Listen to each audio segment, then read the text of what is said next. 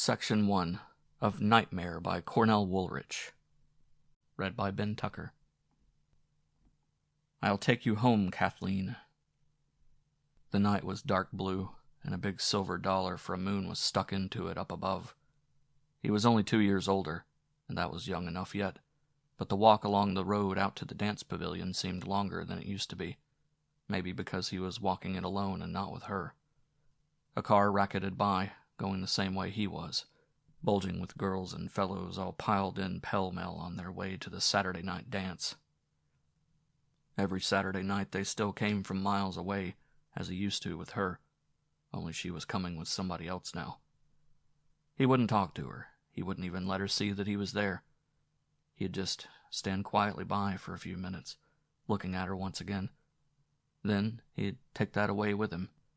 He passed under some kind of skinny tree with its branches all sticking out with no leaves on them, and the moon shining down through them made a lot of horizontal stripes show up across his body, as if he were wearing a convict's suit. He sidestepped quickly as though the illusion had frightened him, and brushed his hands slowly down his clothes as if he were trying to rub the phantom stripes out. Then he went on quickly, with his head lowered a little. Yes, it seemed a longer walk than it used to be.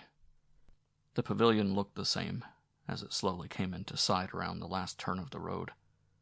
The same russet glow like a smoky sunset or a harvest moon gleaming out from under its low eaves. The same semicircle of darkened cars parked around its entrance. The same wind sighing through the trees, dropping scattered notes of music as it went like raindrops shaken off the boughs. When you have another's arms around you, do you ever think of me? He stopped a minute there by the roadside looking at it. Then he went up the graveled walk, past the parked cars with their sly red cigarette embers winking here and there, and their stifled gusts of laughter, to the entrance and inside. The music turned loud and the lights turned bright. The same quadroon girl was there behind the hat counter, and the same colored ticket takers stood by the inner doors, watching the dancers through the crack. They both looked at him, and they recognized him right away, but they didn't smile right away. She took his hat and sort of looked it over, and then she said, "You've been away quite a spell, Mr. Burke, sir." He just said yes, with the lids of his eyes. Then he looked down at the check she had given him, and his face changed. "Not that number!" he cried out sharply. "Oh, gee, don't give me that number, tonight of all nights."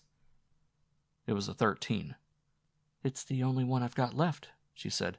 "They plumb cleaned me out of checks." "Give me a blank, then," he said. She looked around her alcove helplessly. Finally, he took out a metal pencil he had hooked to his inside coat pocket and darkened out the 13, so vigorously that the lead wore down to the quick, and he had to give the barrel a twist to bring some more out. She gave a little admiring quirk of her head, as though she had never seen a pencil like that before.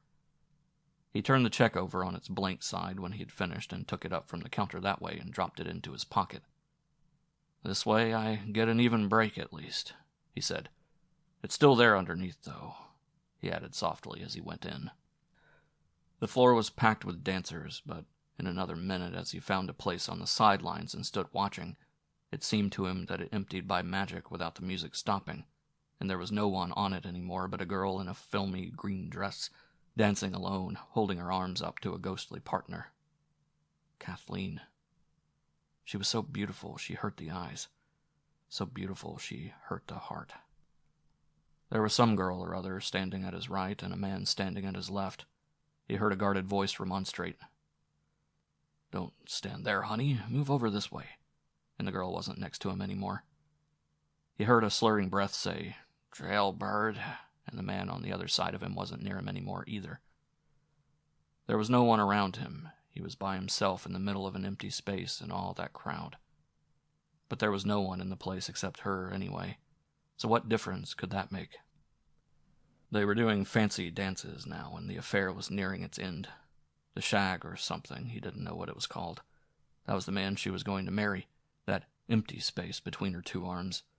He was a banker's son. He had all kinds of money, a swell house to move her into, probably a car waiting outside to take her home in. And the only stripes he'd ever worn ran up and down in pencil lines, not across in bars. He had everything already, and now he was going to have her too. but I'm going to have this last night with her.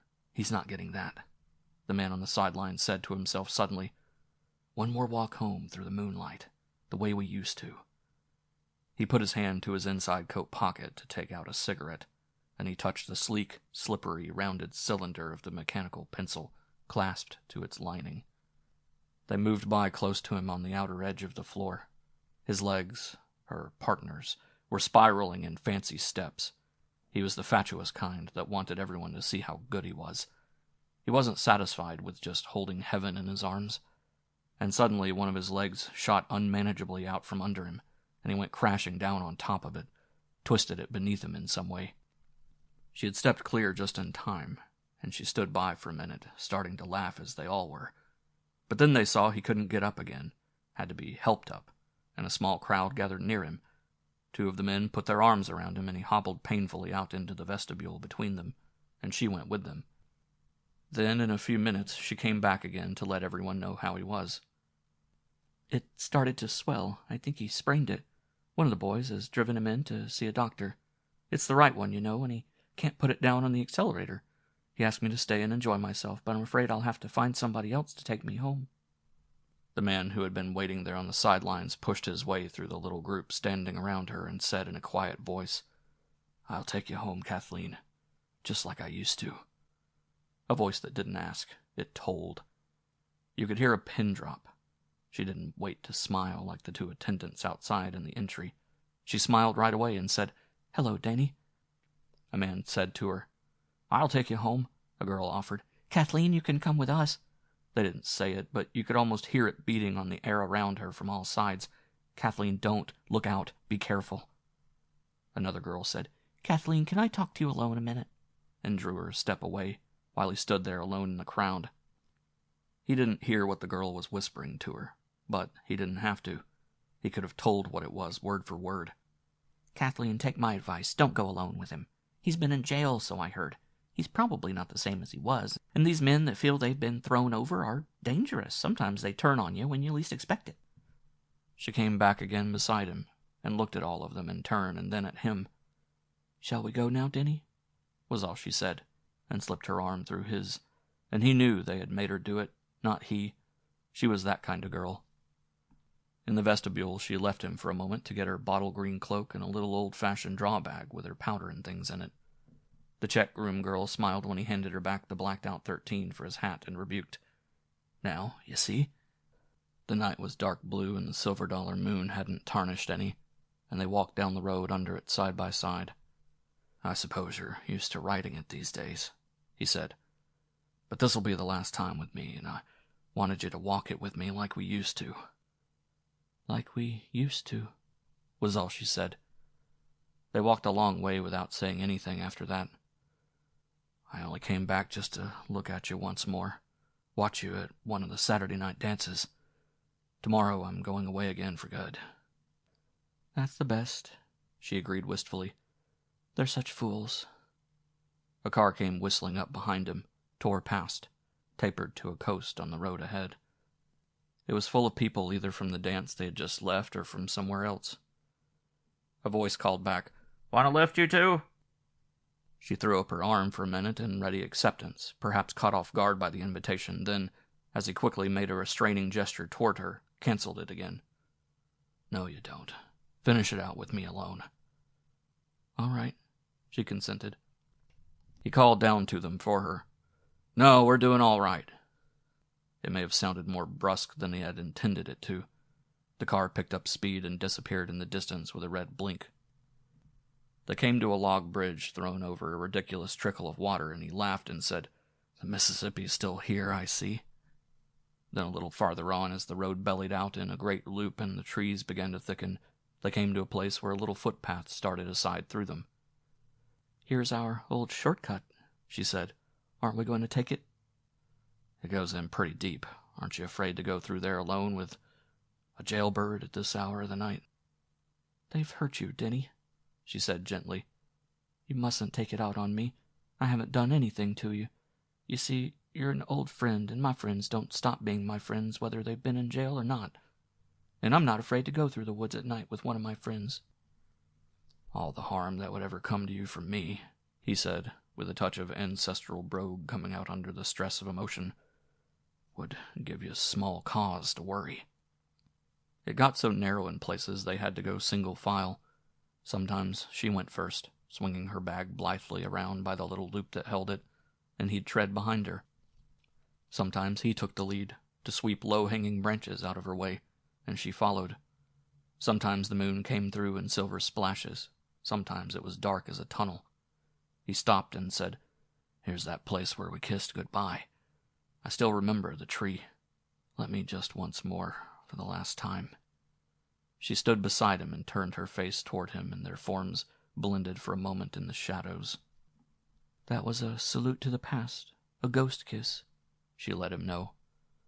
"It felt like it," he said ruefully. She laughed and swung the little bag around some more on the end of its cord. Something tinkled faintly, nearby but treacherously vague as to direction. The bag fell motionless. "What is it?" he asked, sensing her silent dismay. My key to the house flew out." She backed her hand to her mouth. "Oh, what'll I do now?" "Well, get it. Don't get excited." He struck a match, crouched down with it, started circling slowly around her. She stood in one place, peering down, shifting slowly in company with the little flame. "The thing must have opened without my noticing it." "It's all right. It's got to be around here someplace," he said soothingly. "I'll have it for you in a minute." He was on his second match now, widening the circle around her with each circuit. "It sounded to me as though it went over this way." "Stay there where you are, otherwise we'll get balled up," he warned.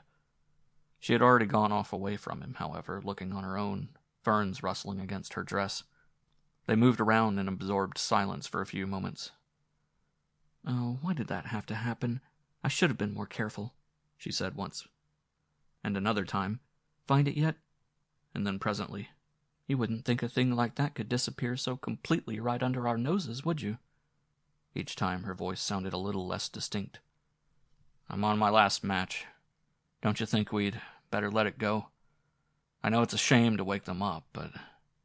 "But you don't understand. They're both over at Hartsdale for the night. I won't be able to get in without it. Denny, we've got to find it." "I wish I had one of those pocket lights," he said. Apparently preoccupied, she didn't answer. He had to bend over closer than before, now that he had no more matches to rely on. He straightened finally in defeat. "Kathleen, it's no-go. I'll have to climb in through one of the upper story windows and let you in that way." She didn't answer. She hadn't said anything for the past several moments. He noticed that only now. He made his voice louder. "Kathleen, there's no use looking anymore. Come on, we'll have to go." She didn't answer. He turned and went after her, but when he got to where he thought she'd be, she wasn't there. "Kathleen!" he called. Not a sound. He turned and went over another way. "Kathleen, where are you?" he called, puzzled. The trees in the night were still. He went back to their starting point, the tree of the last kiss. "Where the devil did she go anyway?" he said out loud, the way a man does. He raised his voice to a full-bodied shout now that she couldn't fail to hear. "Kathleen!" Silence lay around him. "What's she doing? Kidding me?" He added hands to it, at the sides of his mouth, but the shout couldn't come out any louder than before. "Kathleen!" She couldn't be that far away, not to hear that. And yet she was. "Kathleen!" His voice cracked with the pressure he put on it.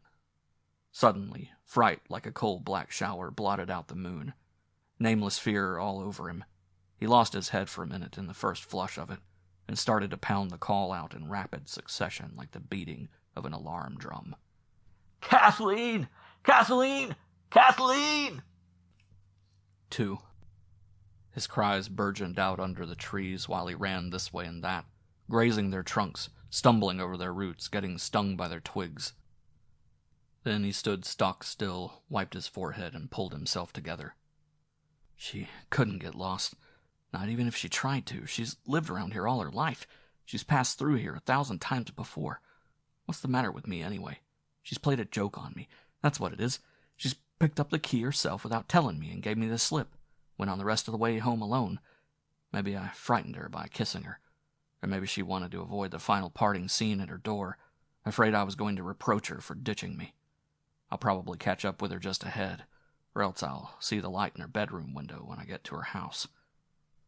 He started running down the footpath. He was lying to himself, or he would not have gone so fast, still bucking briars and branches as before, and stumbling as he ran, panting, "Kathleen!" every once in a while, without much volume to it anymore.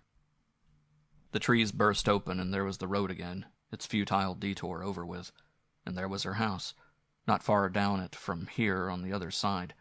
He kept on running along the side of the road, just jogging now, the few remaining yards, and then he ran across to the white picket fence that stood around her place, past the mailbox like a dovecot on its skinny support, and in at the gate that still had one hinge defective like 2 years ago. The window of her bedroom on the upper left-hand corner was dark. Only the moon swam on its black pane. He ran up on the porch just the same and rattled the doorknob hectically and pounded his way all over the panel. "Kathleen!" he called futilely. "Kathleen, are you in there?" It was so easy to see she wasn't. "Kathleen, don't joke. Are you in there?" At last he turned and came down off the porch and turned again and looked hopelessly upward at the blank windows. Then he went out through the gate once more and stopped by it to slap the gatepost smartly with his open hand in his turmoil and distress. He crossed back again to the wooded side of the road and followed it to where the footpath went in, and started back along that at a trot. "Kathleen!" he called futilely. "Kathleen!" It died away among the trees, and the crashing, blundering course of his running died out after it, as though he were chasing his own voice. He came back to the tree of their parting, with the glow of the moon higher up on the trunk now as the orb sank lower in the sky. He beat around the spot in ever-widening circles that carried him far away from it. But she wasn't in here anymore. She couldn't be. She would have heard him shout. She would have come out to him long ago. She had gone back the other way, toward the pavilion, instead of on toward her house, perhaps to find some other girl to stay with for the night now that she had lost her key. But why walk off like that without a word? He knew it wasn't so. She hadn't. But he wouldn't admit it to himself yet. He had to find out for sure first. It was the only rational explanation left, and he couldn't face the night without one. Finally, he started back that way himself. There were scratches on his face from twigs and brambles, and his hair was down in front of his eyes, and his hat was gone, and the lower end of his tie was out. Still, he weaved along from side to side, hoarsely exclaiming, "Kathleen!" from time to time. Not loudly anymore, for she never answered, just to show that he wanted her. And once, just before he emerged at the lower end of the shortcut, the thought came to him, "Why are you so frightened? What is it you feel already about this that tells you she won't be at the pavilion either?" He didn't know. He couldn't answer. The log bridge thudded hollowly with the hurried passage of the footsteps. When he came to the pavilion, only one car was left in front of it, and though a little music still sounded, the orange glow was dimmed to just a wan reflection, coming now from far inside it. He ran in through the unlighted vestibule and out on the barren, gleaming dance floor. A single bulb shone nakedly down over it. A scrub woman was working her way along one side, doing more kneeling and observing than scouring. A man and a girl were sitting at the piano together. He was doing the playing, and she was holding a gin bottle for him. The check-room girl, dressed to go home, was trucking deftly by herself in the middle of the floor. The doorman was standing there, shouting his encouragement and approval from the sideline. Bert came flinging in on them, and everything stopped. The piano playing and the shouts of praise and the dancing and even the mopping up. He had to wait a minute to get his wind back. He had been running so long and steadily, and they didn't make a sound, any of them, while he stood there with his chest going up and down, and the assorted scratches on his face and his hair stringy over his forehead. "Have you seen her?" he panted finally. "Did she come back here?" The man at the piano got up, pocketed his own gin, came down off the musician's platform. "Who?" he asked curtly. "Kathleen Leary." "What were you doing out with her, Burke?" The man's voice wasn't friendly. His own girl answered him. "He took her home while you were driving Larry Kirby to the doctor. We all told her not to—" The checkroom girl and the doorman had edged together in the face of this white people's crisis. The man from the piano said in a confidential aside, "Go out and get my coat, Sam. Bring it just the way it is." But he didn't look at the doorman. He kept looking steadily at Burke. The scrub woman took a mesmerized half-turn on her cleaning rag, and the water in it went splop into the pail. "Then she didn't come back here?" Burke asked. We got separated out there, in that patch of woods between the creek and her house. I've been out to her house already, and she wasn't there either." His voice wavered, steadied again. "Something's happened to her." The other man's girl drew in her breath with a shudder, closed her eyes, murmured commiseratingly, "Oh, Jody." "Yeah, something has," the man answered Burke. His voice was so rough it was like sand ground between his teeth. The doorman had brought back his coat, was holding it out toward him. He didn't take the coat. He took a gun out of its pocket instead. "Go outside and ring up Sheriff Myers' office, honey pie," he said matter-of-factly to his girl. "He's done something with her. You can see they had a fight. Look at the scratches all over his face. I'll hold him here. Get over there by the door, Sam." Burke said, almost dazed with astonishment, "No, don't, wait. What's this for? I told you we got separated." The other man just looked at him with a sort of hard contempt. "What did you think? That by coming back here and handing us that, you could get away with it?" He made a scoffing sound deep down in his larynx. "Men don't lose the girls they're taking home that easy." He made the sound again. "She's not my girl. If she was, I wouldn't stand waiting this long with a gun all ready in my hand for Myers to get here. She's Larry Kirby's girl. He's the one I feel sorry for." Burke tried to keep his voice reasonable. "Why, you're full of that gin. Don't do this to me. You're accusing me without a... You grew up around here as well as me. Don't you know what that means in these parts? I've got a record. I've been in jail once already." "Don't talk to me," the other man said stonily. "I'm not an officer. I'm just doing my duty the way any man would. If Kathleen Leary turns up unharmed, you've got nothing to worry about." A whisper reached Burke's ears from over by the door. "He got the 13 tab tonight for his hat. Man." "Stay out there where you are till they get here, sugar," the man with the gun cautioned his concealed young woman companion, as the swing doors bulged tentatively against Sam's back once or twice. Burke wanted to fling the gun up out of position, wrench it away from him, bolt for one of the two windows on either side of the bandstand, jump out into the night. He could have made it. The other man's reflexes were slowed up with gin. He knew he mustn't. That was the worst thing he could do. He fought the urge down, kept himself from it by gripping and twisting the hem of his coat in his hands. And he knew now, too, what that formless fear was that had assailed him almost from the moment he had first lost her. An instinctive sense of jeopardy, of doom, his own, not hers, that he hadn't been able to recognize at the time. That soft, drawly whispering was sounding by the door again. "Go on, tell him, child." Don't pay me to go mixing up in it."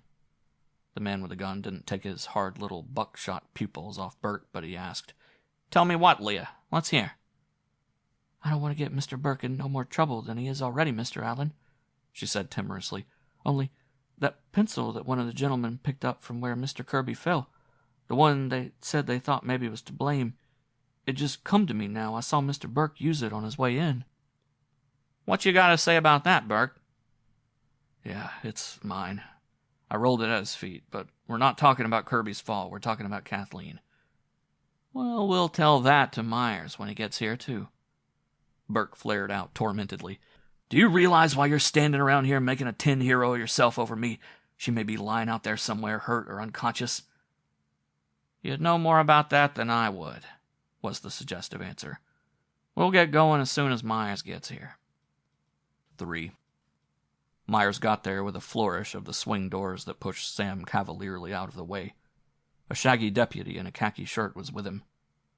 "Well now, what's this about little Kathleen Leary?" the sheriff demanded authoritatively. Allen motioned for his coat, dropped his gun back into its pocket now that Burke was safely surrounded. "This fella took her out here while I was driving Larry Kirby down to the doctor. Then he showed up about 20 minutes, half an hour ago, the way you see him now, asking if we'd seen her.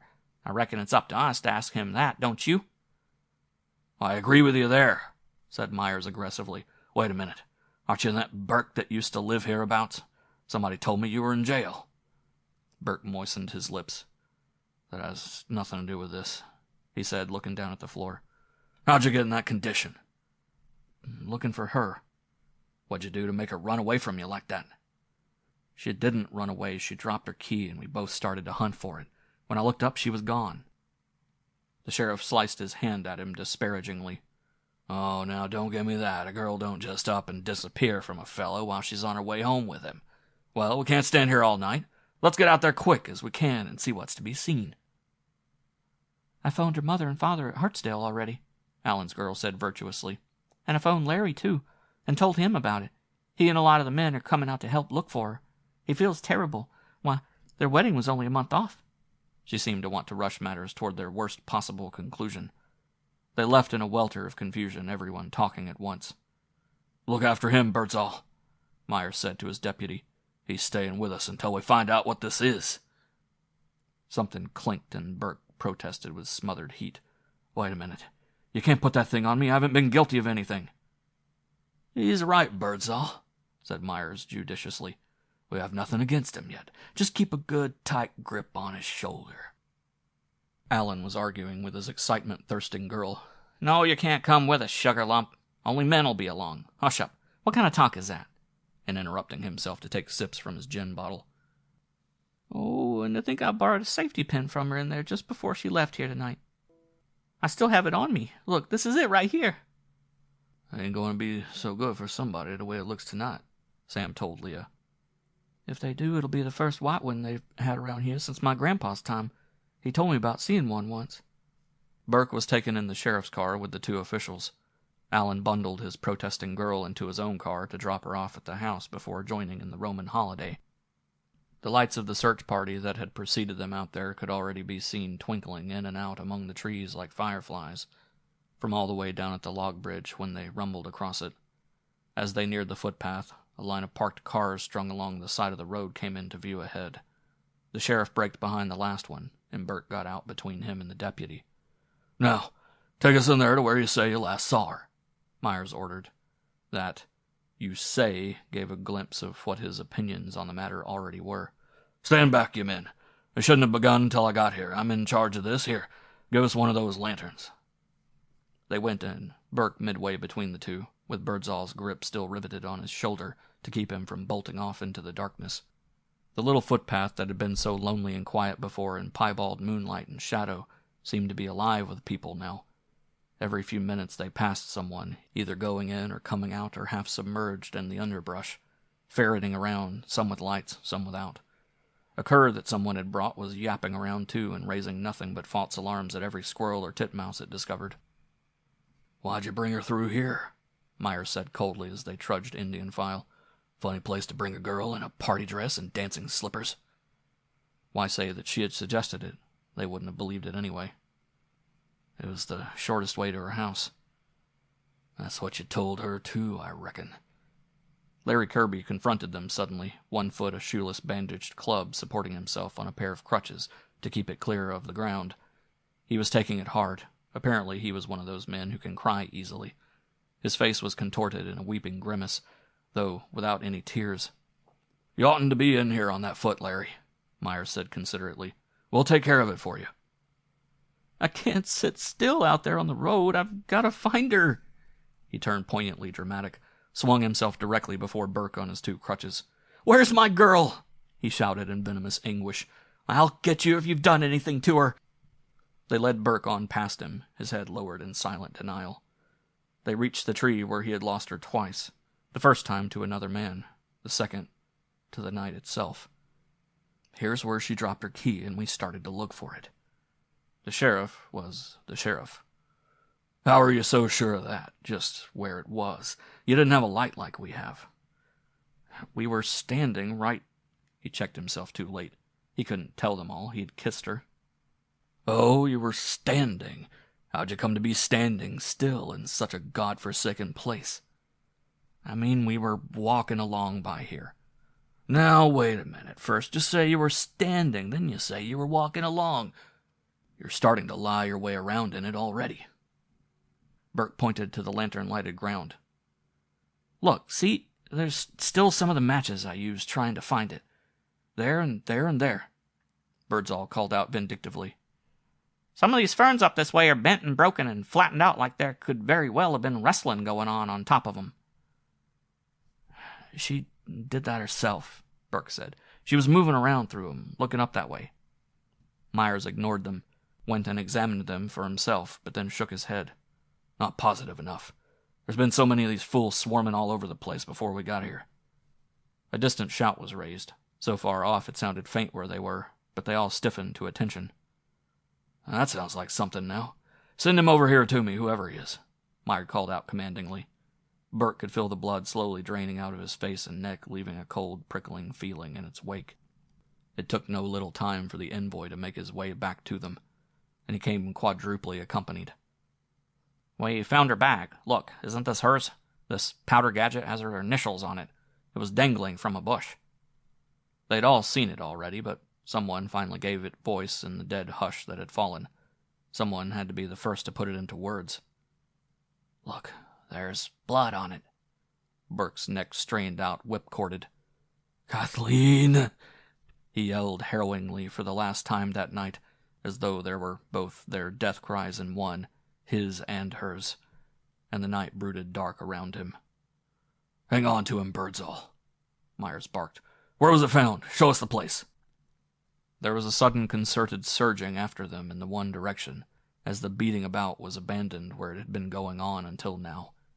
The sporadic lanterns started to converge like reverse rays toward a single point from all over the woods. It was far across the woodland. It was nearly at the other side of it, where the fields and the meadows set in once more. It was just a bush now, without the bag on it anymore. Myers began to spatter orders like a machine gun. "Anything that happened to her happened right here. Now, spread out, and be careful where you put your feet. Anyone without lights, drop out of this. There's too many of you fellows here." Discoveries began to come in sickening succession. Burke recoiled, psychically, if not physically, at each additional one. "Hey, Myers, here's a dark stain on this moss." "Wait a minute, over this way. Look at this piece of light green stuff I found. I thought it was a leaf at first, but it's a torn scrap of thin dress goods." And then in catastrophic culmination, the ubiquitous cur started yapping. "Ah, there goes that blame mutt again," somebody said disgustingly. "Don't pay any attention to him. Hey, Parker, call your dog off." Unheeded whistling and commands of "Here, Spot," mingled with the frenzied barking. "He won't come away this time. I better go and see." The yapping died abruptly. There was a sudden tense, waiting silence all around under the trees. It seemed to get to all of them at once. Those who were bending straightened up. Those who were moving about stood still. Those who were standing still turned inquiringly in that direction. Then the voice of the dog's owner, calling out low, almost furtively in contrast to the previous hubbub. "Myers, better come here where I am." That told the story. They all drew into a tight little knot around the man and the collared dog. And her.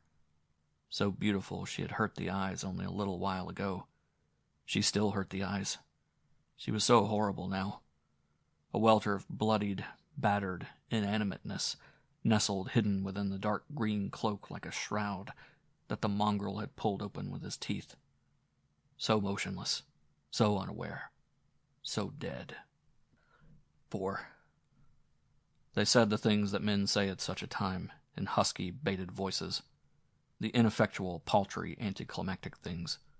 Then they stopped saying them. The knot began to contract still more, bunching up, passing beyond her entirely to try to close around a different center. Meyer saw it coming first. He was no slouch for a rural official. He breathed warningly across his shoulder to the deputy. "They're turning sour. Get him out of here quick. Back to the car as fast as you can." He started to work his gun free, backing away a step at a time to cover their retreat. Birdsall clicked his manacle, and the rest had become an actuality. It was almost a benefit now compared to the worst thing that was impending. They were like a troop of dangerous, lowering apes, hesitant only because they hadn't found a leader yet to give them their voice. Meyer's own voice sounded, throbbing with a sort of forced calmness. "Now wait a minute, you men. Easy now. Take it easy. Now, none of that. We have no proof that this man did it yet. Stand back. I'll fire at the first one of you that—" And then suddenly the lacking leader, Allen, arriving with a gun on him, and his disappointment at being delayed changing to a fierce, ginny glee as he took in the situation at a glance. "She's Kirby's girl. Look at her there. Is that how you'd want your girl to look? Are you going to let him get away with that? Don't pay any attention to Myers. I've got a gun of my own here. Spread out, you fools. Get around behind him. Cut them off." A shot blasted out, echoing like a roll of thunder under the trees. Abruptly, the frozen grouping liquefied, turned into a headlong foot race through the woods. The deputy and his prisoner, handcuffed together, bent double, speeding along in the lead, risked dashing their brains out at any moment if a tree should come between them. Myers, midway between them and the pack, was stopping and turning every few steps to hold them back with a flourish of his gun or an actual warning shot over their heads. They made the car by the grace of moments. Myers jumped forward at their heels after the deputy, straining across Burke's body from the outside position. Already had it swerving out into the road. Myers made it, held on, finally worked his way inside. Flashing lanterns and dark figures came streaming out across the roadway in their wake. "Shoot for the tires! Get their tires!" cried Allen's voice. They did a couple of times and missed. They had cars of their own, but they didn't attempt to pursue in them. It would have been too flagrant out here on the open highway. They preferred the anonymity of the woods to avenge a murder by another murder. None of the three could speak, prisoner or captors. They were breathing too hard. Finally, as they neared the lights of the village, Myers panted. "Drive straight through. Don't stop till we get him to the jail at Glen River." He added apprehensively, "This'll come up again in a night or two, and the next time it does, it'll be the real thing." When they had him safely there in a cell, Myers lingered a moment, looking at him while the turnkey held the gate. "You sure got yourself in a mess, friend." The moon that had seen Kathleen Leary die was still peering in through the barred window opening. It should have been red, but it was still only innocent white. Burke raised his head suddenly and said, "Look, I'm not afraid to die. Fact is, I care less now than ever before. But why should I die for something I didn't do?" Myers said, crisply but not unkindly, "I just arrest. I don't try. All I can point out is, people that don't do something don't get in the position you're in right now." "I may live to be tried," Burke told him resignedly. "Or I may only live until the sun goes down again tomorrow night. That's why I'd like to ask you to do something for me while I'm still alive, and while it can still do me some good. Send for Bill Bailey." "Who's Bill Bailey? One of your crooked pals down in the city?" "You'll laugh. He's the dick I had to report to when I was first out on parole. But we got to be friends. He never jumps you when you're down." "What makes you think he'd bother about a—" "Jailbird," Burke supplied. "He told me if I was ever in trouble and didn't deserve it, to let him know and he'd stand by me. And he said if I was ever in trouble and did deserve it, he'd make it so hot for me I'd wish I'd stayed in the first time." Myers had one more question to ask him. "What do you expect him to be able to do for you?" "Nothing. I don't care if he does nothing. It's just that you got to have a friend, just one friend at a time like this, that you know is around, somewhere around, or else there's nothing to go on for anymore." "Tell me where I can reach him," the sheriff acquiesced thriftily, "and I'll call him long distance before the day rates go into effect." 5. Bill Bailey was slim and of medium height, and looked as if he might be easy to handle in a physical encounter. He wasn't, as more than one adversary had found out to his cost. He had alert black eyes crackling with intelligence, and all his movements were quick and impatient, so much so that he seemed out of place in the South. He'd lost his drawl, too, but one of his tricks was to reassume it at times, perhaps to give a misleading impression of languor. He dropped lithely off the rear platform of the local without waiting for it to stop, around sundown the day after Kathleen Leary's murder. Even ordinary locals didn't stop here, just the caterpillar type that halted at every other telegraph pole along the way. The sun was glaring crimson all around him and made him squint. Birdsall edged over, said, "You Mr. Bailey from the city?" In the car he confessed ruefully, "I lost $10 to Myers. I didn't think he'd come. He didn't either, but we couldn't both be on the same end of the bet, so we tossed for it. All for the sake of a jailbird, too." Bailey gave an apologetic shake of his head. "I was just born soft-hearted, I reckon. But my own curiosity got the better of me. Why, he used to most say his prayers to her every night."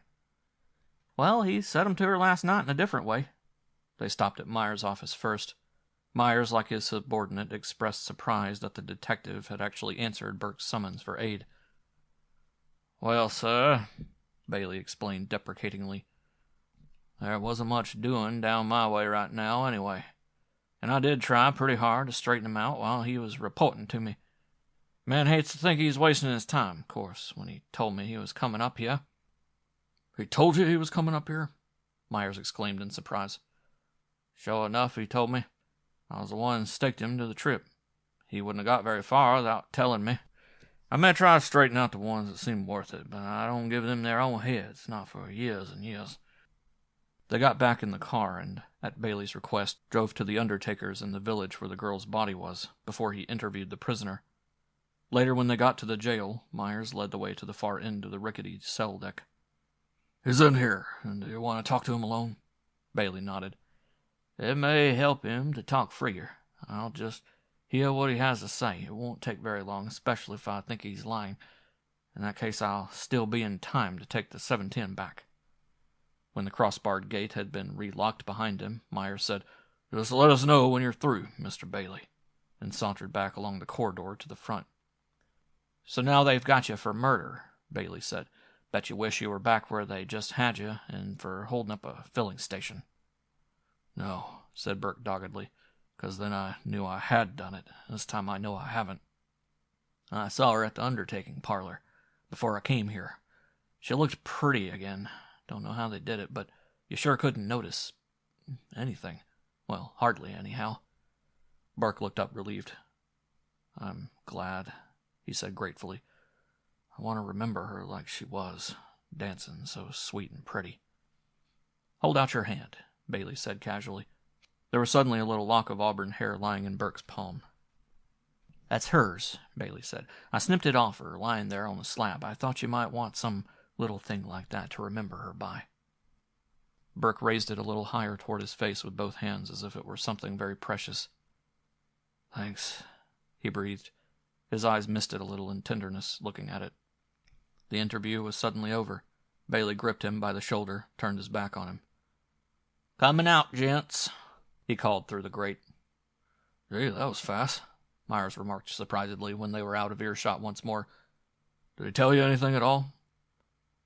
"The whole thing, but not in words. You've got the wrong man." Bailey had supper at the sheriff's house. He was staying now. He had made that plain. Myers remarked when the meal was over. "I don't take no stock in that fellow's innocence. He may have convinced you, but he hasn't me. You trying to argue she strayed away from him while they were looking for the key, and some vagrant or hobo lurking in there set upon her? Why, your man's own story won't allow for that. He tells us over and over he didn't hear a sound, not a whisper. He claims she just disappeared like a puff of wind." Bailey raised his hand, silencing the flow of argument. "I don't think a vagrant did it. If she'd been alone in there, it'd be a different matter, but whoever saw her, he couldn't help but see this boy Burke, too, the way he was lighting matches, calling back and forth to her. What vagrant's going to set on a girl when he knows there's a husky young fellow along with her? She was killed by somebody that knew her." Myers nodded vigorously. "That's what we say, too, but we go the whole hog and say that somebody was Burke, and nobody but him, and I take it you mean someone who knew her outside of him." "Exactly, someone who knew her, besides Burke." "How could it be done at all without him hearing it?" said Myers disgustedly. He poured some more blackberry brandy for his guest, but it was easy to see the latter had lost caste in his eyes. "Why couldn't it be? It's not a physical impossibility." Bailey used the side of a forked diagram on the cloth. "Once you accept my theory, it's easy enough to reconstruct it. Now, look, there's no road along the far side of those woods where she was found lying. She knew those woods pretty well, but from passing through them all through her life, she didn't get lost, therefore, and stray all the way over there by accident. Neither is it likely she went looking for her key that far away. My idea is somebody followed them in, unnoticed, by the very same footpath they used themselves, spied on them, saw something he didn't like or that enraged him, and instead of coming out like a man and tackling Bert, waylaid her when she began drifting away from him, stunned her with an unexpected blow to the head so that she didn't even cry out, and then carried her out of earshot all the way over to where she was found and struck her repeatedly with something in an ungovernable rage." "With what?" interrupted his host sharply. "No lethal object was found around there?" Probably a large flat rock of some kind. I understand there's a small woodland stream near there, probably studded with them. He could have dropped a murder stone into its bed after he'd finished, so the natural action of the water would cleanse it of all traces." He stopped a moment, then went on. "It's capable of variation in details, of course. He mayn't have followed them. He may have been coming the other way toward them along the footpath and been just in time to see something that he resented." "Suppose he did stun her at first, as you say," scoffed Myers. "How is it she didn't revive by the time you got her over to the far side of the woods? At least long enough to let her out one good scream. Mean to say Burke wouldn't have heard that, even in the distance?" "He might have held something over her mouth until Burke was out of the woods entirely. Remember, Burke went chasing clear up to her house first off to see if she was there. The murderer may have counted on his doing that, and that suggested something else to me. I think the final act, the murder itself, was a deliberate afterthought, perpetrated to frame Burke." Myers just rolled his eyes at the ceiling as though his patience were being taxed beyond endurance. "You see, this person is not normal, whoever he is," Bailey explained. "She was a girl of a good character, so whatever he saw was little enough excuse in itself. His real hatred was directed toward Burke. But he was a yellow coward, afraid to tackle Burke directly, so he took it out on the girl instead. Then, when he had calmed down again, he could tell he'd already hurt her badly. That frightened him. It meant jail at the very least if she had recovered, and she mightn't have recovered by that time. His natural cowardice came uppermost, and also his unsatisfied longing to get even with Burke. He saw the way both to escape the blame for his own act and, at the same time, to revenge himself upon Burke. He cold-bloodedly, fiendishly, and knowingly finished what he had begun. Changed her from badly injured to beyond help, so that the other man would be accused of it and suffer for it. The sheriff made one of his delayed cat-like jumps, which had always been enormously successful with the colored population. "And doesn't the whole thing still feature Burke better than anyone else? He loved her, didn't he? He came back to see her, didn't he? He found her on the point of marrying another man, didn't he?" "Absolutely not. Not in a million years," Bailey said. "This crime wasn't Burke's type of crime. That proves it for me. His way to pay off would have been to single out the guy that he blamed for his losing her and beat him up, probably with half the town looking on. Try to get this through your head, Myers. Give a certain set situation, people can only react to it according to their own characteristics. They can't vary it, no matter how hard they try. Burke's just a man that's had a tough break in outer life, but he's not all sick inside. This other man must be, whether the people he's living among know it or not. He's got an inferiority complex. He's got some valid reason for it that none of you suspect. He's a victim of abnormal jealousy because of that same complex. On top of that, he's a coward. Burke isn't. He wasn't afraid to come back here just to see her once again when the whole town knew he'd been in jail and had no use for him. Was he? He wasn't afraid to step up to her in front of a couple hundred people and tell her he was taking her home. Not beg her, tell her. That took courage, didn't it? One man did those things. Another man, an entirely different type of man, skulked around behind the trees after her and beat her to death in the dark. One and the same man couldn't have done both things. That's elemental psychology, and in town it solves our cases for us." "They're in the country now," observed Myers dryly. "We just use facts, not fancy words. A man's been in jail already for one crime. He takes a girl home alone through the woods. A girl that's thrown him over for somebody else. She turns up dead. He turns up all mussed up and covered scratches. Those are elemental facts, and out here, where are you going?" he asked as Bailey angrily shoved his chair back. "I'm going out and look for someone who's an instinctive coward, who's got an inferiority complex, who's cursed with insane jealousy, who's subject to maniacal rages or even worse, and who's suffering from some congenital handicap or ailment that's at the bottom of everything else." He held up one hand, fingers spread. "Those 5 things will tell me who the man is." Myers' derisive, stentorian laughter boomed insultingly after him as he slammed out of the house. "And when you've found him, come back and I'll still show you the guy who killed Kathleen Leary in my jail." 6. "Yes, I grew up with all of them," said the grocery store owner. "Sure, we had no swimming hole. Just us boys did, I mean. Now there's a new crop of kids using it." "Who was the best swimmer in your day?" asked Bailey. "Johnny Green was, I reckon." "Who took the most chances?" "Oh, this feller Burt. Too bad he turned out like he did." "Who was always the last one in when the water was cold in the early spring? Who was afraid to dive in from way up high, always spoiled it by flinching at the last minute and did a belly whopper?" The grocer laughed and told him, "You must have grown up around an old swimming hole yourself to know so much about it." Bailey sauntered out of the store. Unseen by the owner, he held up his right hand, ticked off its little finger as if keeping count. "Coward," he murmured. "Yep," said the kindly-looking man in the white coat.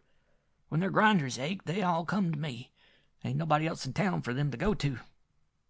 "Scare the wits out of them all, huh?" Bailey grinned. The dentist grinned back. "Well, you know the old saying, nobody loves a dentist. Some don't mind so much, others act up right ornery in the chair." "Offhand, who would you say was the hardest to handle of all your patients?" The dentist told him, then went on. "Of course, there's some excuse in his case. Doc Morgan, that's his family doctor, advised me against giving him an anesthetic. Didn't say why. Heart, maybe." Bailey strolled out, ticked off that same little finger. "Still a coward, even grown up," he murmured. "Who'd I say offhand is the most popular feller comes into my place?" said the bartender, wiping the counter with his bar rag. "Well, I don't know." He mentioned a name Bailey had already heard twice before. "I guess he is. Place always seems quiet when he's not in here. He's lively, convivial, know what I mean? Telling stories, buying rounds of drinks for the whole house, sort of gathering everyone in the place around him." In other words, he works hard at being popular. "Well, he is popular," argued the barman. "Well, he buys frequent rounds of drinks, you say." Bailey came back at him. "Anyone who does that is bound to be popular. The real test is not to buy him. And then if there's still a crowd around you, you've got something." Outside, he ticked off the third finger of the hand he was keeping score on. Inferiority complex. "Yes, boss. We is fixed more comfortable than most colored folks hereabouts," the old mammy agreed, corncob pipe in mouth, leaning across the fence. "How come? It come out of misfortune, I reckon. You know how good sometimes come out of evil." "What misfortune?" asked Bailey, that sixth sense all good detectives should have, warning him there was something here relevant to his purpose. "Oh, we ain't supposed to speak about it," she said, reticently. She didn't appear inclined to give him any further information, but just then a peculiar goat-like bleating sounded from inside the open doorway. "That's my little boy," she said. "Hush, honey, Mammy's coming. Reckon the flies must be pestering him again." She turned and went in. Bailey promptly unlatched the gate and moved after her, unbidden. Something about that cry had sounded unnatural. A moment later, he recoiled from the doorway into the open again, horrified. The woman rejoined him presently. "How old is he?" he asked. "About 22 now. He'll always be just 5, like when it happened, though. We don't exactly like to show him to folks," she reproached him mildly. "I'm sorry, Auntie." He slipped a $5 bill into her hand. "Who did that to his head?"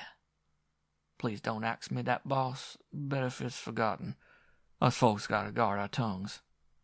"Never mind, I know already." He murmured a name to test her reaction. It was the same one that had cropped up in the previous interviews. "Isn't that right?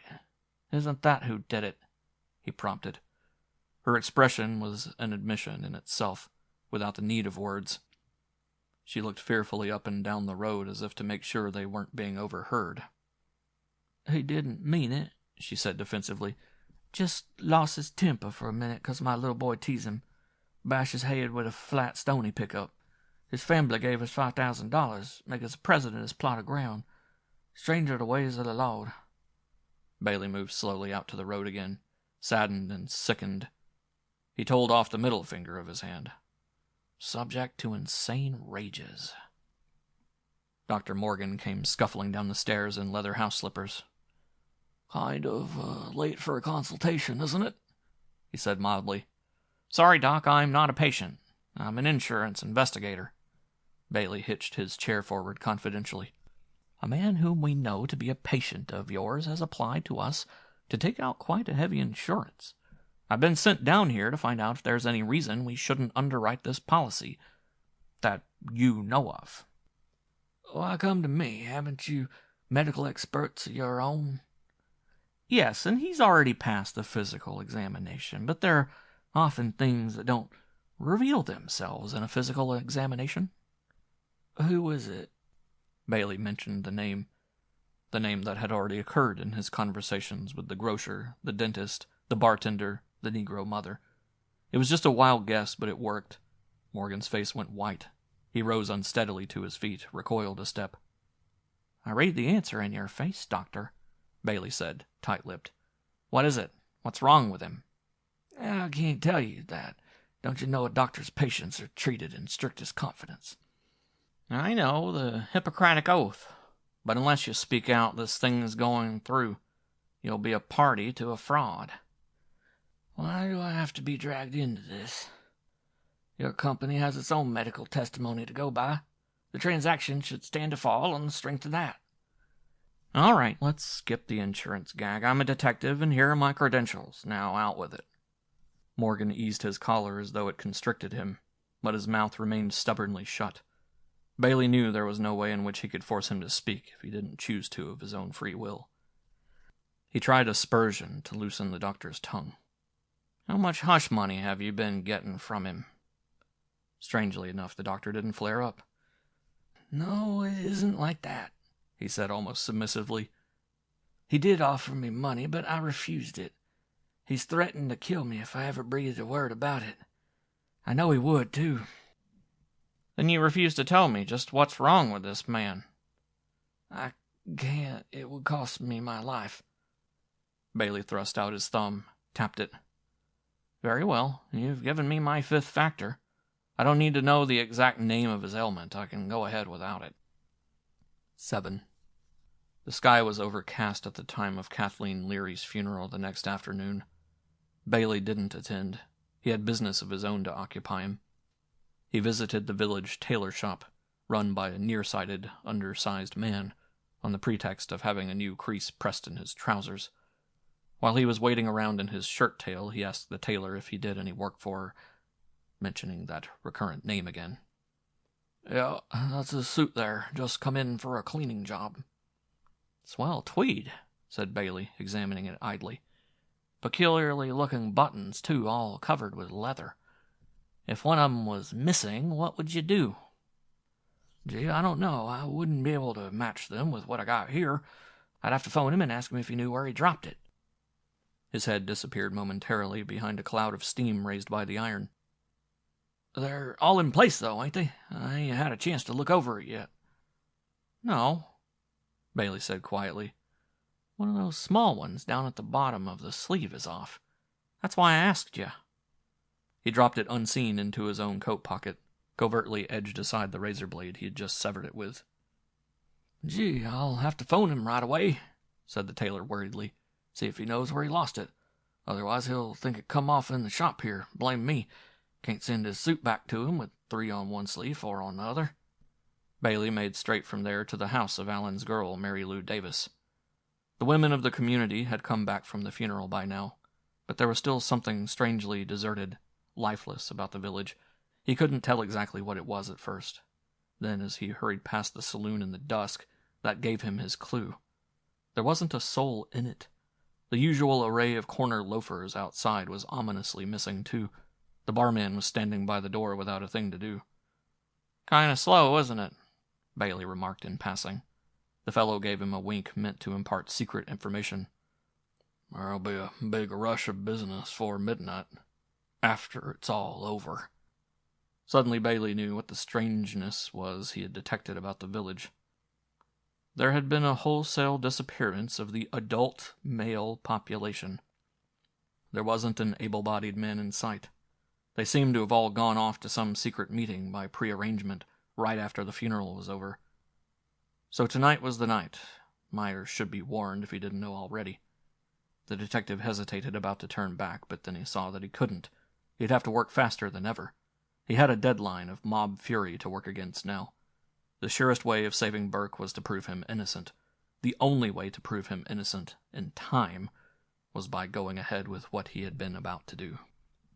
He fairly ran the rest of the way to the Davis girl's house in the deepening twilight.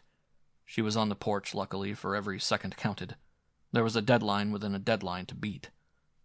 The more immediate one was the tailor's phone call to his customer about that missing button. Where they all took and disappeared to, she complained at sight of him. Joe just dropped me like an old glove right after the funeral was over. He had no time to waste on preliminaries. You like excitement, don't you, Miss Davis? He panted, drawing up short in front of the porch rail. Do I? Her eyes sparkled. "I've got some for you, but it'll take courage," he warned. "What do I do?" "Remember that dance dress Kathleen Leary had on Saturday night?" "Sure enough, poor soul, sort of wispy and trailing, like leaves all over. I've got one just like it, excepting it's yellow." "Go upstairs and put it on. Fix your hair the way she wore hers. Closely as you can, sort of down over one eye and loosen back. Then get some kind of thin veil and put it over your head so your face can't be seen too clearly through it. See if you can do the whole thing in 2 minutes flat. There isn't much time." "My stars," the girl could hardly contain herself. "Where are we all going?" "Into the woods where Kathleen was killed Saturday night." "Ooh," she breathed shiveringly. "What do you want me to go there for?" He thrust his face close to hers and whispered it. This time she shrank back a step, put her hand over her open mouth, and stared at him round-eyed. She would have given anything to back out, he could tell. If he had pressed her, she probably would have. But he was wise in the ways of human nature, this Bailey. "Sorry," he said shortly. "Guess I came to the wrong party. Just forget all about it." He turned on his heel and made as if to stride off. She came running down the steps after him, plucked at his sleeve. "Mr. Bailey, wait a minute. I'll do it. I didn't say I wouldn't, nohow. Just wait here. I'll be down in no time." "Make it even faster than that," said Bailey gruffly. "We've got to get there first." Dark clouds filled the sky as they drove part of the way out in her family's car to save time. They left it just before the mouth of the shortcut, off the road and well hidden from sight. Then he led her in along the same route Burke and Kathleen had taken that night. They didn't follow the path through the other end. They left it in the middle and made their way through the woods to the far side where Kathleen's body had been found 2 nights before. Bailey chose a large tree and motioned her down out of sight behind it. Then he crouched down protectively beside her. "Who are we waiting for?" she asked breathlessly. "You'll see. Here, take this pocket light. Now listen while I tell you just what I want you to do." And when he'd finished, "Got that straight? I'll be right here in the back of you with my gun out, so don't be afraid. Nothing will happen to you. Don't get too close, though." As their whispering died out, an oppressive silence fell over the woods all about them. They could hardly see one another's faces. It was so dark where they were ensconced. He could make out the pale gleam of her dress. That was all.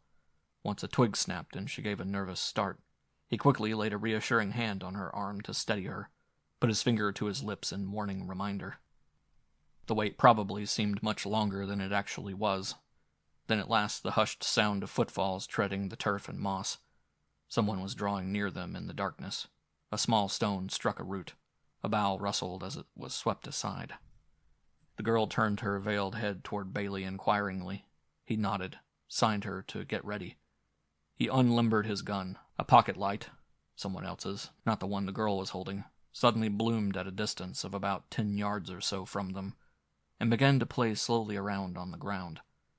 Little by little it drew nearer. It was impossible to see who was behind it, wielding it. Bailey waited until it had drawn within 5 yards of them, then touched the girl on the elbow. She stood up, moved out around the trunk of the tree, paced slowly forward like someone walking in her sleep. She was holding the pocket light flat up against her at waist level, by his instructions. She shifted the little catch on it, and softly diffused light, like a ghostly halo or nimbus, peered upward from below, suffusing her bosom and shoulders and veiled head. She was tempering the directness of the beam by shielding it with one hand. There was a gasp. The oncoming light opposite her fell to the ground, went out. Then a man's voice screamed in ungovernable terror. It was unrecognizable. It was so high-pitched, almost equine. "No! No!" the voice keened. "Not you! You're dead! They buried you today! Get away from me, Kathleen! I'll kill you all over again if you come near me!" The light the girl was holding went out. Bailey jumped quickly forward in the dark, thrust her aside in case a firearm should be brought into play. "That's enough. Get back. Get behind the tree." He took the light from her, turned it on again, pointed forward. Larry Kirby, the banker's son, the man Kathleen had been pledged to marry, stood writhing there in its beam, doing a dance of nameless horror, as though every muscle in his body had gone mad. Bailey put his gun away. He didn't need it after all. The man before him was held transfixed in the grip of something more powerful than any weapon could be.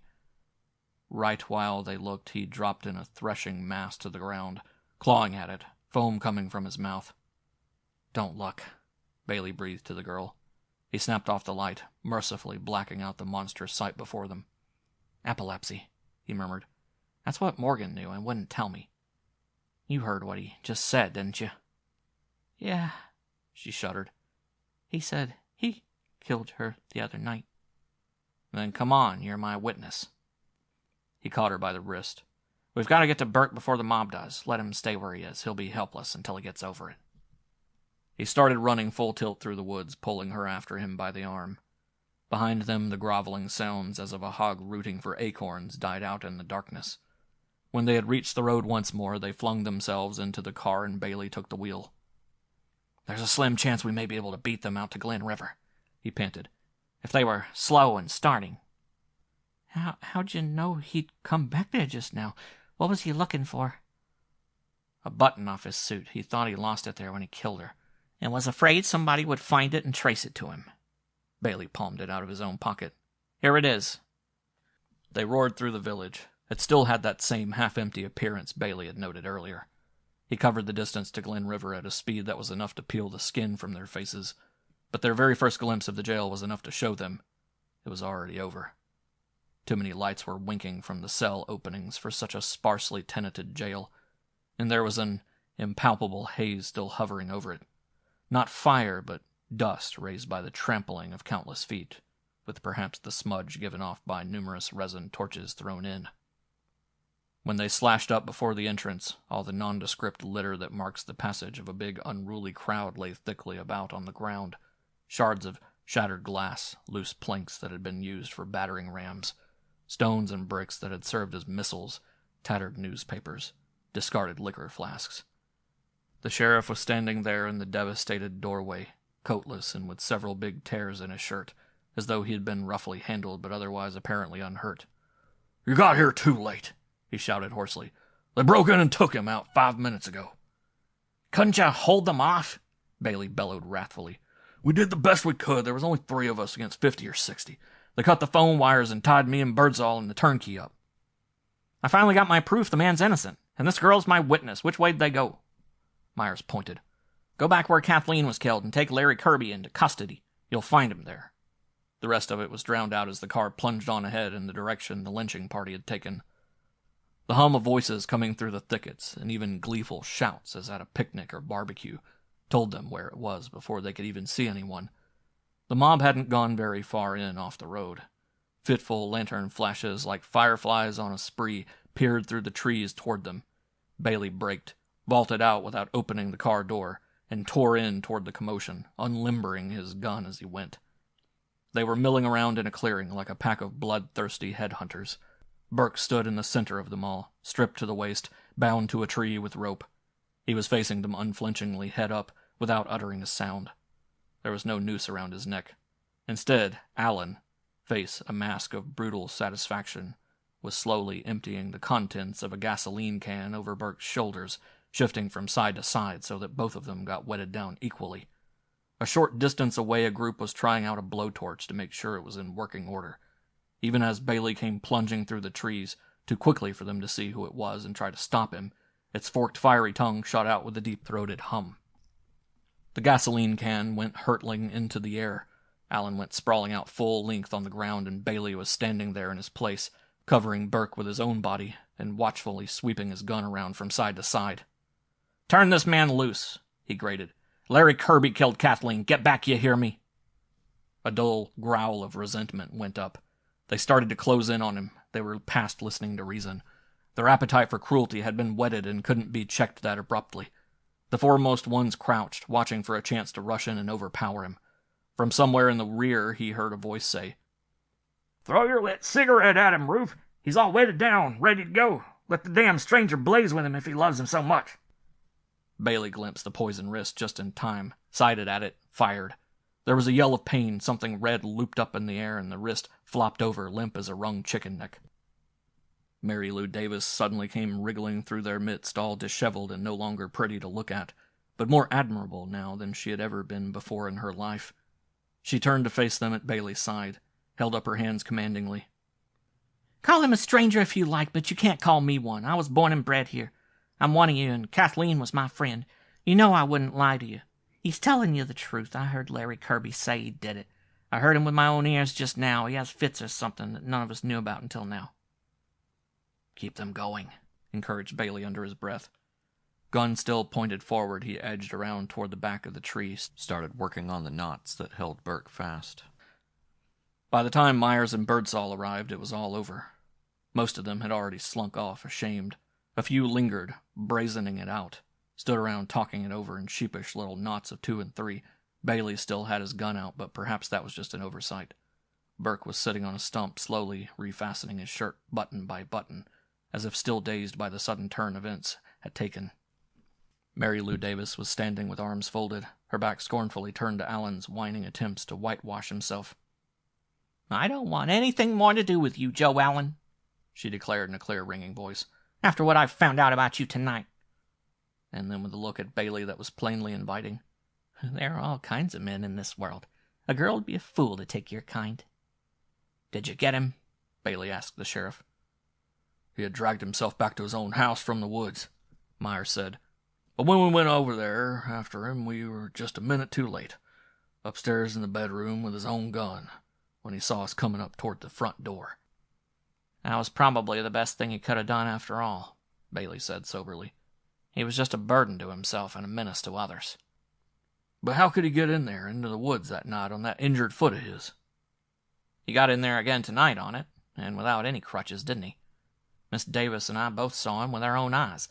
That was probably nothing but a painful little wrench he got, but he borrowed the crutches simply to show off how badly hurt he'd been, and to attract attention. He was that kind, as it turned out later. They came in very handy as an alibi. Then something happened to start that slow fuse of his rage sputtering. Somebody coming away from the dance probably tipped him off that Kathleen had left it with Burke. Maybe he waited for her at her house first, and when she didn't show up, he started in along the shortcut from the other end looking for her. He was so cursed with a sense of his own inferiority that he couldn't even trust the girl who'd promised to marry him, had to spy on her.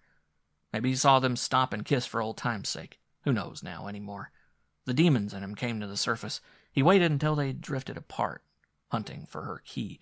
Then he stunned her with a vicious blow, caught her in his arms as she went limp, carried her off soundlessly out of reach. The exact mechanics of what came next we'll never know, because he and she are both gone now, and the moon can't talk.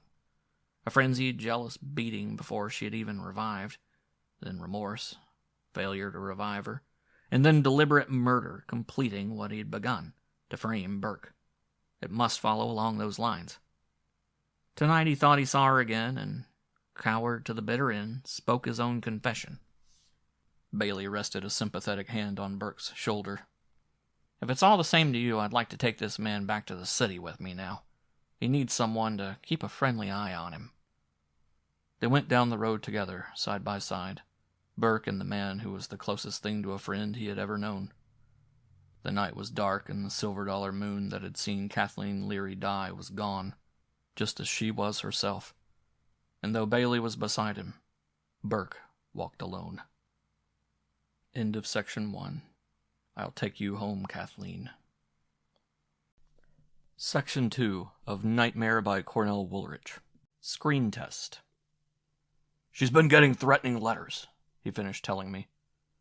"Don't they all?" I said. "Any time the press agent can't think of anything else." "No, not this time," he said firmly. "I saw some of them myself. They were sent down here to us." I didn't answer. I suppose he could tell by my face I didn't like the deal. He looked me over curiously.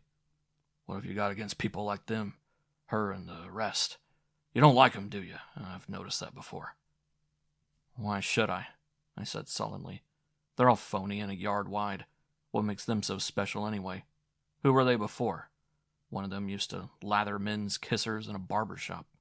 Anyone that had the price of a shave on him and walked in off the street, mind you. Another used to strut the Coney Island boardwalk on stilts, a barker for a sideshow." "Does that mean they're not entitled to police protection?" he inquired pointedly. "Everyone is," I conceded grudgingly. "Haven't they ever entertained you?" he wanted to know. "They're not real up there," I argued.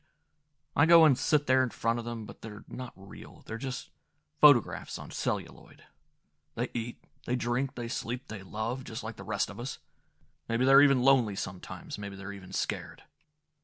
All I said was, they wanted to be where they are, didn't they? Nothing less would satisfy them. Well, now they're there. What do they want now? Sympathy? Did you ever see this one?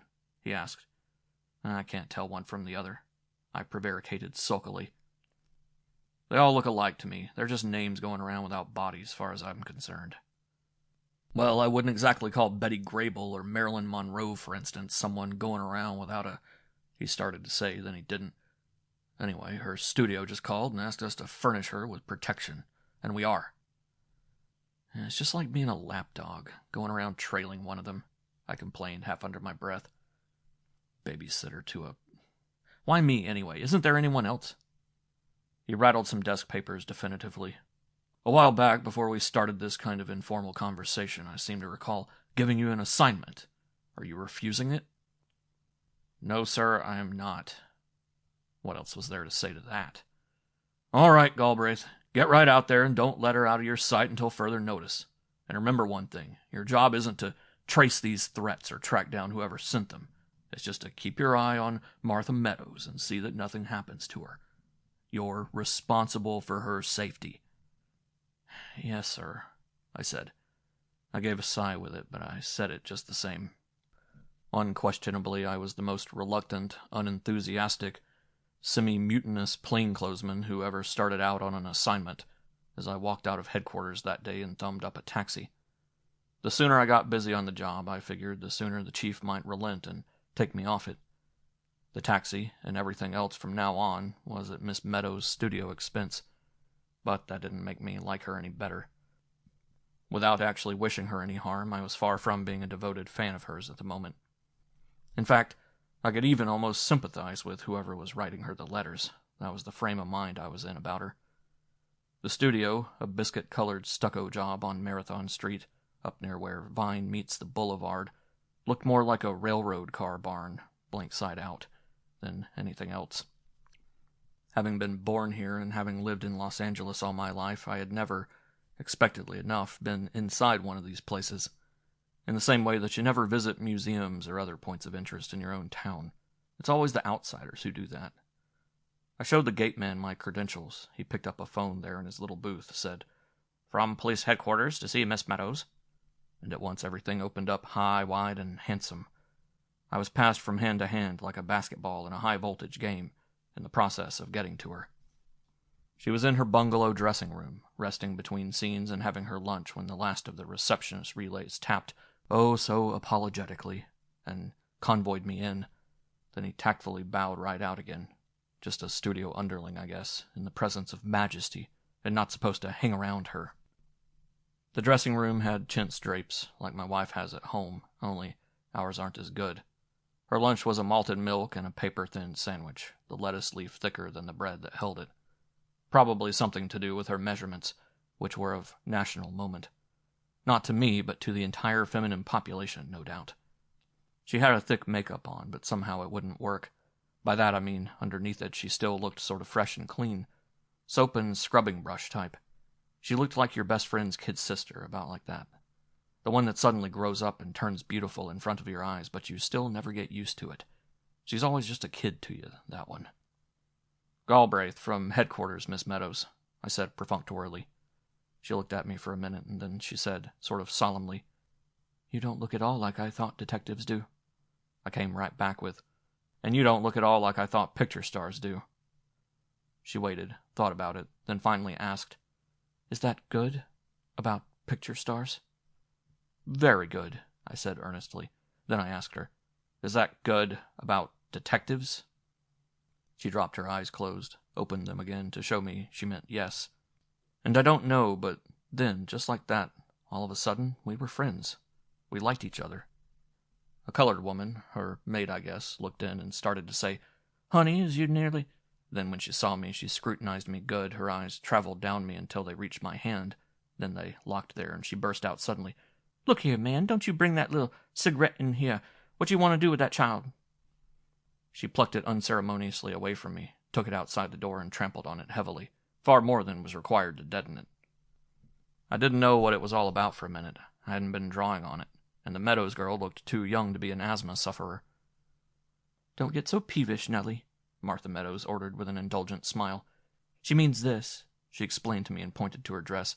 "It has celluloid underneath to stiffen it. If a spark gets on it—" She was dressed as a Civil War belle, with a wide hoop skirt the size of a beach umbrella. "Just 'cause it ain't happened so far don't mean it can't happen yet 'fore you're through," snapped the protective Nellie. "Wardrobe has no right to make you up such a thing anyhow." She continued about her business, muttering darkly to herself. The Meadows girl winked at me and said, half under her breath, "Always looking on the dark side of things." The dressing room telephone rang and she picked it up. "All right, I'm ready whenever you are." She turned to me. "I have to go back on the set now. We're shooting the big scene this afternoon, so if you'll excuse—" "Sorry," I said quickly. "You don't understand. I'll have to go right along with you. Those are my orders." She thought about that for a minute, then shrugged. "I have no objection, but the director mayn't like the idea of admitting outsiders to the set. He hates to have people watch him when he works. He's very temperamental, you know." I gave her a sleepy-eyed look and said, "He'll get over it." She put a little antiquated-looking shawl around her shoulders. Nellie handed her a pair of old-fashioned lace mitts, and the three of us left the bungalow. I let her and the maid go in front, and I followed at a discreet distance. They walked along a number of lanes between low studio buildings. It was like a little city in itself in there, and finally stopped before an entrance that bore the sign, Set 8, Meadows, Civil War Picture. People were hanging around outside it, some in costume and some not. It looked strange to see a girl concealed in crinoline down to her toes, chatting with a girl in bullfighter pants and a halter top. They made way for her respectfully as she passed through them and went in. She bowed slightly to one or two, and they nearly fell all over themselves bowing back. Inside, the place had a cement floor, crisscrossed over with a lot of little steel rails like baby train tracks. I suppose they were for moving heavy camera trucks back and forth. I don't know. I'm just giving you a detective's eye view of something I didn't know the first thing about. Cables and ropes and wires and pulleys galore were dangling from the rafters. Canvas backdrops were stacked like cards up against the walls. But it wasn't out here they were going to shoot the scene. I could tell that much. There was a soundproof door with a light bulb over it leading into the soundstage itself, where the action was to take place. Before we got to it, though, a bald-headed man in a pullover sweater came up to Meadows. He was about 5 feet tall and with a nose like an eagle's beak. A girl carrying a thick script, chunky as a telephone directory, was following him around wherever he went. By a process of elimination, I figured he must be the director. He was too short and homely to be her leading man. He wasn't in costume, so he wasn't the heavy, and he wasn't in a business suit and sitting still in an office, so he wasn't the producer. "Who is this?" he asked, meaning me. When she explained, he raised both hands to his head as if he would have liked to tear out some hair, only, as I've mentioned, there wasn't any there that he could.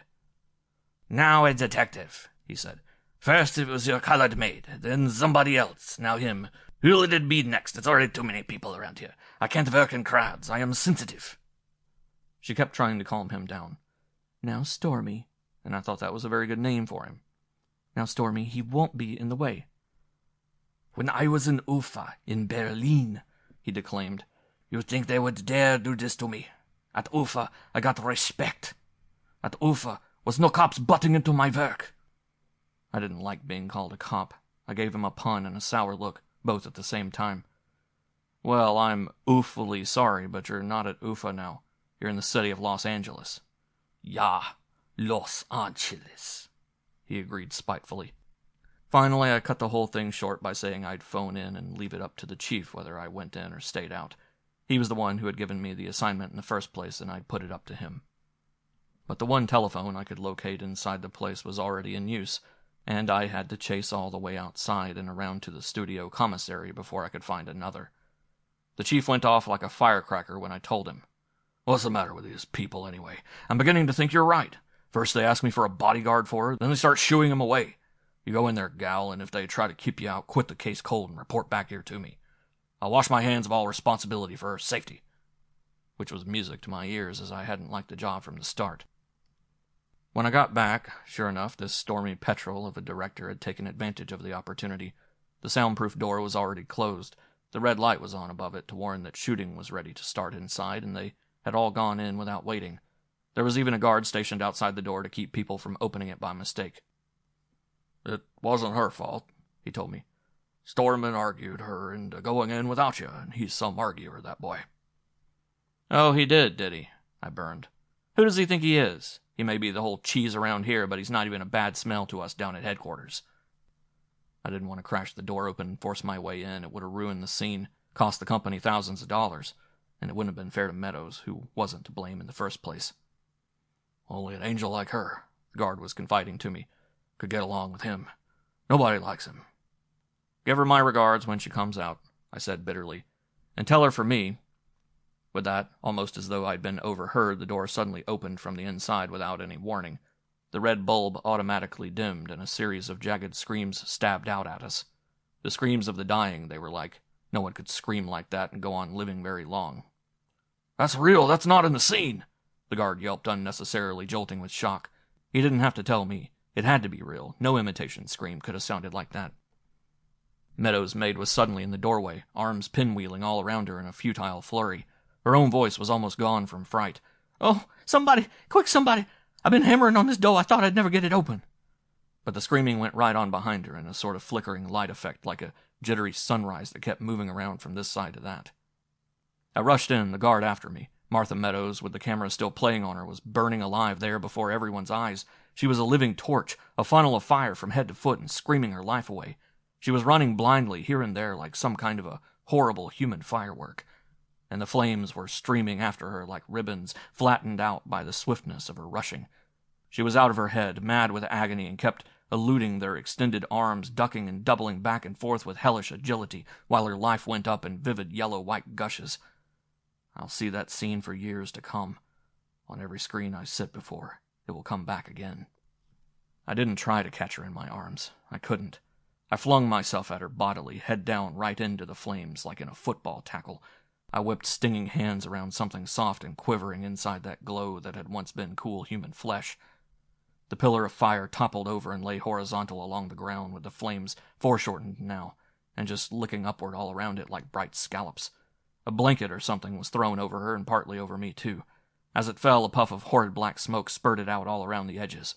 The last scream stopped, and she was still. I held my breath, to avoid inhaling any of the damn stuff. I could feel rescuing hands beating all around the two of us through the blanket. After a minute, I picked myself up. My hands were smarting. My shirt cuffs were scorched brown in places and peeling back, and sparks had eaten into the front of my suit. Otherwise, I was all right. But what lay under the blanket, alone now, didn't move. 5 minutes ago, one of the most beautiful girls in America, and now something it was better not to look at. As if in gruesome jest, the winking eyes of the cameras were still focused on her, and in the deathly silence that had now fallen, you could hear the whirring noise that meant they were still grinding away unattended. The crew were all down on the floor around her.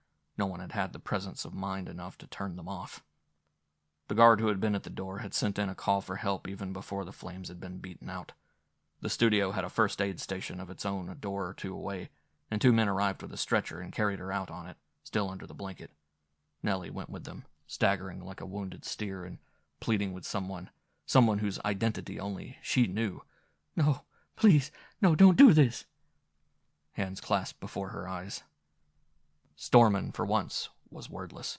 Stunned with shock, I guess, and shaking like a leaf with all the cowardice that only loud-mouthed little men like him can know. Terrified even by the other person's calamity, but not by sympathy, only because they were so close to it that it might have happened to themselves. I saw one of the electricians giving him whiskey in a paper drinking cup. The script girl was the only one there who seemed to have kept her head about her, staring owlishly through those oblique-shaped glasses she wore down at the pages of her script, as though this whole thing puzzled her. I went over to her, dabbing some oil they'd given me onto the angry red patches on the backs of my hands and wrists, and asked, "How'd it happen?" "It's not in here," she said, continuing to pour. "It's not in here." I swallowed hard to cork up my patience. "It wouldn't be, would it?" I tried again. Where was she when it happened?"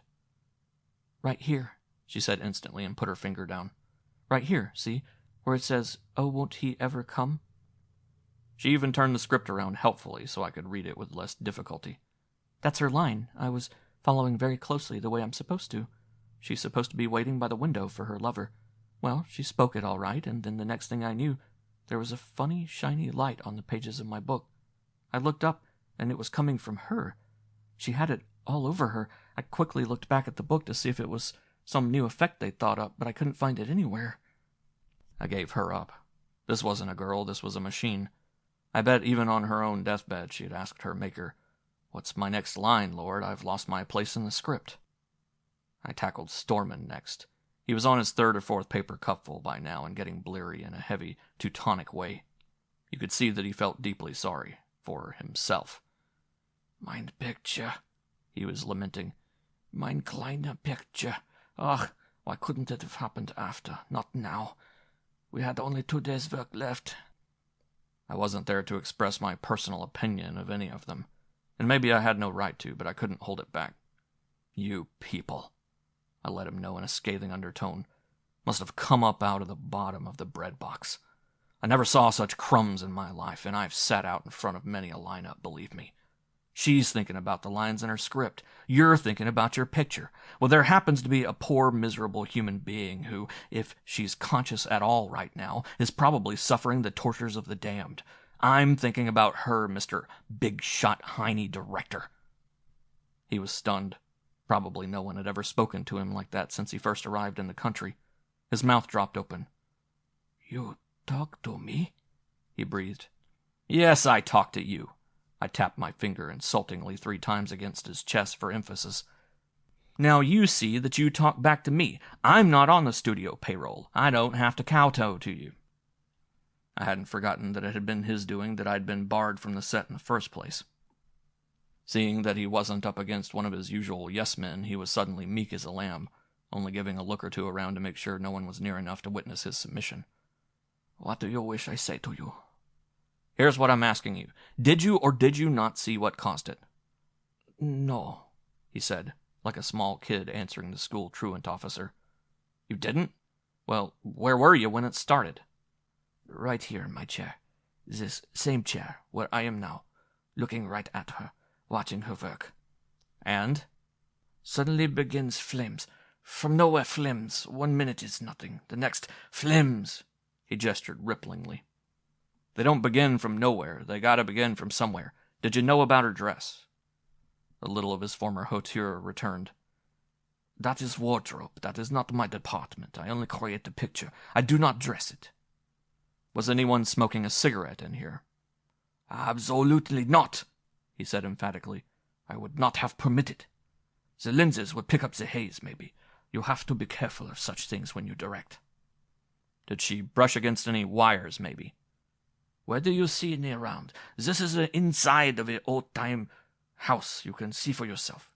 Wires don't belong." "What about this thing?" I picked up a lighted oil lamp that was standing on the fake windowsill beside which she had been standing. Then I put it down again. It had an electric torch hidden in the base of it. "Who was doing the scene with her? She wasn't alone in it, was she?" "One other player. Ruth Tobias, that girl crying over there."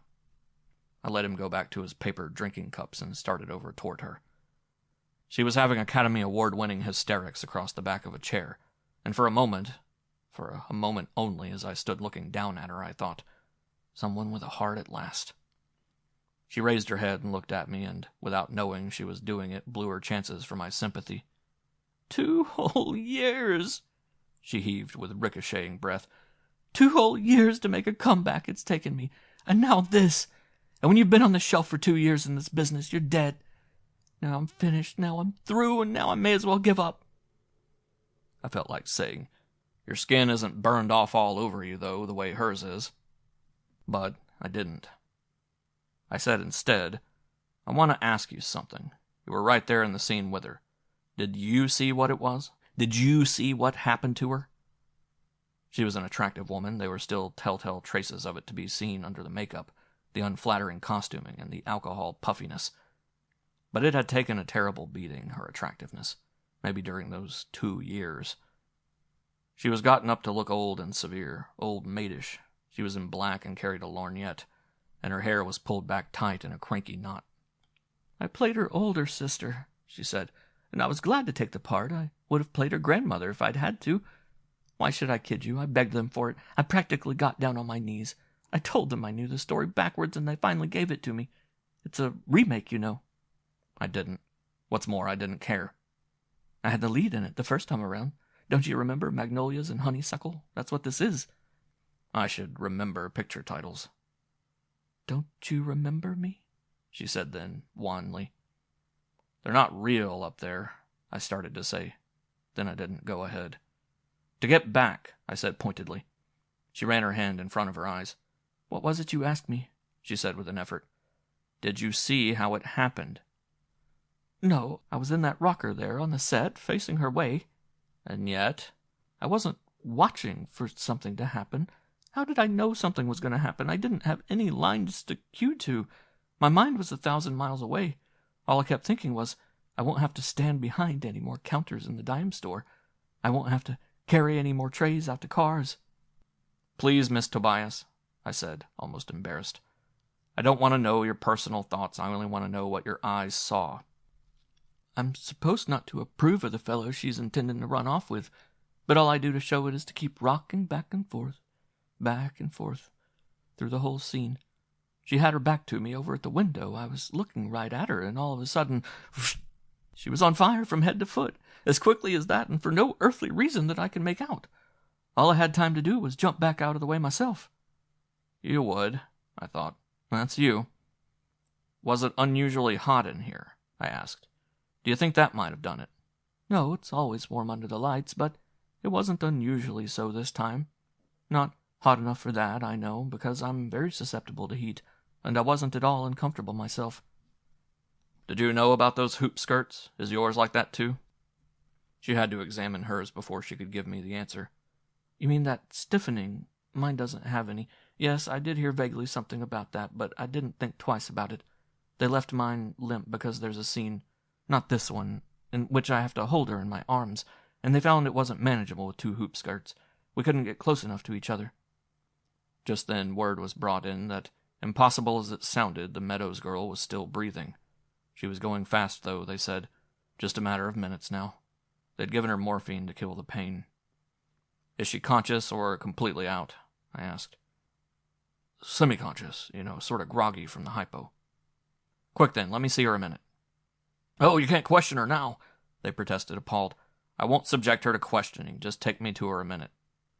It was a slim chance, but maybe she herself knew what had caused it. She might have seen it happen and not been able to prevent it in time. If only I could get to her to whisper that to me. It was a monstrous thing they showed me lying on a cot in a darkened room, like a mummy crisscrossed with yards and yards of gauze bandaging. No eyes, no ears, no nose, no anything. A crevice between the bandages for a mouth. 2 bandaged paws atop the sheets. The faithful Nellie there on guard beside her. I put my face down close.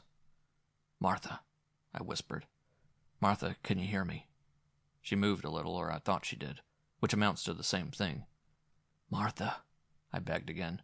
Martha Meadows, what caused the accident just now? I couldn't tell whether she had heard me or not.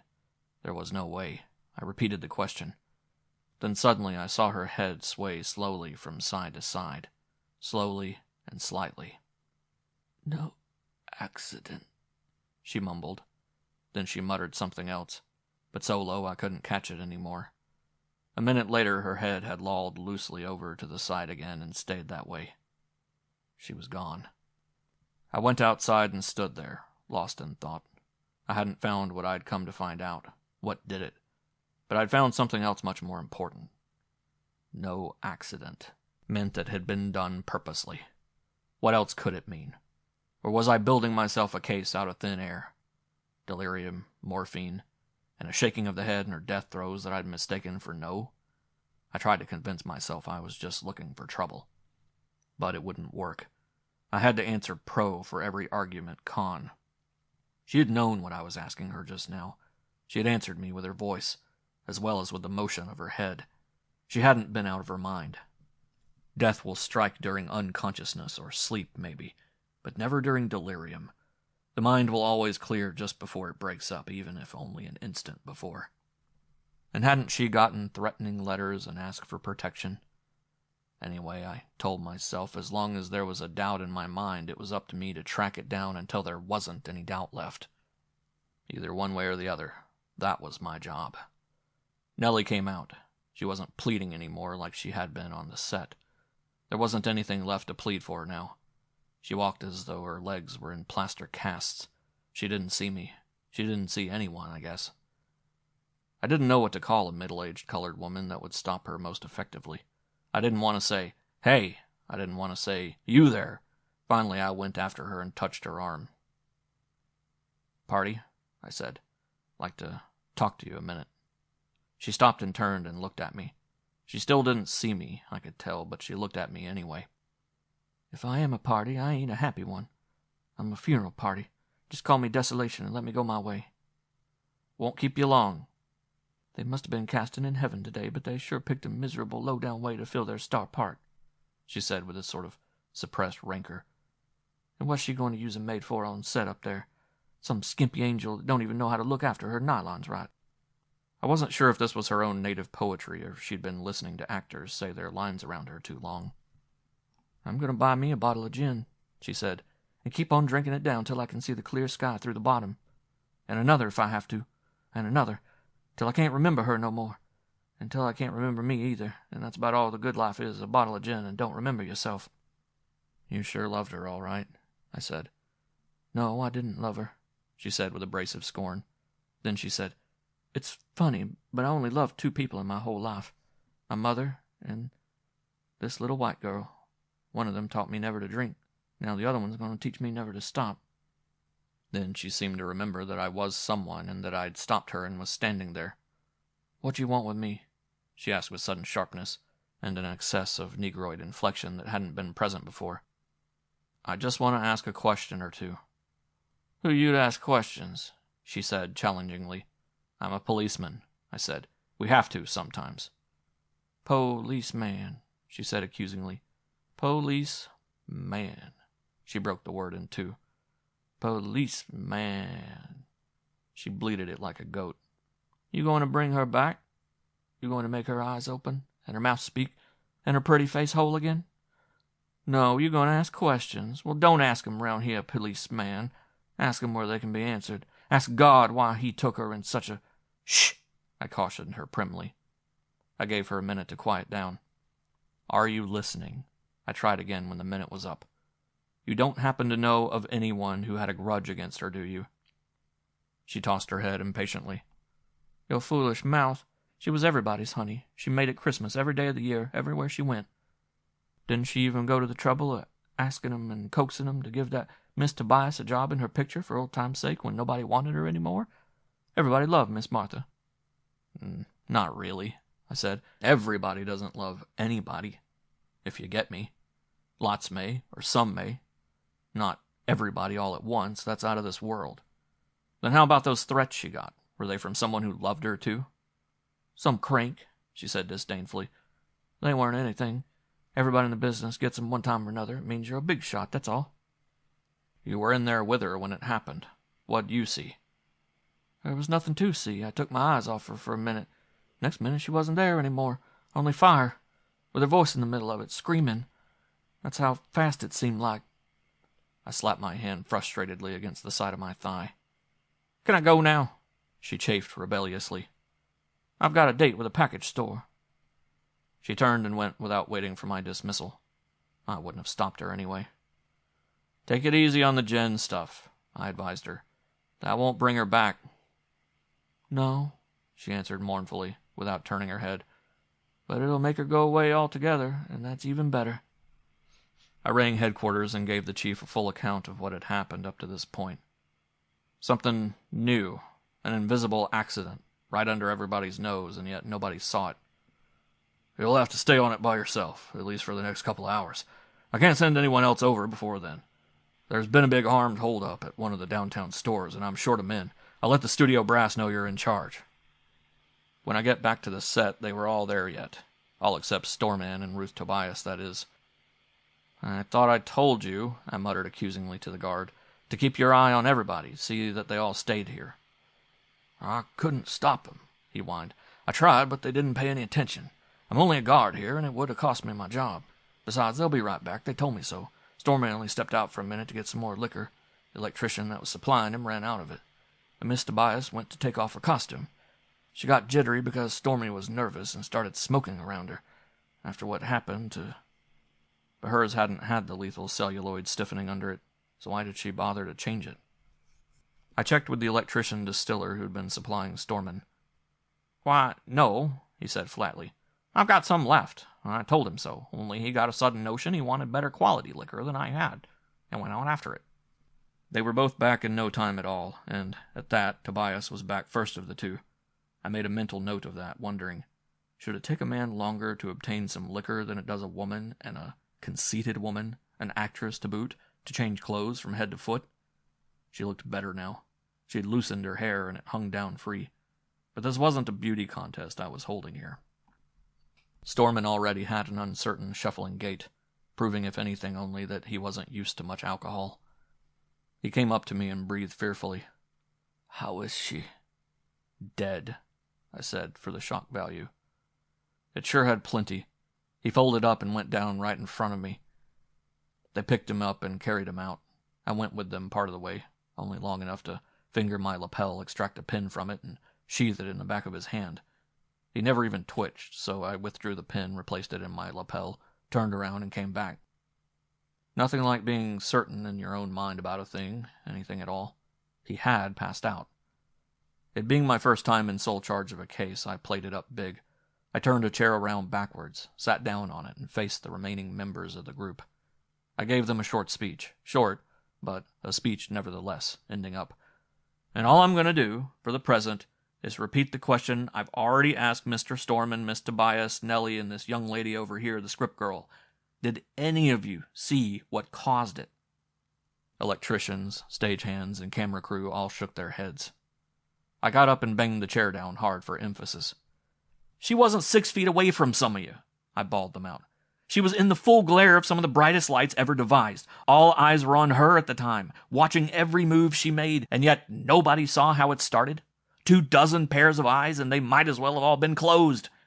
Well, there's one pair left, and maybe I'll have better luck with them." I suppose they thought I meant my own. I didn't.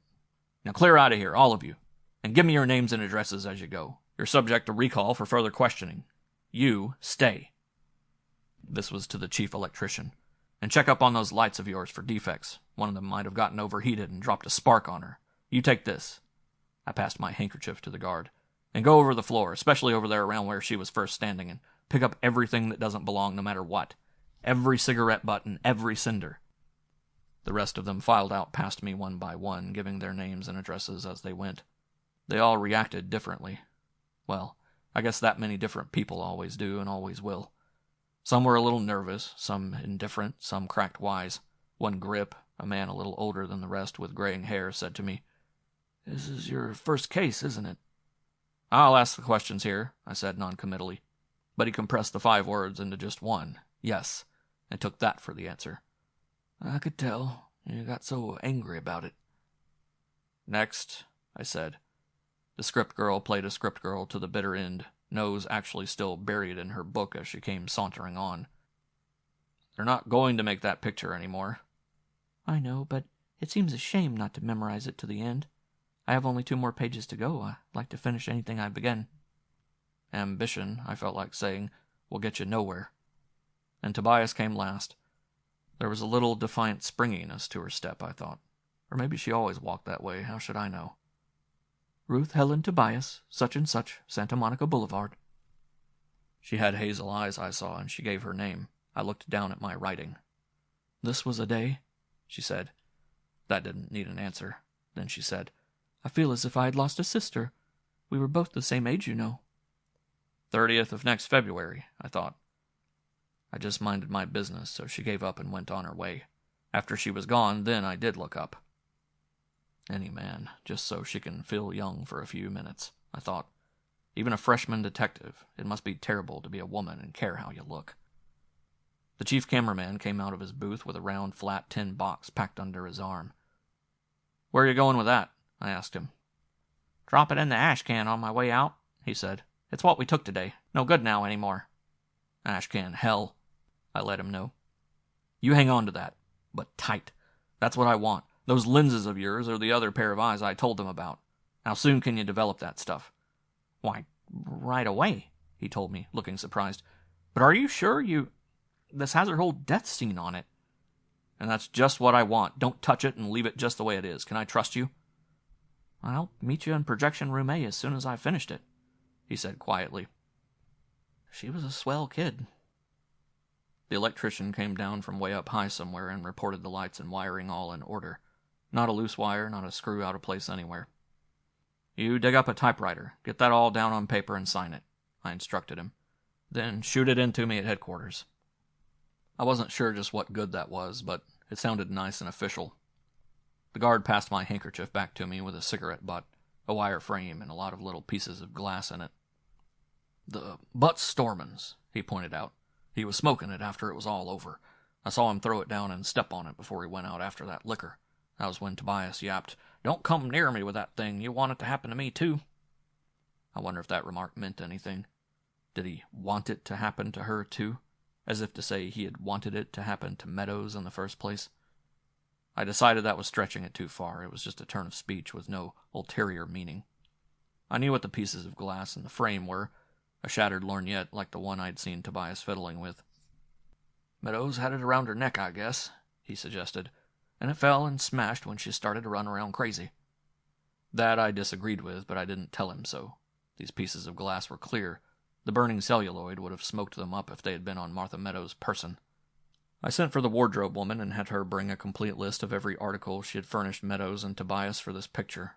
I singled out just the two of them because there hadn't been any other women in this particular scene with them. She was an aristocratic-looking person with white hair, a former actress herself, I imagined, judging by the way she was groomed. She had typewritten sheets with her. "Did you supply Meadows with a lorgnette?" "Why, no. Young girls didn't carry them, even in those days." "You didn't supply Tobias with one?" "Yes." She showed it to me on the inventory. I showed her the pieces. "Is this it?" "It must be. She turned in her costume a little while ago and explained that she'd broken hers while that awful thing was happening to poor Martha. You see, I have everything else crossed off but that. Ordinarily, we charge players for anything that isn't returned to us, but in this case I don't suppose that will be done." It seemed to me I had seen the lorgnette on Tobias after the accident, but I couldn't be sure enough on that point this long after to make too much out of that. A kid came in and said, "The rushes are ready for you in projection room A," and took me over there. The room had rows of seats just like a miniature theater, and a screen on one wall.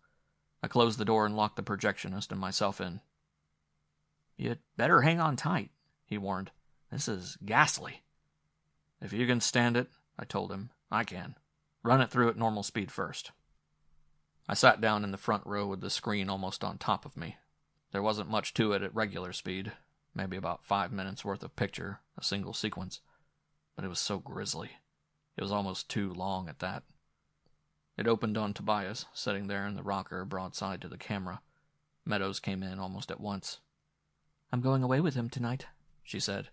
Tobias raised her lorgnette and looked at her disapprovingly through it. Meadows went over to the window and the camera followed her part of the way. Dollied after her, I think they called it. That left Tobias over at the left-hand side of the screen and partly out of the picture with just one shoulder, arm, and the side of her head showing. She started to rock back and forth and tap her lorgnette against the back of her hand. I had my eyes glued to Meadows, though. She turned around to look at her sister. "Oh, won't he ever come?" she said. Her face sort of tightened up, changed from repose to tenseness. A look of horror started to form on it, but it never got any further. Right then and there, the thing happened. The best way I can describe it is that a sort of bright, luminous flower seemed to open up halfway down her dress, spreading, peeling back. But the petals of it were flame. An instant later it was all over her, and the first screams of a voice that was gone now came smashing out at my eardrums. And in between screams, the hellishly conscientious soundtrack had even picked up and recorded the sizzling that her hair made, like eggs frying in a pan. "Cut!" I turned around and yelled back at him. "For Pete's sake, cut!" And I mopped my drenched forehead. I felt the same way myself while I was processing it, he confessed, looking out of the projection booth at me. It hadn't told me a thing so far, but then I hadn't expected it to, the first throw out of the bag. Go back and start it over, I shivered. But whatever you do, leave out that finale. Take it up where she turns at the window. Slow motion this time. Can you hold it when I tell you to?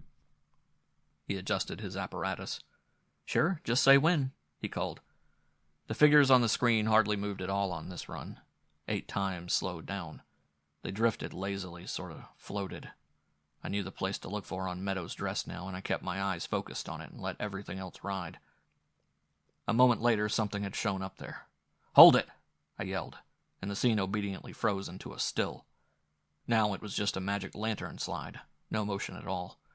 I left my seat and stood close up against the screen, keeping to one side so my own shadow wouldn't blur out that place on her dress. No flame was coming from it yet. It was just a bright, luminous spot, about the size and shape of a dime. Back up 1, I instructed him. By 1, I meant a single frame or still picture. As most of us know, without having to be technically proficient in cinematography, any strip of motion picture film consists of an endless number of little still pictures in succession, which hardly vary one from the next. They carry the thread of motion along by infinitesimal alteration. It takes about 800 of them, speaking loosely, to show a guy raising a cigarette to his mouth. At any rate, whatever the correct jargon to be used in such an instant, he seemed to understand what I wanted without any difficulty and carried it out. The scene hardly shifted at all. There was just a momentary blurring of lines. But when they'd settled again, the pinpoint of light was smaller, like a pea now.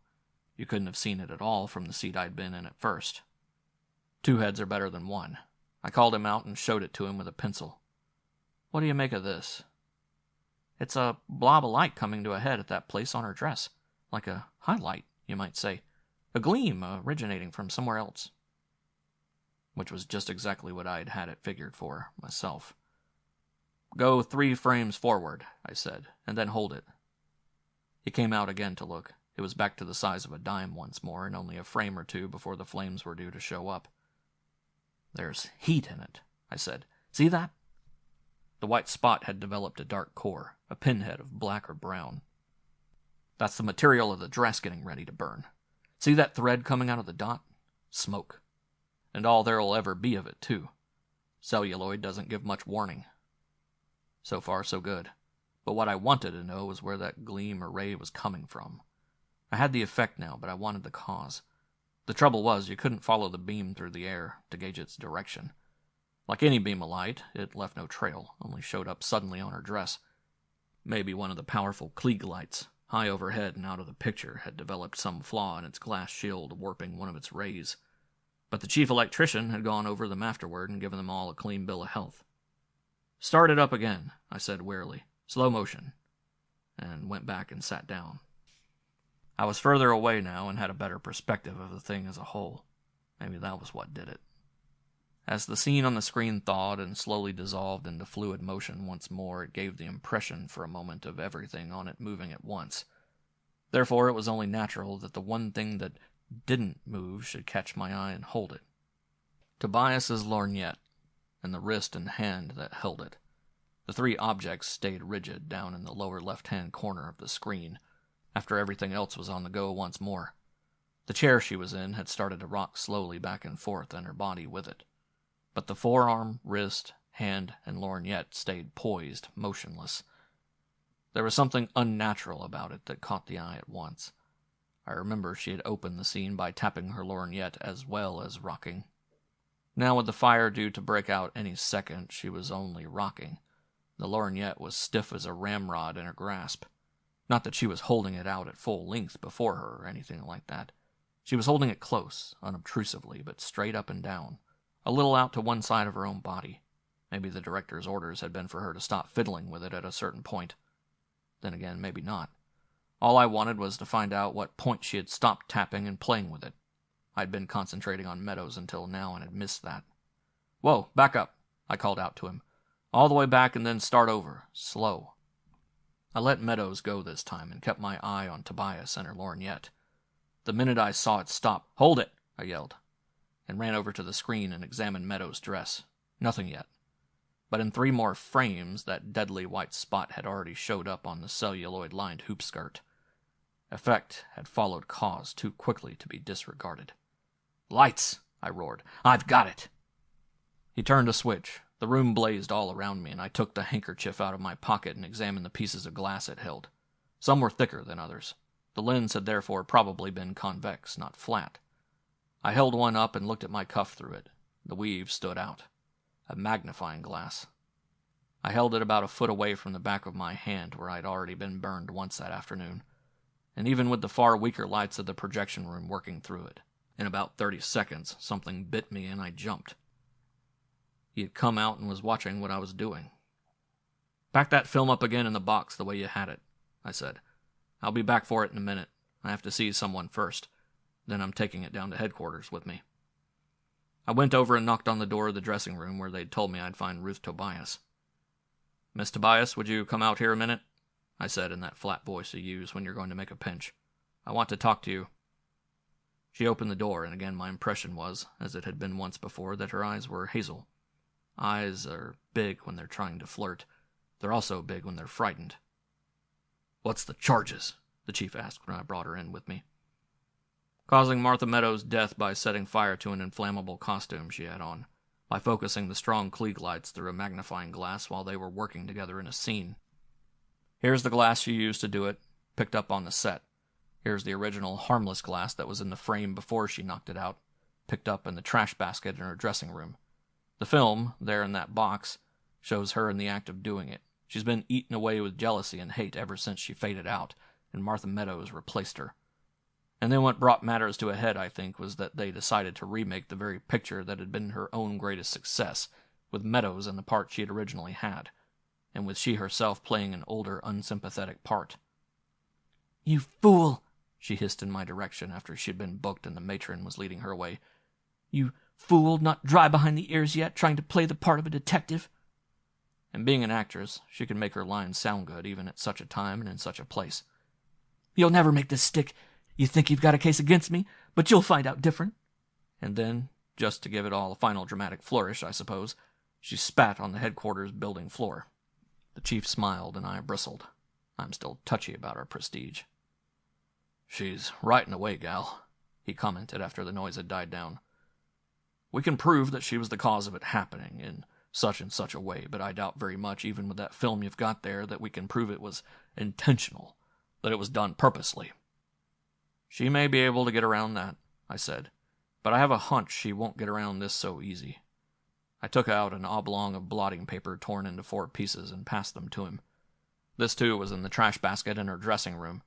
Since when do people take the trouble to tear up a blotter?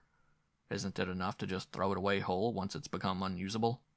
If they do tear it up, isn't that an indication there's something on it they want to conceal, to do away with? In other words, a sign of guilt? To me it is. "And?" he queried. I matched the pieces together, in reverse against the dressing room mirror. You know that old trick. Just one line escaped the general blur of ink pressings. The user had blotted it too close to a blank margin. "Never live to finish this picture. If that shows up on any of those threatening letters you're holding." "You put in quite an afternoon," was his way of patting me on the back. At least, I suppose it was that. "And now," he added, "I suppose on your next night off you'll go and sit in some movie show with your missus, and take up disliking all of them again where you left off." "It'll be a long time before you ever catch me at a movie show again," I let him know with intensity. I couldn't, not me. No matter what the picture was, she'd be up there in the middle of it, burning like a bonfire, screaming her life away for the help that never came.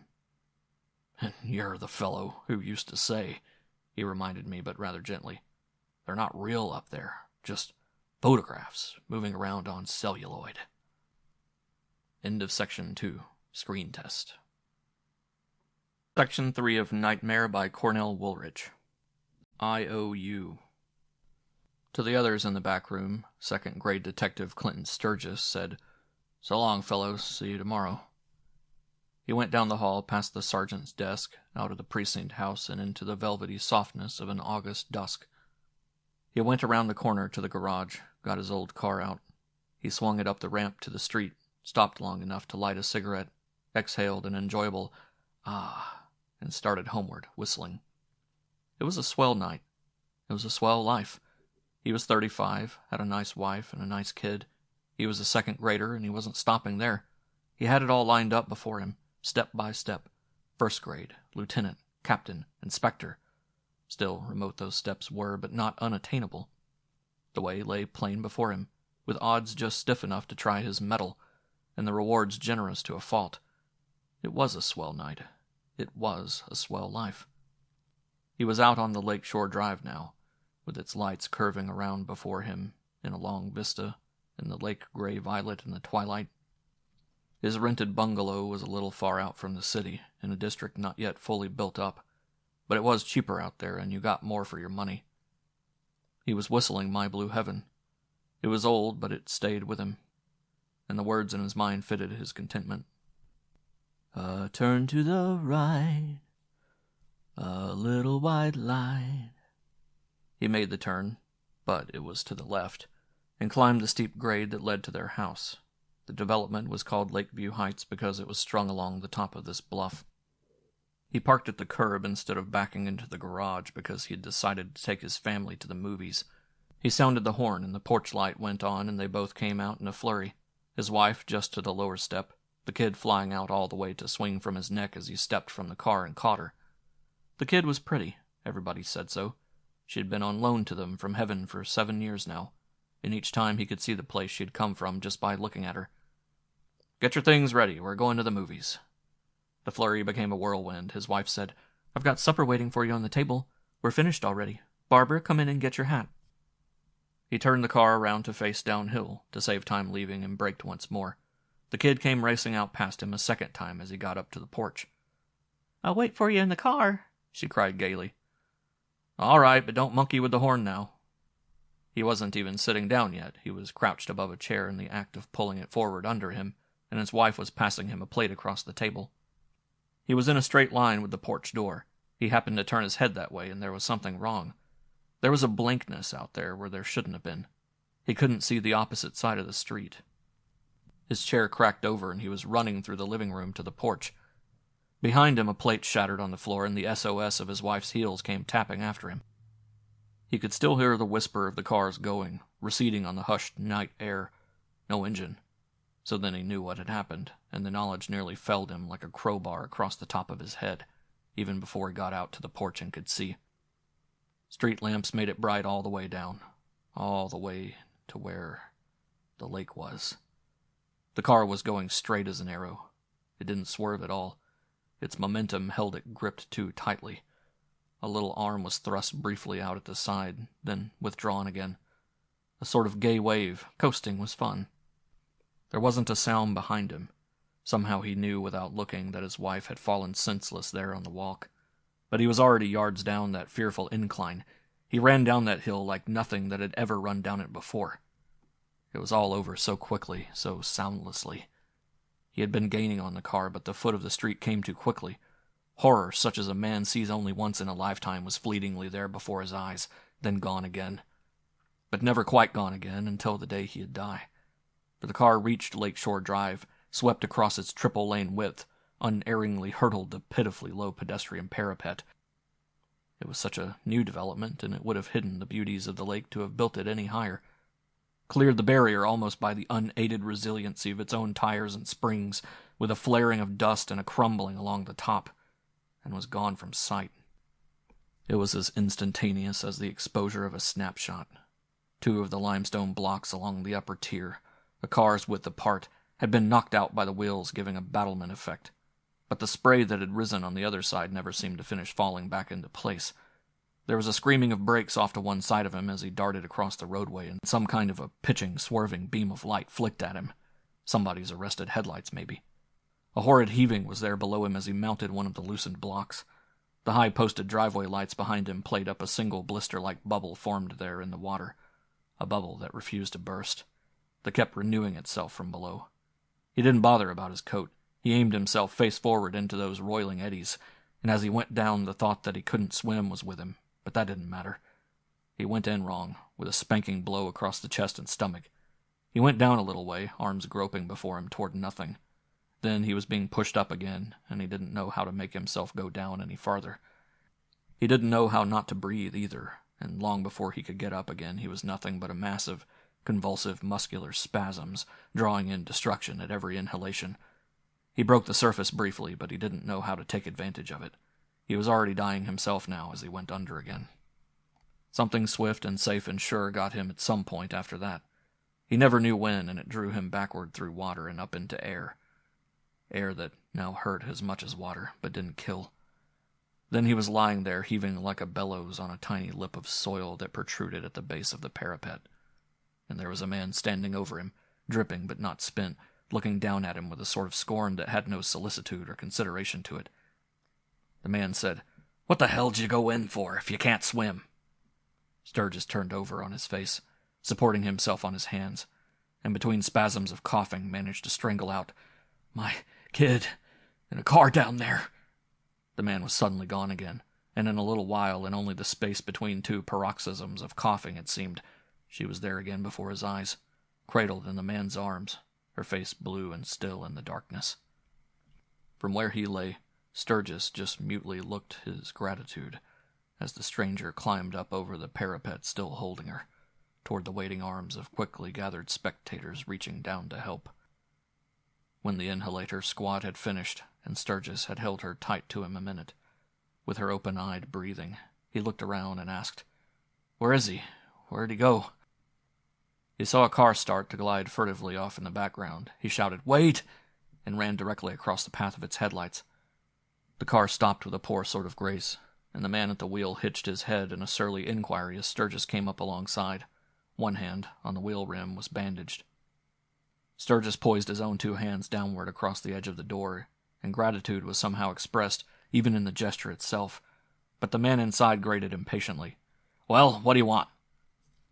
It was hard to put into words, especially when it wasn't welcome. All Sturgis could say was, "You don't know what this means." The man said with a jeer for himself, "I don't know how I come to do it. I never done a thing like that before." "But isn't there anything I can do? Won't you at least let me have your name?" The answer was almost venomous. "What do you care what my name is? I don't go around giving people my name." Sturgis would have taken a kick in the teeth from him. His balked gratitude had to find some means of expression, so he gave the man his own name instead. The stranger just looked at him stolidly. Sturgis couldn't tell if he was bored or contemptuous. His eyes flicked to Sturgis's fingers, which were folded across the rim of the car door. The meaning was plain. "Take your hands off. Get away from me." The car inched away, and Sturgis dropped his hands defeatedly. "If there's ever anything I can do," he called out helplessly. His benefactor stayed in character to the end. A cynical, "That's what they all say," came floating back above the dwindling taillight. The reports on the Torrington murder were coming in faster and more promising by the hour. There had been a lull of half a week first, that preliminary lull that the outside world always mistakes for inactivity, even defeat. But they hadn't been idle. They'd been working behind the scenes, in the laboratory, in the Bertillon files, on the weapon testing range, in the world of the exact sciences. They had built up their man from nothing with the aid of nap from his suit, body oil from his fingertips, 101 other microscopic things. At the end of half a week they had him, although they had never seen him. They had his height, his weight, his habits, almost the way he walked, and what his blood count was. Now came the time to get him, to pull him out of thin air, the way a magician makes a rabbit appear out of a hat, to match him in the flesh to his preconceived identity. The murderer had had plenty of time to leave the city during those 3.5 days. He had left. They'd expected him to. They'd counted on his doing just that. They cast their net in a great wide loop first, overreaching the farthest possible limits of his flight, for in his own mind he was still safely anonymous. They began to draw the net in by telegraph, by radio, by all the means they had. Too late by a matter of hours he tried to break through. He was recognized, the alarm sent out, the highways blocked off. He turned and fled back again. The chase went into reverse. He plunged back into the sanctuary of the city. The net was drawn in slowly but surely. Yesterday his car had been found, abandoned just inside the city limits, and by that they got his name. It was Murray Foreman. There were infinite variations to it, but none of them was of paramount importance. He was guilty of cold-blooded murder, and that was. Tighter and tighter the noose was pulled. From citywide, it narrowed to a single neighborhood, from an entire neighborhood down to a single street. And presently, they would have the very house, and the exact room inside that house, and then they'd have him. It was a matter of hours only, fractions of hours. They were old in guile and remorseless, and their combined intelligences never slept, but singly they were only human beings. First Grader Sturgis of the homicide squad was relieved temporarily at 2 that morning, almost at the 0 hour, and sent home subject to immediate recall. He had slept only in snatches for a week past, his reflexes were no longer dependable, and much as he rebelled against it, he recognized the advisability of the respite. The climax might not occur until dawn, in which case he could still be in time for it on his return to duty. He put his key to the door and let himself into the empty house. The wife and kid were away in the country with relatives for 2 weeks, and the summer mustiness of rooms that had been shut up tight all day clung to the air. He put on the lights and saw halos around them from his fatigue. The image of his girl leaped out at him from the green-gold easel on the radio, and already he was less weary. Just the sight of her likeness was restful. She was still on loan, and now at 12 more than a hint of the way she was going to be was apparent, and she was going to be the tops. He said, "Hello, honey," to her. He said it every time he got back, just as though she were here. "Your old man's all in," he mourned to her under his breath. He opened the windows first of all to freshen up the place a little. Then he took off the things that bothered him most in order. His tie, and then his shoes, and then his coat. He said to himself, "I'm getting old." But with the complacency that only a man who knows he really isn't can bring to bear on the thought. He puttered around in his socks a minute or two. He thought, where did she keep the cans of salmon now? He thought, I'm too old to bother. He went in and stood over the bed, sketchily straightened since the last time he had been in it. He looked at it questioningly. It was too much trouble to pull down that spread. It would take too long. He couldn't wait another minute. He turned slightly, let himself fall back on the bed in a straight line from shoulders to heels, so that his feet kicked up slightly with the fall. The bed sang out threateningly under the impact, but held, and before the springs had stopped jarring, he was already out of the world. The tapping alone would never have roused him. It was too low, too furtive. It was the sharper note of the bell that brought him up through layers of oblivion into the shallows of awareness. He raised his head from the neck alone, held it erect, let it drop back again of its own weight. The ring came again, cut short as though no more than a peck had been given the button. The tapping was blurred like hail or gravel striking on wood. He got up, wavered through the 2 rooms toward the front door, said sharply, "Who's there?" The tapping broke off short. He opened the door, and a man was standing there in the dim light. The man acknowledged the opening with a peculiar warning gesture, a diagonal cut of his hand that held a plea for caution in it. He seemed to take his right of admission for granted. His hat was low, and Sturgis didn't know him, didn't know why he should. The visitor inserted himself obliquely between Sturgis and the door frame, and then as Sturgis gave ground before him, the man closed the door and sealed it with his own body, pressing himself against the knob. He pushed his hat higher, but inadvertently by backing a hand to his forehead as though in unutterable relief. "I thought you'd never open the door," he said. "I saw you come in before." Sturgis said on a rising inflection that held no anger, yet led the way toward it, "Who are you?" The man leaned dejectedly against the door. He was starting to sag a little now, as if some long-sustained tension had relaxed. Sneered. "You don't know me?" There was memory in that sneer alone, and that characteristic tone that never gave the benefit of the doubt. The man's shoulder blades went a notch lower on the door seam.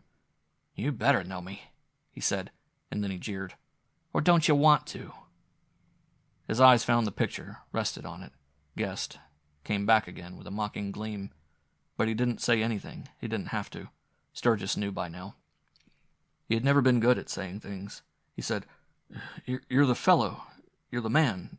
The lake that time." His face lit up with a long-stored gratitude. But then the light died again as the man brushed by him, seemed not to see the friendly start Sturgis's hand had made. The man found his own way across the room, pitched into a chair. There was blood on one side of his face, or rather, vestiges of it, a thin dark patina. Sturgis was awake now. He was frightened, too, by some kind of foreknowledge. He ran his tongue across his lower lip, said, "What'd you do? Hurt yourself?" The man lowered his head abruptly, glared challengingly. "No, I didn't hurt myself. A bullet grazed me getting over here, from one of your crowd." Sturgis was getting whiter by the minute. The other's eyes held him derisively, forcing knowledge on him that he didn't want. "Why don't you ask me why I'm here?" Sturgis flinched. "Don't tell me anything you're liable to be sorry," he said quickly. The man in the chair started to repeat what he had just said. "Don't you want to find out why I'm—" "Shut up!" Sturgis shouted. "No, you don't. I've got something coming to me. What are you trying to do? Leaving out for yourself? Welsh out of it? So that when they come ganging around here in a minute or two, see no evil here, no evil, eh?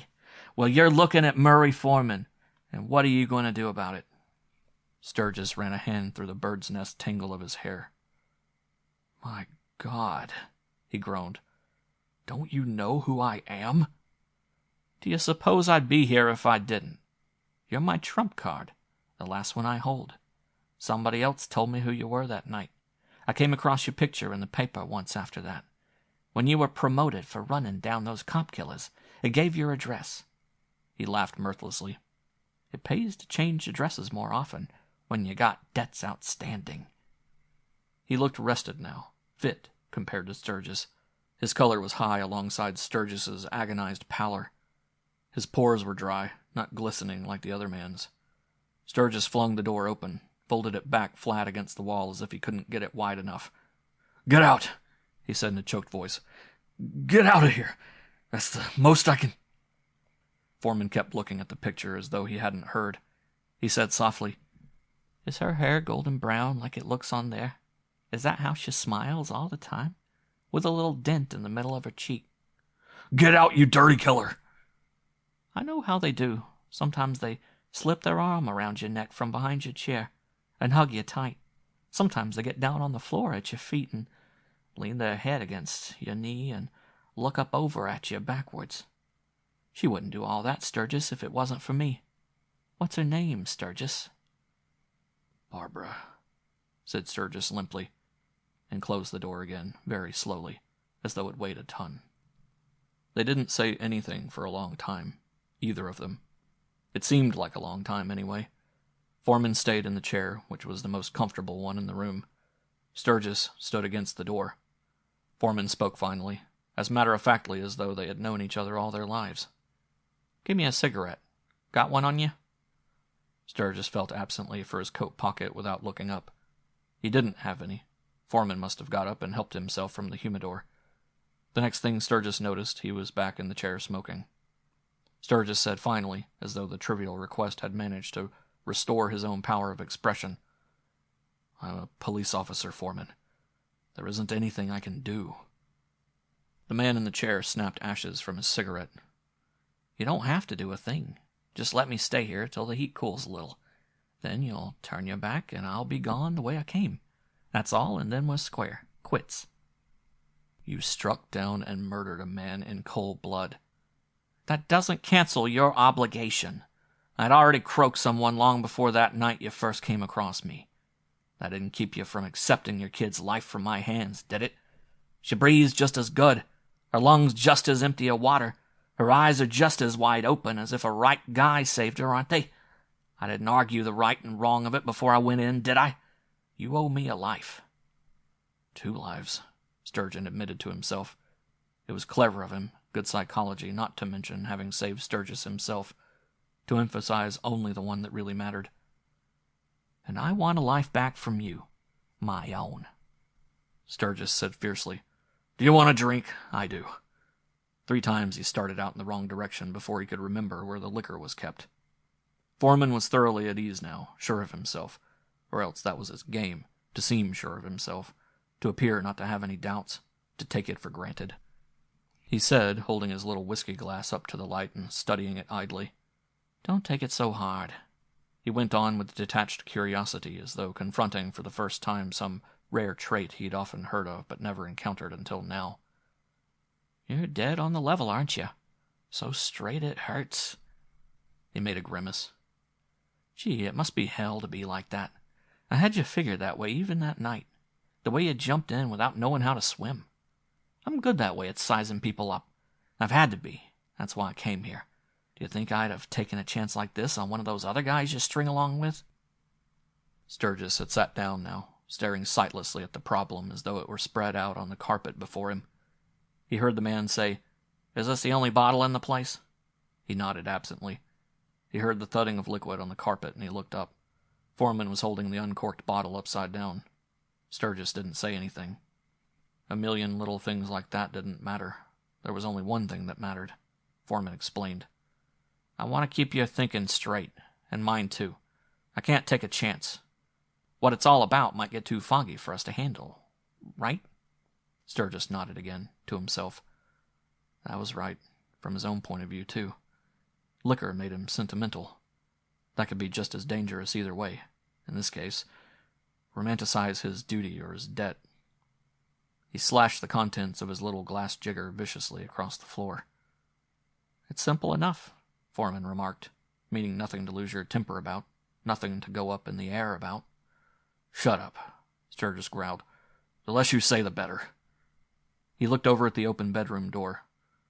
"When'd you sleep last? You can go in there and lie down if you want to. Get out of here." Then as Foreman rose to his feet, crooked his arms behind his head, and yawned, he was that composed, Sturgis added, "Wait a minute. Have you got a gun on you?" "Sure. Want it?" He brought it out and indifferently pitched it across at Sturgis' butt first. "You didn't have to worry about that," he assured him. "You're my trump card. I have everything to lose and nothing to gain by—" The rest of it was lost as he went calmly and leisurely into the bedroom. Sturgis heard his shoes drop, one after the other, and the bed creaked a little as it had under him earlier. He balled his hands into fists and put them up alongside his temples as though he were going to bash his own head in. After a while, as if to give his hand something to do, he picked the gun up from the side of the chair and started to empty it. Long before he had finished, the harsh breathing of a man in deep sleep was coming from the bedroom. The knocking came within 10 minutes. He stopped dead in the middle of the oval he had been coursing endlessly around the room, one heel raised clear of the floor and held that way. It came again, and the bell chirped, and a voice said, "Sturge, are you in here?" He recognized it as Highland's. Highland was one of his teammates. He went over and closed the bedroom door first. Then he came back to the front door, put out his hand to it, breathed deeply, and threw it wide open. Highland was out there with another man named Ranch and 2 uniformed cops. The last 2 had their guns out, but they had already started away by the time he got the door open, as though summoning him had been only incidental. Sturgis said, "What's up?" Highland said, "Foreman broke through again. At the last minute, just as we were ready to close in. We've picked up a cab driver that brought him as far as the corner below here. He's holed up around here someplace. I'm going to case the back." You won't find him there," Sturgis said. He didn't offer to join them. All he said was, "I'm off duty." Highland gave him a look, but he turned and went loping off. His voice came drifting back with a cutting edge to it. "Sleep tight. Sorry we bothered you." Sturgis closed the door and stood by it a minute, head down. Down as low as if he were looking at his shoes, but he wasn't. Behind him, Foreman's voice said slurringly through the narrow opening of the bedroom door, "So you went to bat for me?" Sturgis answered viciously through clenched teeth, "I don't have to turn you in behind your back while you're asleep. That isn't my way. I'm not afraid of you." "No," was the grudging admission.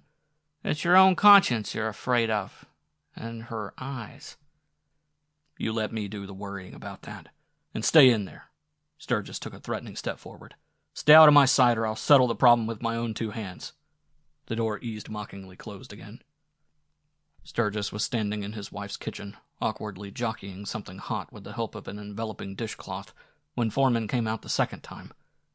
It was still dark, the gunmetal pall preceding dawn. Foreman lounged there in the alcove a minute, watching him. "What's this, the prisoner's last breakfast? Why so early?" Sturgis just motioned to a chair drawn up at the formica-topped table. The guest sat down. Sturgis brought over an aluminum percolator, snatched his hand away, blew on his thumb. He sat down opposite the killer. Foreman studied him, detached. "You look like you've been pulled through a knothole. I bet you pounded the carpet in there the whole time I was asleep." To that, Sturgis said, "It took me 3 tries before I got this right." The sink, lined with black coffee grounds, looked like some kind of flower bed. He pointed to a loaf of white bread. "You can cut some of that if you want any." They sat there after that, facing each other across the table with a peculiar sort of normality. an everydayness, like two men at a kitchen table while their women were away. Foreman, wolfing great chunks of spongy white bread, looked around appraisingly. "How much you pay for this place?" There may have been a method in his assumption of unshaken confidence, his taking of immunity for granted, or there may not. He may have been as artless as he sounded, or he may have been as wary as a man cornered in a cage with a lion, who knows that to show fear is fatal. Sturgis was past knowing or caring. 85, he said. Foreman mused while he picked his teeth. "I never stayed in one place long enough to pay by the month." "It might have been better if you had." They sat a while longer in silence. Then little by little the tension grew. Tension that was coming from Sturgis. His hands went down to the edge of his chair seat, gripping it on each side, like a man reluctantly about to stand up. Foreman started smoking a little faster, shortening the intervals between puffs. Finally, he said, "What are you getting all white like that for? You're getting white as a ghost. You ought to see yourself." Sturgis said, "We're going over there. If you feel like starting anything, now's the time." "Still looking for a way out, huh? No, you don't. You don't get off that easy." Sturgis got up and left the kitchen without a word. When he came back, he had his coat on and was holding an open manacle in his hand. He said thickly, "Come on. Let's get started. Shove out your hand." Foreman slowly extended a hand flat across the tabletop. He started drawing back his sleeve until he had bared his forearm nearly to the elbow. On its upper reaches were transverse white scars from breaking the glass in the submerged car window that night. He just sat and looked up at Sturgis, holding it exposed that way. Sturgis' lips got white. He blinked, and the manacle clicked shut on the other's wrist. Foreman got up and followed Sturgis out of the kitchen. "You can't go through with it," he said quietly. "It's written all over you. You can't." The window was open a little from the bottom, just below the shade. Sturgis threw out the handcuff key with a flick of his free hand. Foreman said, "You don't trust yourself, do you? It's going to be a devil of a job now to—" The picture was lying face down on the radio as they went past. "Is that the way you had to do it?" Foreman said. Sturgis turned down the wall switch and the picture vanished. There wasn't enough light outside to penetrate the room. "You'll have to see her again," Foreman pointed out. "You'll have to see her every day of your life. You can't keep her face turned away from you. What'll you do then?" Sturgis opened the front door, swept his arm around in an arc, and towed Foreman through after him. "I'm not going to beg or whine," Foreman said. "I'm going to make it tough for you. It'd be a lot easier for you if I went yellow, wouldn't it?" The killer was right again. His intuition was uncanny. If he had cringed and slobbered and resisted, accepted the role of a squirming, apprehended culprit, somehow he would have weakened the validity of his claims. Sturgis could have dragged him in without compunction. This way. Sturgis closed the door and they went out side by side. It was still blue overhead now, but still a little murky down at street level.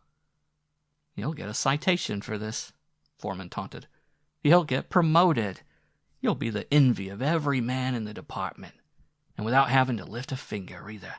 A man comes to you that gave you the one thing you got that you give a damn about. The one thing that holds you together, that makes you tick. He comes trusting you. You're the lowest thing on the face of God's earth, Sturgis. Even an alley cur has gratitude." "Shut up!" Sturgis roared. They went on slowly, almost waveringly, but Sturgis was breathless with effort, as though he had been running. The green lamps of a precinct house blinked at them as they rounded a corner, and Foreman recoiled involuntarily. Sturgis could feel the hitch through the manacle. Foreman said, "They're going to kill me if you take me in there. You know that, don't you? You know that once we go up these steps, no power of yours, nothing you can do will get me out alive again, don't you? I gave you your kid's life, Sturgis. For the last time, I want my own from you." Sturgis' face was glossy with sweat and gray in the early dawn. He brought his forearm up level to his chest and nudged Foreman into motion. "Copper," the man beside him breathed with contempt as they trudged up the steps and inside together. Sturgis just stood there rigid, watching the clock, that last night. They tried to tell him, "Sit down, Sturge. Don't take it like that." But he didn't seem to hear them. When the phone call from upstate came through, you couldn't see him breathe at all while the lieutenant was talking. The lieutenant hung up and was quiet. Sturgis asked, "Was that it?" "Yeah, that was it." "Did he leave any word? Say anything about forgiving anybody?" "He left a message for you," the lieutenant said, unwillingly, looking down at his desk. Sturgis came closer still. "Tell me, what is it? I've got to know." He said, "Tell Sturgis I'll be seeing him again. He knows where to find me. In her eyes. Tell him I'll always be waiting there." Sturgis put his hand to where he carried his badge as if something hurt him there, and turned around and walked out of the room without another word. Barbara said, half laughingly, when he squatted down before her, his face so strained and white, and peered so closely, "What are you looking at me like that for?" "Hold still," he said huskily, "and look at me." There was sweat all over his forehead. Then, when he had drawn a great deep breath and straightened up again, she asked playfully, "Did you think you'd see something in my eyes?" His answer to that was, yes, the ghost of the man who saved your life. But he didn't tell her that. "Well, did you?" she insisted. "Yes," he admitted sadly. "I guess I always will, a little." He took out his badge and started polishing it. "But the other way," he added mysteriously, "I wouldn't have been able to look into them at all." End of Section 3. IOU. Section 4 of Nightmare by Cornell Woolrich. 3 o'clock. She had signed over her own death warrant. He kept telling himself over and over that he was not to blame. She had brought it on herself. He had never seen the man. He knew there was one. He had known for 6 weeks now. Little things had told him. One day he came home and there was a cigar butt in an ashtray, still moist at one end, still warm at the other. There were gasoline drippings on the asphalt in front of their house, and they didn't own a car. And it wouldn't be a delivery vehicle because the drippings showed it had stood there a long time, an hour or more. And once he had actually glimpsed it, just rounding the far corner as he got off the bus 2 blocks down the other way. A second-hand Ford. She was often very flustered when he came home. Hardly seemed to know what she was doing or saying at all. He pretended not to see any of these things. He was that type of man. Stapp, he didn't bring his hates or grudges out into the open when they had a chance to heal. He nursed them in the darkness of his mind. That's a dangerous kind of a man. If he had been honest with himself, he would have had to admit that this mysterious afternoon caller was just the excuse he gave himself, that he had daydreamed of getting rid of her long before there was any reason to, that there had been something in him for years past now urging, kill, kill, kill. Maybe ever since that time he had been treated at the hospital for a concussion. He didn't have any of the usual excuses. She had no money of her own. He hadn't insured her. He stood to gain nothing by getting rid of her. There was no other woman he meant to replace her with. She didn't nag and quarrel with him. She was a docile, tractable sort of wife. But this thing in his brain kept whispering, kill, kill, kill. He had fought it down until 6 weeks ago, more from fear and a sense of self-preservation than from compunction. The discovery that there was some stranger calling on her in the afternoons when he was away was all that had been needed to unleash it in all its hydra-headed ferocity. And the thought that he would be killing 2 instead of just 1 now was an added incentive. So every afternoon for 6 weeks now, when he came home from his shop, he had brought little things with him. Very little things that were so harmless, so inoffensive in themselves that no one, even had they seen them, could have guessed. Fine little strands of copper wire, such as he sometimes used in his watch repairing. And each time a very little package containing a substance that, well, an explosives expert might have recognized, but no one else. There was just enough in each one of those packages, if ignited, to go and flare up like flashlight powder does. Loose like that, it couldn't hurt you, but only burned your skin, of course, if you got too near it. But wadded tightly into cells, in what had formerly been a soapbox down in the basement, compressed to within an inch of its life the way he had it. The whole accumulated 36 days' worth of it. for he hadn't brought any home on Sundays. That would be a different story. They'd never know. There wouldn't be enough left of the flimsy house for them to go by. Sewer gas, they'd think, or a pocket of natural gas in the ground somewhere around under them. Something like that happened over on the other side of town 2 years ago. That had given him the idea originally. He brought home batteries, too, the ordinary dry cell kind, just 2 of them, one at a time. As far as the substance itself was concerned, where he got it was his business. No one would ever know where he got it. That was the beauty of getting such a little at a time like that. It wasn't even missed where he got it from. She didn't ask him what was in these little packages because she didn't even see them. He had them in his pocket each time. And of course he didn't smoke coming home. But even if she had seen them, she probably wouldn't have asked him. She wasn't the nosy kind that asked questions. She would have thought it was watch parts, maybe, that he brought home to work over at night or something. And then, too, she was so rattled and flustered herself these days, trying to cover up the fact that she had had a caller, that he could have brought in a grandfather clock under his arm and she probably wouldn't have noticed it. Well, so much the worse for her. Death was spinning its web beneath her busy feet as they bustled obliviously back and forth in those ground-floor rooms.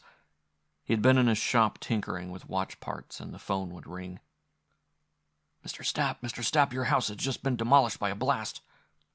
A slight concussion of the brain simplifies matters so beautifully. He knew she didn't intend running off with his unknown stranger, and at first he had wondered why not. By now he thought he had arrived at a satisfactory answer. It was that he, Stapp, was working, and the other man evidently wasn't. Wouldn't be able to provide for her if she left with him. That must be it. What other reason could there be? She wanted to have her cake and eat it too. So that was all he was good for, was it? To keep a roof over her head? Well, he was going to lift that roof sky high, blow it to smithereens. He didn't really want her to run off anyway. That wouldn't have satisfied this thing within him that cried, kill, kill, kill. It wanted to get the 2 of them, and nothing short of that would do. And if he and she had had a 5-year-old kid, say, he would have included the kid in the Holocaust too, although a kid that age obviously couldn't be guilty of anything. A doctor would have known what to make of this and would have phoned a hospital in a hurry. But unfortunately, doctors aren't mind readers and people don't go around with their thoughts placarded on sandwich boards. The last little package had been brought in 2 days ago. The box had all it could hold now. Twice as much as was necessary to blow up the house. Enough to break every window for a radius of blocks. Only there were hardly any. They were in an isolated location. And that fact gave him a paradoxical feeling of virtue. As though he were doing a good deed. He was destroying his own, but he wasn't endangering anybody else's home. The wires were in place. The batteries that would give off the necessary spark were attached. All that was necessary now was the final adjustment. The hookup, and then kill, kill, kill. The thing within him gloated. Today was the day. He had been working over the alarm clock all morning to the exclusion of everything else. It was only $1.50 alarm, but he'd given it more loving care than someone's Swiss movement pocket watch or platinum and diamond wristwatch. Taking it apart, cleaning it, oiling it, adjusting it, putting it together again, so that there was no slightest possibility of it failing him. Of it not playing its part. Of it stopping or jamming or anything else. That was one good thing about being your own boss, operating your own shop. There was no one over you to tell you what to do and what not to do. And he didn't have an apprentice or helper in the shop either, to notice this peculiar absorption in a mere alarm clock and tell someone about it later. Other days he came home from work at 5. This mysterious caller, this intruder, must be there from about 2:30 or 3 until shortly before she expected him. One afternoon it had started to drizzle at about 2:45, and when he turned in at his doorway over 2 hours later, there was still a large dry patch on the asphalt out before their house, just beginning to blacken over with the fine, misty precipitation that was still falling. That was how he knew the time of her treachery so well. He could, of course, if he had wanted to, bring the thing out into the open, simply have come an unexpected hour earlier any afternoon during those 6 weeks and confronted them face to face, but he preferred the way of guile and murderous revenge. They might have had some explanation to offer that would weaken his purpose, rob him of his excuse to do the thing he craved. And he knew her so well that in his secret heart he feared she would have, if he once gave her the chance to offer it. Feared was the right word. He wanted to do this thing. He wasn't interested in a showdown. He was interested in a payoff. This artificially nurtured grievance had brought the poison in his system to a head. That was all. Without it, it might have remained latent for another 5 years, but it would have erupted sooner or later anyway. He knew the hours of her domestic routine so well that it was the simplest matter in the world for him to return to the house on his errand at a time when she would not be there. She did her cleaning in the morning. Then she had the impromptu morsel that she called lunch. Then she went out in the early afternoon and did her marketing for their evening meal. They had a phone in the house, but she never ordered over it. She often told him, to see what she was getting. Otherwise, the tradespeople simply foisted whatever they chose on you at their own prices. So from 1 until 2 was the time for him to do it, and be sure of getting away again unobserved afterwards. At 12:30 sharp, he wrapped up the alarm clock in ordinary brown paper, tucked it under his arm, and left his shop. He left it every day at this time to go to his own lunch. He would be a little longer getting back today, that was all. He locked the door carefully after him, of course. No use taking chances. He had too many valuable watches in there, under repair and observation. He boarded the bus at the corner below, just as he did every day when he was really going home for the night. There was no danger of being recognized or identified by any bus driver, or fellow passenger, or anything like that. This was too big a city. Hundreds of people used these buses night and day. The drivers didn't even glance up at you when you paid your fare, deftly made change for you backhand by their sense of touch alone on the coin you gave them. The bus was practically empty. No one was going out his way at this hour of the day. He got off at his usual stop, 3 interminable suburban blocks away from where he lived, which was why his house had not been a particularly good investment when he bought it, and no others had been put up around it afterwards. But it had its compensations on such a day as this. There were no neighbors to glimpse him returning to it at this unusual hour from their windows, and remember that fact afterwards.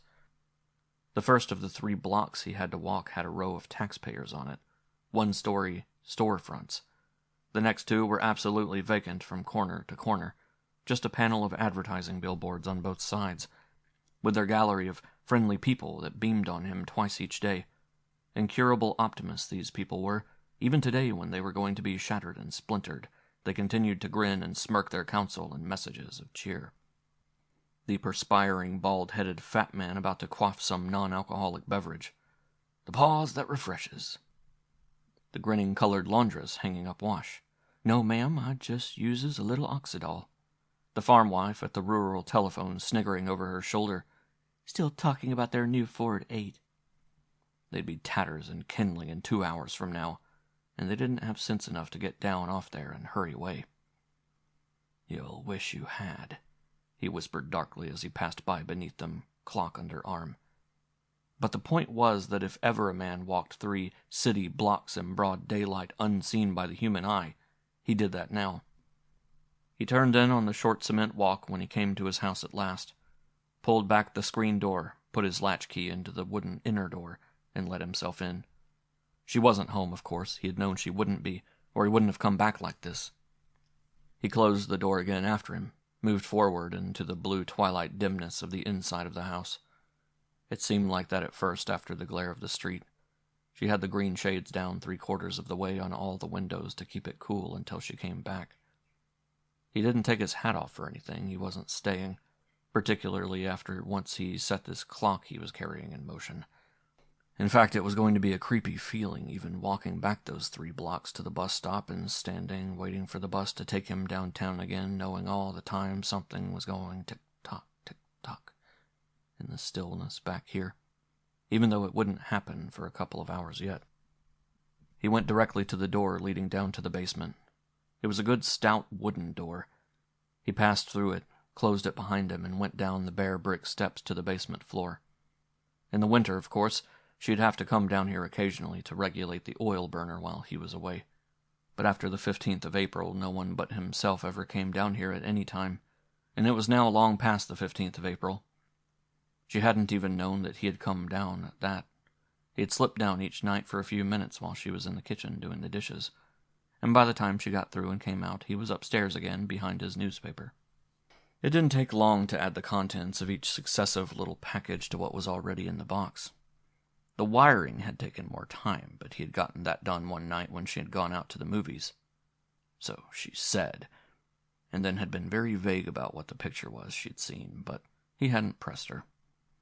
The basement was provided with a light bulb over the stairs, but it wasn't necessary to use it except at night. Daylight was admitted through a horizontal slit of window that on the outside was flush with the ground, but on the inside was up directly under the basement ceiling. The glass was wire-meshed for protection and so cloudy with lack of attention as to be nearly opaque. The box, that was no longer merely a box now, but an infernal machine, was standing over against the wall to one side of the oil burner. He didn't dare shift it about any more now that it was wired and the batteries inserted. He went over to it and squatted down on his heels before it and put his hand on it with a sort of loving gesture. He was proud of it, prouder than of any fine watch he'd ever repaired or reconstructed. A watch, after all, was inanimate. This was going to become animate in a few more minutes. Maybe diabolically so, but animate just the same. It was like giving birth. He rapped the clock and spread out the few necessary small implements he had brought with him from the shop on the floor beside him.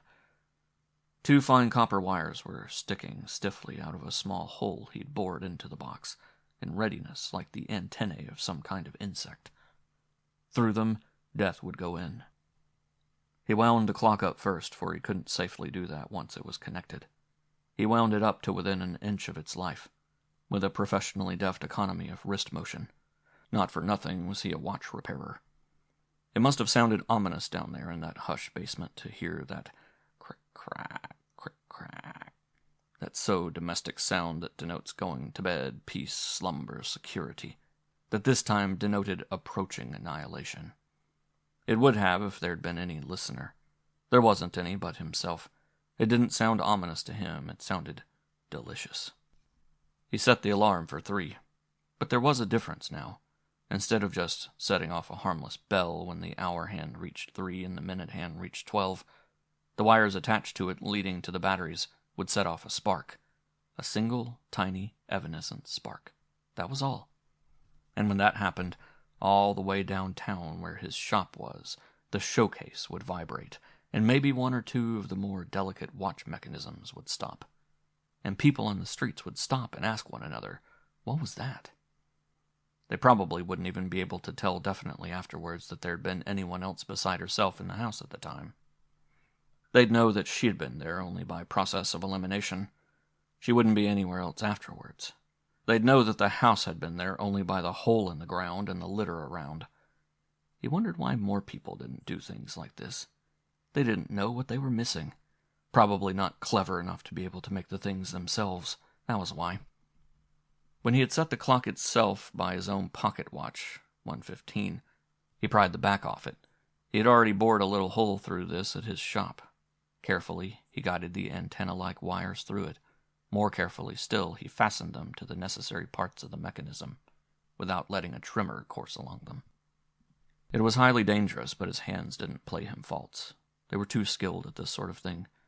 It wasn't vital to reattach the back to the clock. The result would be the same if it stood open or closed, but he did that too, to give the sense of completion to the job that his craftsman soul found necessary. When he had done with it, it stood there on the floor, as if placed there at random up against an innocent-looking copper-lidded soapbox, ticking away. 10 minutes had gone by since he had come down here. 1 hour and 40 minutes were still to go by. Death was on the wing.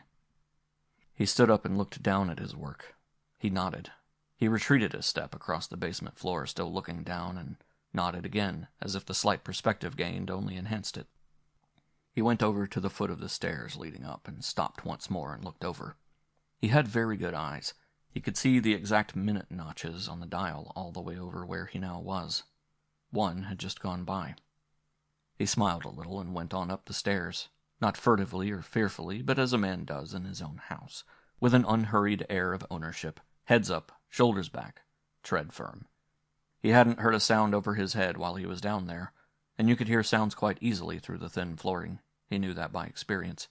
Even the opening and closing of doors above could be heard down here.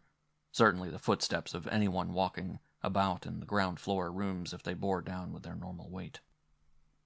And when they stood above certain spots and spoke, the sound of the voices and even what was said came through clearly, due to some trick of acoustics. He had heard a commentator clearly on the radio several times while he was down here.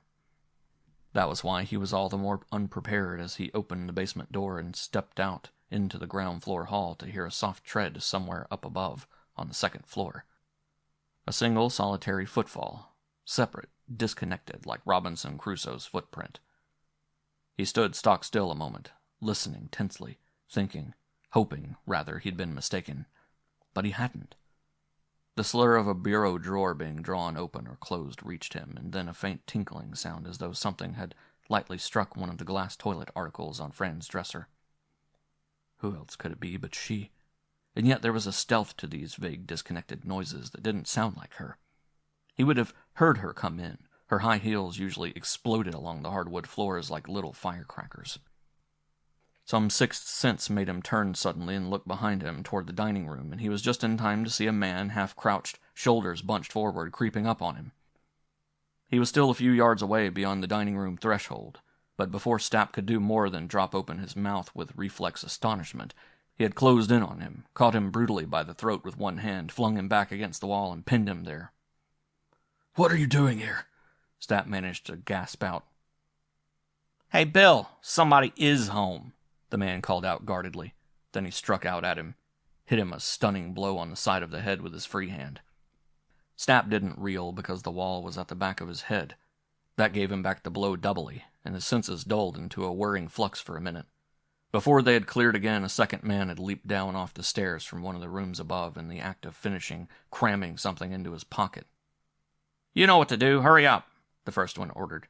"Give me something to tie him with, and let's get out of here." "For God's sake, don't tie—" Stapp managed to articulate through the strangling grip on his windpipe.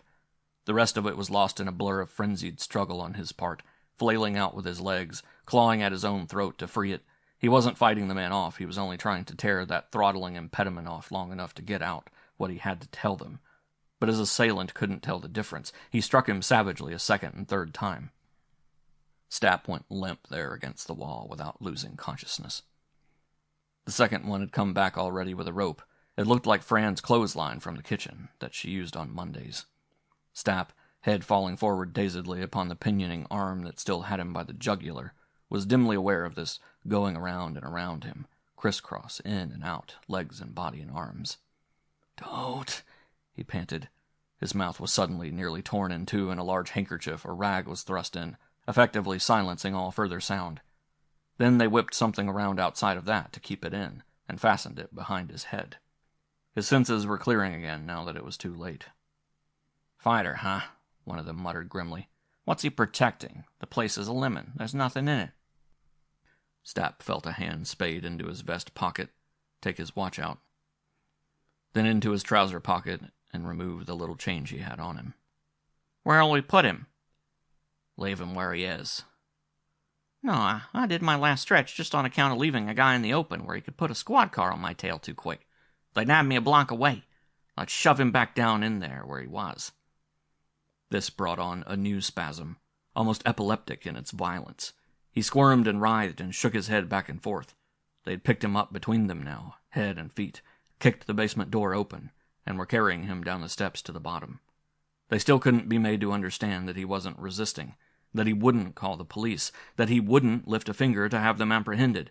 If only they'd let him get out of here with them. "This is more like it," one said as they deposited him on the floor. "Whoever lives in the house with him won't find him so quick." Stapp started to roll his eyes back and forth on the floor like something demented, toward the clock, then toward them, toward the clock, toward them, but so fast that it finally lost all possible meaning, even if it would have had any for them in the first place. And it wouldn't have, of course. They still thought he was trying to free himself in unconquerable opposition. "Look at that," one of them jeered. "Did you ever see anyone like him in your life?" He backed his arm threateningly at the wriggling form, I'll give you one that'll hold you for good if you don't cut it out. Tie him up to that pipe over there in the corner, his companion suggested, or he'll wear himself out, rolling all over the place. They dragged him backwards along the floor and lashed him in a sitting position, legs out before him, with an added length of rope that had been coiled in the basement. Then they brushed their hands ostentatiously and started up the basement stairs, one behind the other, breathing hard from the struggle they'd had with him. "Pick up what we got and let's blow," one muttered. "We'll have to pull another one tonight, and this time you let me do the picking." "It looked like the berries," his mate alibied. "No one home and standing way off by itself like it is?" A peculiar sound, like the low simmering of a tea kettle, or the mewing of a newborn kitten left out in the rain to die, came percolating thinly through the gap in Stapp's mouth. His vocal cords were strained to bursting with the effort it was costing him to make even that slight sound. His eyes were round and staring, fastened on them in horror and imploring. They saw the look as they went on up, but couldn't read it. It might have been just the physical effort of trying to burst his bonds. It might have been the rage and threatened retribution, for all they knew.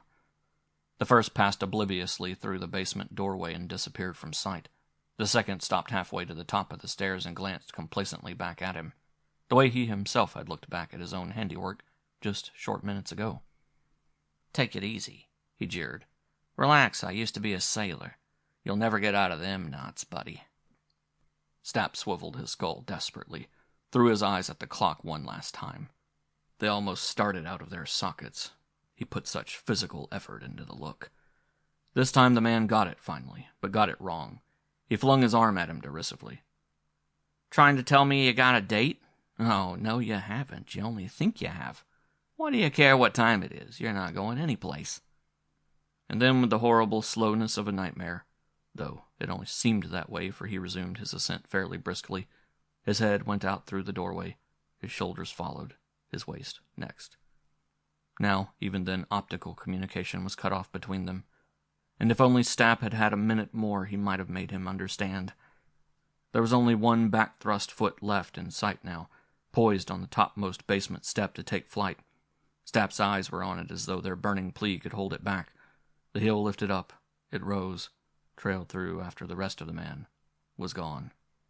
Stapp heaved himself so violently as if to go after it by sheer willpower, that for a moment his whole body was a distended bow, clear of the floor from shoulders to heels. Then he fell flat again with a muffled thud, and a little dust came out from under him, and a half-dozen little separate skeins of sweat started down his face at one time, crossing and intercrossing as they coursed. The basement door ebbed back into its frame, and the latch dropped into its socket with a minor click that to him was like the crack of doom. In the silence now, above the surge of his own tidal breathing that came and went like surf upon a shoreline, was the counterpoint of the clock. Tick-tick, tick-tick, tick-tick, tick-tick. For a moment or two longer he drew what consolation he could from the knowledge of their continued presence above him. An occasional stealthy footfall here and there, never more than two in succession, for they moved with marvelous dexterity. They must have had a lot of practice in breaking and entering. They were very cautious walkers from long habit, even when there was no further need for it. A single remark filtered through from somewhere near the back door. "All set? Let's take it this way." The creak of a hinge, and then the horrid finality of a door closing after them. The back door, which Fran may have forgotten to lock and by which they had presumably entered in the first place. And then they were gone. And with them went his only link with the outside world. They were the only two people in the whole city who knew where he was at this moment. No one else. Not a living soul knew where to find him, nor what would happen to him if he wasn't found and gotten out of here by 3 o'clock. It was 25 to 2 now. His discovery of their presence, the fight, their trussing him up with the rope, and their final unhurried departure had all taken place within 15 minutes. It went tick-tick, tick-tick, tick-tick, tick-tick. So rhythmically, so remorselessly, so fast. An hour and 25 minutes left. 85 minutes left. How long that could seem if you were waiting for someone on a corner, under an umbrella, in the rain, like he had once waited for Fran outside the office where she worked before they were married, only to find that she had been taken ill and gone home early that day. How long that could seem if you were stretched out on a hospital bed with knife pains in your head, and nothing to look at but white walls until they brought your next tray, as he had that time of the concussion. How long that could seem when you'd finished the paper and one of the tubes had burned out in the radio, and it was too early to go to bed yet. How short, how fleeting, how instantaneous that could seem when it was all the time there was left for you to live, and you were going to die at the end of it. No clock had ever gone this fast. Of all the hundreds that he had looked at and set right, this was a demon clock. Its quarter hours were minutes, and its minutes seconds. Its lesser hand didn't even pause at all on those notches the way it should have, passed on from one to the next in perpetual motion. It was cheating him. It wasn't keeping the right time. Somebody slow it down, at least if nothing else. It was twirling like a pinwheel, that secondary hand. Tick-tock, tick-tock, tick-tock. He broke it up into, here I go, here I go, here I go. There was a long period of silence that seemed to go on forever after the two of them had left. The clock told him it was only 21 minutes. Then at 4 to 2, a door opened above without warning. Oh, blessed sound! Oh, lovely sound! The front door this time, over above that side of the basement. And high-heeled shoes clacked over his head like castanets. "Fran!" he shouted. "Fran!" he yelled. "Fran!" he screamed. But all that got past the gag was a low whimper that didn't even reach across the basement. His face was dark with the effort it cost him, and a cord stood out at each side of his palpitating neck like a splint. The tap-tap-tap went into the kitchen, stopped a minute. She was putting down her parcels. She didn't have things delivered because then you were expected to tip the errand boy 10 cents. Came back again. If only there was something he could kick at with his interlocked feet. Make a clatter with. The cellar flooring was bare from wall to wall. He tried hoisting his lashed legs clear of the floor and pounding them down again with all his might.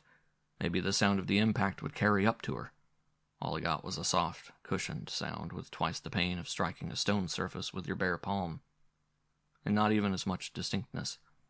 His shoes were rubber-heeled, and he could not tilt them up and around far enough to bring them down on the leather part above the lifts. An electrical discharge of pain shot up the backs of his legs, coursed up his spine, and exploded at the back of his head like a brilliant rocket. Meanwhile, her steps had halted about where the hall closet was. She must be hanging up her coat. Then went on toward the stairs that led to the upper floor, faded out upon them, going up. She was out of earshot now temporarily, but she was in the house with him at least. That awful aloneness was gone. He felt such gratitude for her nearness. He felt such love and need for her. He wondered how he could have ever thought of doing away with her, only 1 short hour ago. He saw now that he must have been insane to contemplate such a thing. Well, if he had been, he was sane now. He was rational now. This ordeal had brought him to his senses. Only release him, only rescue him from his jeopardy, and he'd never again. 5 after. She had been back 9 minutes now. There, it was 10. At first slowly, then faster and faster. Terror, which had momentarily been quelled by her return, began to fasten upon him again. Why did she stay up there on the second floor like that? Why didn't she come down here to the basement to look for something? Wasn't there anything down here that she might suddenly be in need of? He looked around, and there wasn't. There wasn't a possible thing that might bring her down here. They kept their basement so clean, so empty. Why wasn't it piled up with all sorts of junk like other people's? That might have saved him now. She might intend to stay up there all afternoon. She might lie down and take a nap. She might shampoo her hair. She might do over an old dress. Any one of those trivial, harmless occupations of a woman during her husband's absence prove so fatal now. She might count on staying up there until it was time to begin getting his supper ready. And if she did, no supper, no she, no he. Then a measure of relief came again. The man whom he had intended destroying along with her. He would save him. He would be the means of his salvation. He came other days, didn't he? In the afternoon, while Stapp was away. Then, oh God, let him come today. Make this one of the days they had a rendezvous. And yet, maybe it just wasn't. For if he came, that would bring her down to the lower floor, if only to admit him. and how infinitely greater his chances would be with 2 pairs of ears in the house to overhear some wisp of sound he might make than with just one. And so he found himself in the anomalous position of a husband praying, pleading with every ounce of fervency he could muster for the arrival, the materialization of a rival whose existence he had only suspected until now, never been positive of. 2:11. 49 minutes left. Less than the time it took to sit through the A part of a picture show. Less than the time it took to get a haircut if you had to wait your turn. Less than the time it took to sit through a Sunday meal, or listen to an hour program on the radio, or ride on the bus from here to the beach for a dip. Less than all of those things to live. No, he had been meant to live 30 more years, 40. What had become of those years, those months, those weeks? No, not just minutes left. It wasn't fair. "Fran!" he shrieked. "Fran, come down here! Can't you hear me?" The gag drank it up like a sponge. The phone trilled out suddenly in the lower hallway midway between him and her. He had never heard such a beautiful sound before. "Thank God," he sobbed, and a tear stood out in each eye. That must be the man now. That would bring her down. Then fear again. Suppose it was only to tell her that he wasn't coming. Or, worse still, suppose it was to ask her instead to come out and meet him somewhere else. Leave him alone down here once again, with this horror ticking away opposite him.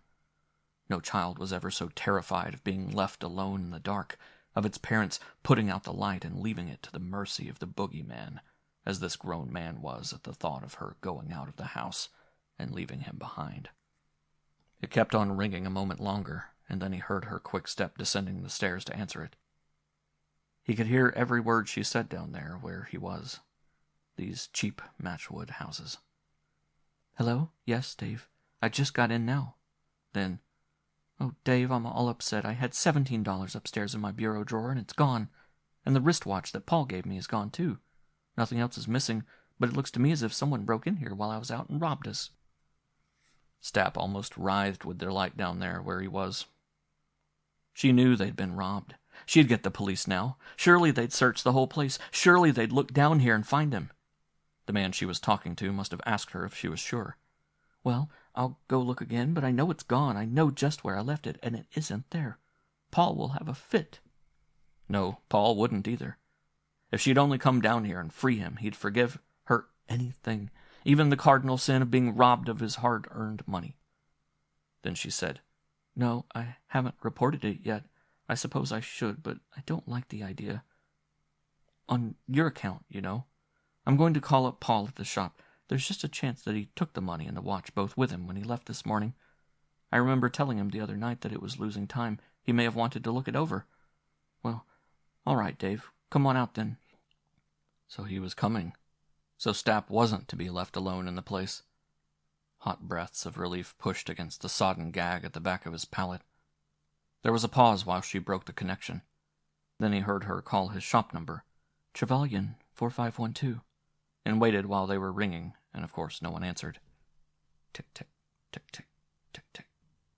The operator must have told her finally that they couldn't get the number. "Well, keep ringing," he heard her say. "It's my husband's store. He's always there at this hour."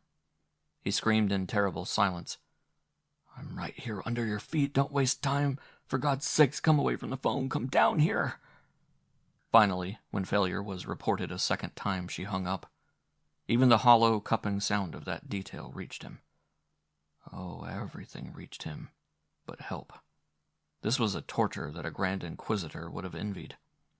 He heard her steps move away from where the phone was. Wouldn't she guess by his absence from where he was supposed to be that something was wrong? Wouldn't she come down here now and look? Oh, where was this woman's intuition they spoke about? No, how could she be expected to? What connection could the basement of their house possibly have in her mind with the fact that he wasn't in his shop?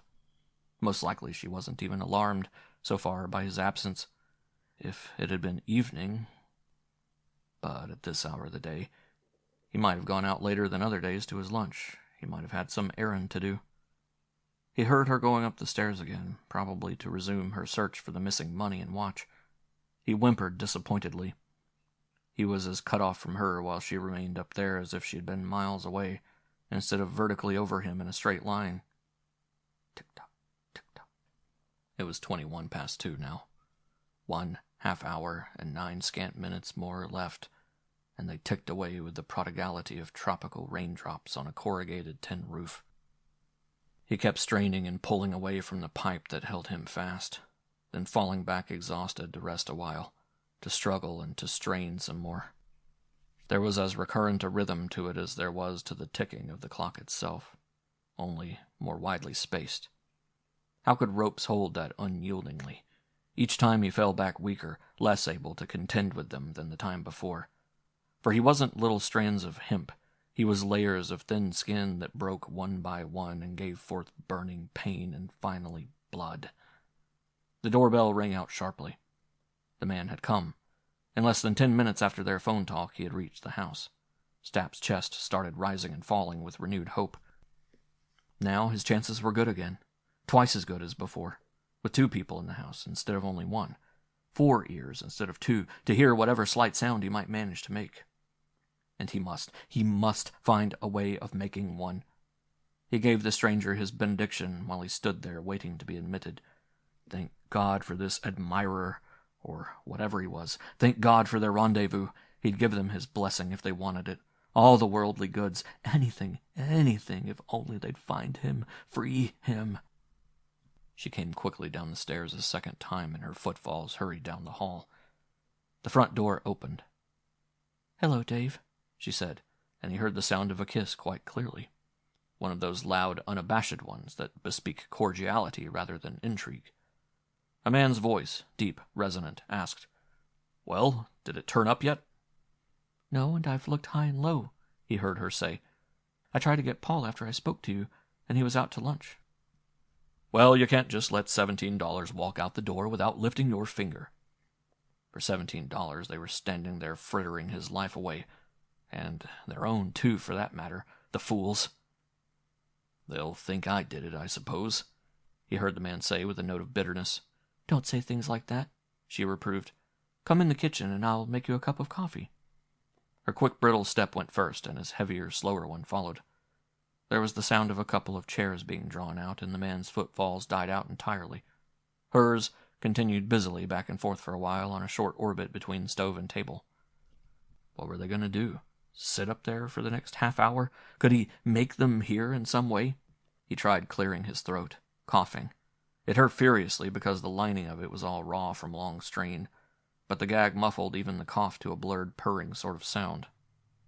26 to 3. Only minutes left now. Minutes. Not even a full half hour anymore. Her footsteps stopped finally, and one chair shifted slightly as she joined him at the table. There was linoleum around the stove and sink that deadened sounds, but the middle part of the room where the table stood was ordinary pine board flooring. It let things through with crystalline accuracy. He heard her say, "Don't you think we ought to tell Paul about us?" The man didn't answer for a moment. Maybe he was spooning sugar or thinking about what she had said. Finally, he asked, "What kind of a guy is he?" "Paul's not narrow-minded," she said. "He's very fair and broad." Even in his agony, Stapp was dimly aware of one thing. That didn't sound a bit like her. Not her speaking well of him, but that she could calmly, detachedly contemplate broaching such a topic to him. She had always seemed so proper and slightly prudish. This argued a sophistication that he hadn't known she'd had. The man was evidently dubious about taking Paul into their confidence. At least he had nothing further to say. She went on as though trying to convince him. "You have nothing to be afraid of on Paul's account, Dave. I know him too well, and don't you see we can't keep on like this. It's better to go to him ourselves and tell him about you than wait until he finds out. He's liable to think something else entirely and keep it to himself, brood, hold it against me unless we explain. I know that he didn't believe me that night when I helped you find a furnished room and told him I'd been to a movie, and I'm so nervous and upset each time he comes home in the evening. It's a wonder he hasn't noticed it before now. Why, I feel as guilty as if I were one of these disloyal wives or something." She laughed embarrassedly as if apologizing to him for even bringing such a comparison up. What did she mean by that? Didn't you ever tell him about me at all? You mean in the beginning? Oh, I told him you'd been in 1 or 2 scrapes, but like a little fool I let him think I'd lost track of you. Didn't know where you were anymore. Why, that was her brother she had said that about. The man sitting up there with her confirmed it right as the thought burst in his mind. I know it's tough on you, sis. You're happily married and all that. I've got no right to come around and gum things up for you. No one's proud of a jailbird, an escaped convict for a brother. David, he heard her say, and even through the flooring there was such a ring of earnestness in her voice, Stapp could almost visualize her reaching across the table and putting her hand reassuringly on his. There isn't anything I wouldn't do for you, and you should know that by now.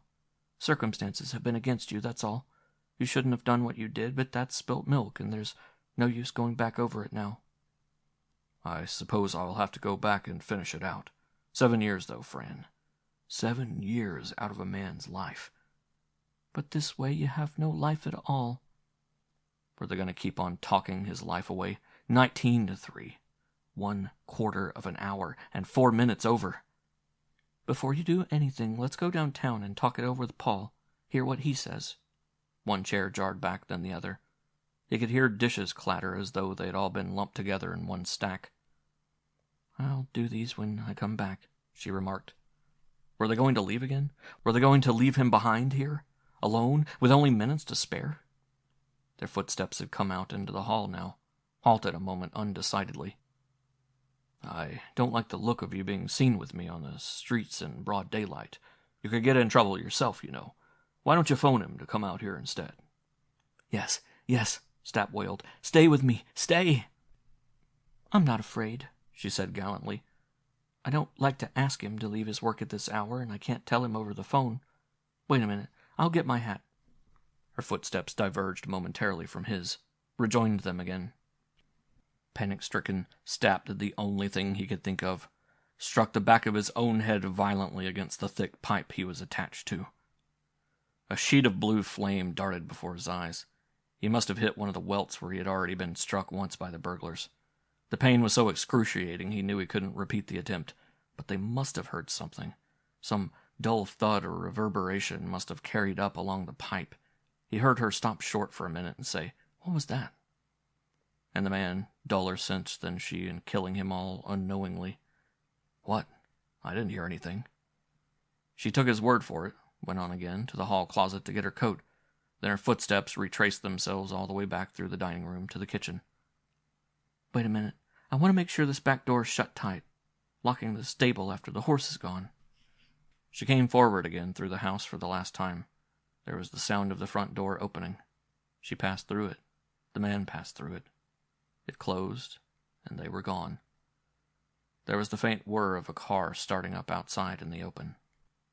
And now he was left alone with his self-fashioned doom a second time. And the first seemed a paradise in retrospect compared to this. For then he had a full hour to spare. He had been rich in time, and now he only had 15 minutes. One miserly quarter hour. There wasn't any use struggling anymore.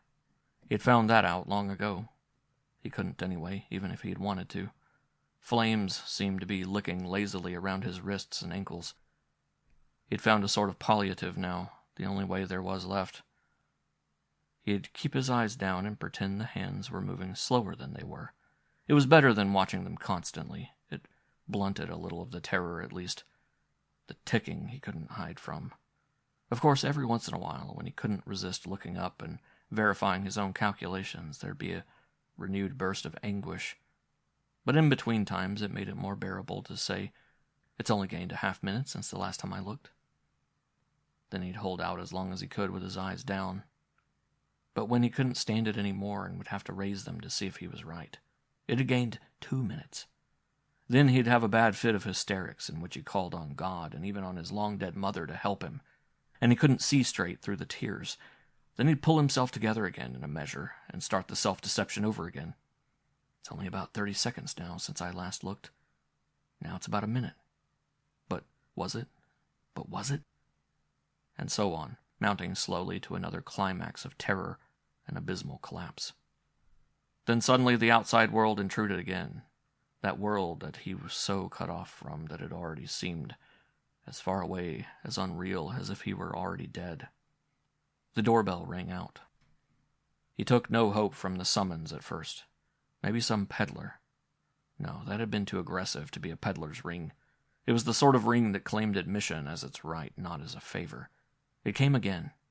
Whoever was ringing was irately impatient at being kept waiting. A third ring was given the bell, this time a veritable blast that kept on for nearly half a minute. The party must have kept his finger pressed to the bell button the whole time. Then, as the peal finally stopped, a voice called out forcefully, "Anybody home in there? Gas company." And suddenly Stapp was quivering all over, almost whinnying in his anxiety. This was the one call, the one incident in all the day's domestic routine from earliest morning until latest night that could have possibly brought anyone down into the basement. The meter was up there on the wall, beside the stairs, staring him in the face. And her brother had had to take her out of the house at just this particular time. There was no one to let the man in.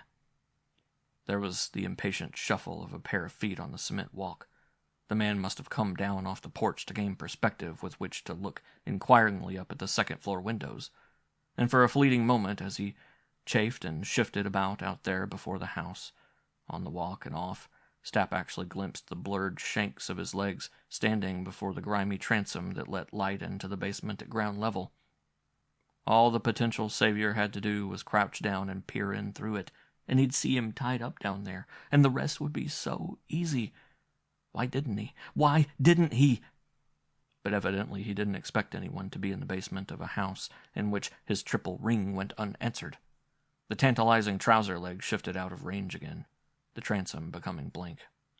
A little saliva filtered through the mass of rag in Stapp's distended mouth, trickled across his silently vibrating lower lip.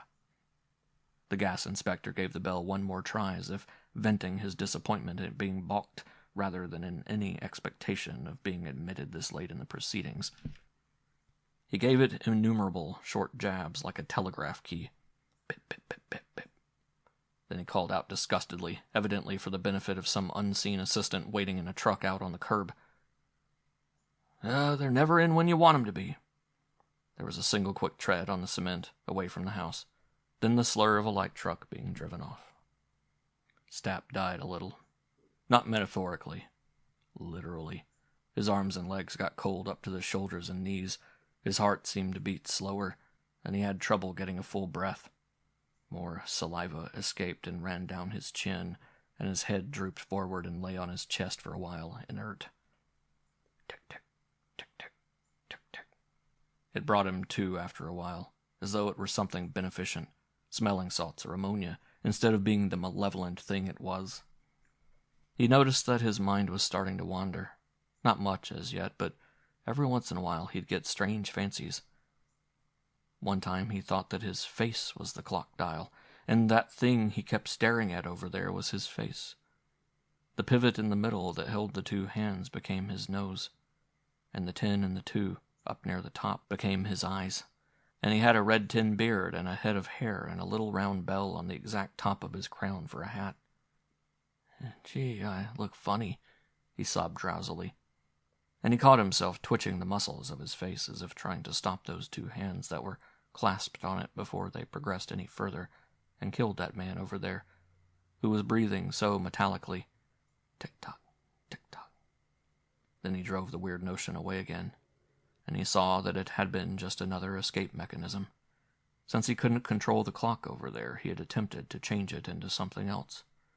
Another vagary was that this ordeal had been brought on him as punishment for what he had intended doing to Fran, that he was being held fast there, not by the inanimate ropes, but by some active, punitive agency, and that if he exhibited remorse, pledged contrition to a proper degree, he could automatically effect his release at its hands.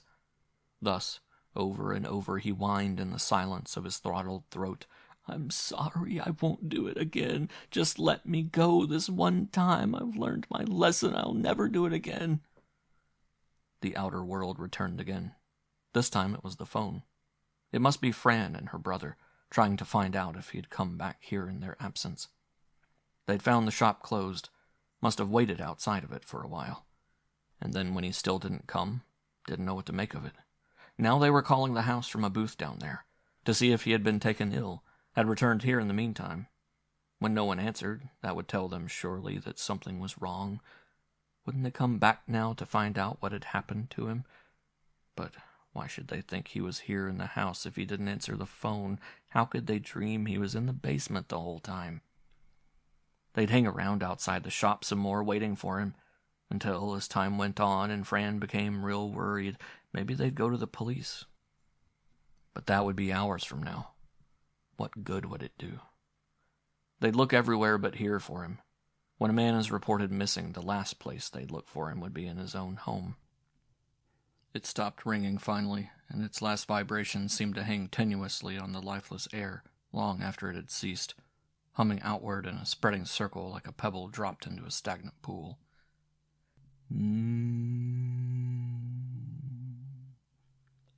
Until it was gone and silence came rolling back in its wake. She would be outside the pay booth, or wherever it was she had called from by this time, rejoining her brother where he had waited, reporting, "He's not out at the house either," adding the mild, still unworried comment, "Isn't that strange? Where on earth can he have gone?" Then they'd go back and wait outside the locked shop, at ease, secure, unendangered. She'd tap her foot occasionally in slight impatience, look up and down the street while they chatted. And now they would be two of those casuals who would stop short and say to one another at 3 o'clock, "What was that?" And Fran might add, "It sounded as though it came from out our way." That would be the sum total of their comment on his passing. Tick-tock, tick-tock, tick-tock. 9 minutes to 3. Oh, what a lovely number was 9. Let it be 9 forever, not 8 or 7. 9 for all eternity. Make time stand still, that he might breathe, though all the world around him stagnated, rotted away. But no, it was already 8. The hand had bridged the white gap between the 2 black notches. Oh, what a precious number was 8, so rounded, so symmetrical. Let it be 8 forever. A woman's voice called out in sharp reprimand somewhere outside in the open. "Be careful what you're doing, Bobby. You'll break a window." She was some distance away, but the ringing, dictatorial tones carried clearly. Stapp saw the blurred shape of a ball strike the basement transom. He was looking up at it, for her voice had come in to him through there. It must have been just a tennis ball, but for an instant it was outlined black against the soiled pane like a small cannonball. It seemed to hang there suspended, to adhere to the glass. Then it dropped back to the ground. If it had been ordinary glass, it might have broken it, but the wire mesh had prevented that. The child came close up against the transom to get its ball back. It was such a small child that Stapp could see its entire body within the height of the pane. Only the head was cut off. It bent over to pick up the ball, and then its head came into range too. It had short golden ringlets all over it. Its profile was turned toward him, looking down at the ball. It was the first human face he had seen since he had been left where he was. It looked like an angel. But an inattentive, unconcerned angel. It saw something else while it still bent forward close to the ground. A stone or something that attracted it, and picked that up too and looked at it, still crouched over, then finally threw it recklessly away over its shoulder, whatever it was. The woman's voice was nearer at hand now. She must be strolling along the sidewalk directly in front of the house. "Bobby, stop throwing things like that. You'll hit somebody." If it would only turn its head over this way, it could look right in. It could see him. The glass wasn't too smeary for that. He started to weave his head violently from side to side, hoping the flurry of motion would attract it, catch its eye. It may have, or its own natural curiosity may have prompted it to look in without that. Suddenly it had turned its head and was looking directly in through the transom. Blankly at first. He could tell by the vacant expression of its eyes. Faster and faster he swiveled his head. It raised the heel of one chubby fumbling hand and scoured a little clear spot to squint through. Now it could see him. Now, surely. It still didn't for a second. It must be much darker in here than outside, and the light was behind it. The woman's voice came in sharp reproof. "Bobby, what are you doing there?" And then suddenly it saw him. The pupils of its eyes shifted over a little, came to rest directly on him. Interest replaced blankness. Nothing is strange to children, not a man tied up in a cellar any more than anything else. Yet everything is. Everything creates wonder, calls for comment, demands explanation. Wouldn't it say anything to her? Couldn't it talk? It must be old enough to. She, its mother, was talking to it incessantly. Bobby, come away from there. Mommy, look, it said gleefully. Stapp couldn't see it clearly anymore. He was shaking his head so fast he was dizzy, like you are when you've gotten off a carousel. The transom and the child it framed kept swinging about him in a half circle, first too far over on one side, then too far over on the other. But wouldn't it understand? Wouldn't it understand that weaving of the head meant he wanted to be free? Even if ropes about the wrists and ankles had no meaning to it, if it couldn't tell what a bandage around the mouth was, it must know that when anyone writhed like that, they wanted to be let loose. Oh, God, if it had only been 2 years older, 3 at the most. A child of 8 these days would have understood and given warning. Bobby, are you coming? I'm waiting. If he could only hold its attention, keep it rooted there long enough in disobedience to her. Surely she'd come over and get it, see him herself as she irritably sought to ascertain the reason for its fascination. He rolled his eyes at it in desperate comicality, winked them, blinked them, crossed them. An elfin grin peered out on its face at this last. Already it found humor in a physical defect, or the assumption of one, young as it was. An adult hand suddenly darted downward from the upper right-hand corner of the transom, caught its wrist, bore its arm upwards out of sight. Mommy, look, it said again and pointed with its other hand. Funny man, tied up. The adult voice, reasonable, logical, dispassionate, inattentive to a child's fibs and fancies, answered, Why, that wouldn't look nice. Mommy can't peer into other people's houses like you can. The child was tugged erect at the end of its arm. Its head disappeared above the transom. Its body was pivoted around away from him. He could see the hollows at the back of its knees for an instant longer. Then its outline on the glass blurred in withdrawal. It was gone. Only the little clear spot it had scoured remained to mock him in his crucifixion. The will to live is an unconquerable thing. He was more dead than alive now, yet presently he started to crawl back again out of the depths of his despair. A slower, longer crawl each time, like that of some indefatigable insect, buried repeatedly in sand, that each time manages to burrow its way out. He rolled his head away from the window back toward the clock finally. He hadn't been able to spare a look at it during the whole time the child was in sight. And now, to his horror, it stood at 3 to 3. There was a final blotting out of the burrowing insect that was his hopes, as if by a cruel idler lounging on a beach. He couldn't feel any more, terror or hope or anything else. A sort of numbness had set in, with a core of gleaming awareness remaining that was his mind. That would be all that the detonation would be able to blot out by the time it came. It was like having a tooth extracted with the aid of Novocaine. There remained of him now only this single pulsing nerve of premonition. All the tissue around it was frozen, so protracted, foreknowledge of death was in itself its own anesthetic. Now it would be too late even to attempt to free him first before stopping the thing. Just in time enough, if someone came down those stairs this very minute, sharp-edged knife with which to sever his bonds already in hand, for him to throw himself over towards it, reverse it. And now it was too late even for that. Too late for anything but to die. He was making animal noises deep in his throat as the minute hand slowly blended with the notch of 12. Guttural sounds like a dog worrying a bone, though the gag prevented their emerging in full volume. He puckered the flesh around his eyes apprehensively, creased them into slits as though the closing of his eyes could ward off, lessen the terrific force of what was to come. Something deep within him, what it was he had no leisure nor skill to recognize, seemed to retreat down long dim corridors away from the doom that impended. He hadn't known he had those convenient corridors of evasion in him, with their protective turns and angles by which to put distance between himself and menace. Oh, clever architect of the mind! Oh, merciful blueprints that made such emergency exits available! Toward them, this something that was he and yet not he rushed. Toward sanctuary, security, toward waiting brightness, sunshine, laughter.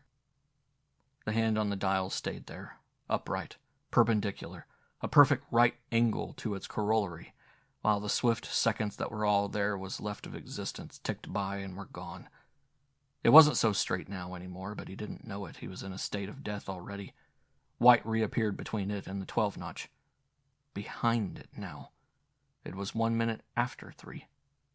He was shaking all over from head to foot. Not with fear, with laughter. It broke into sound as they plucked the dampened, bloodied gag out as though they were drawing the laughter out after it by suction or osmosis. "No, don't take those ropes off him yet," the man in the white coat warned the policeman sharply.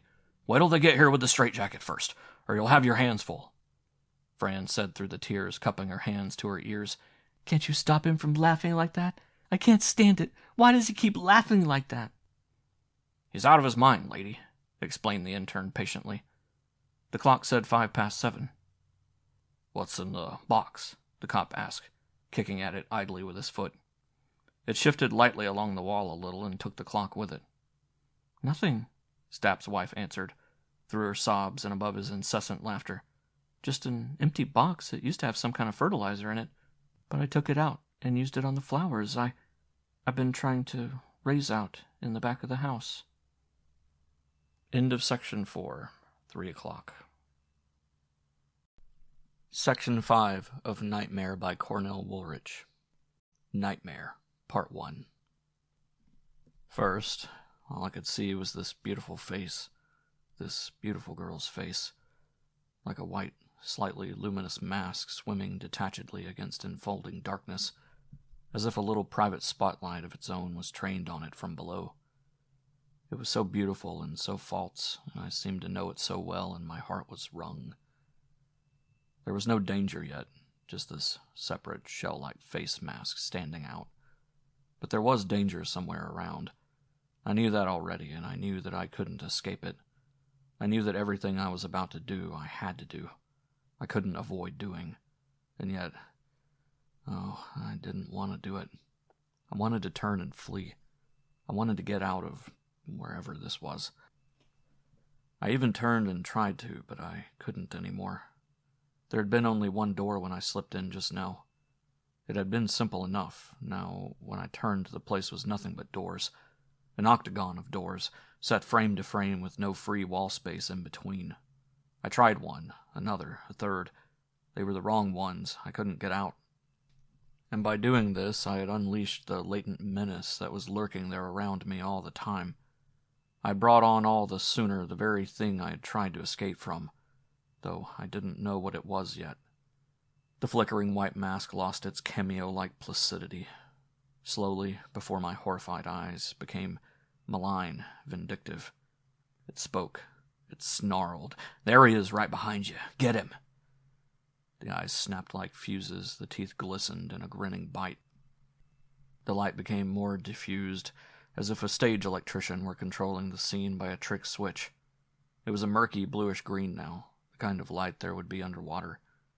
And in it, danger, my doom, slowly reared its head with typical underwater movements too, sluggish and held back with a terrible inevitability about them.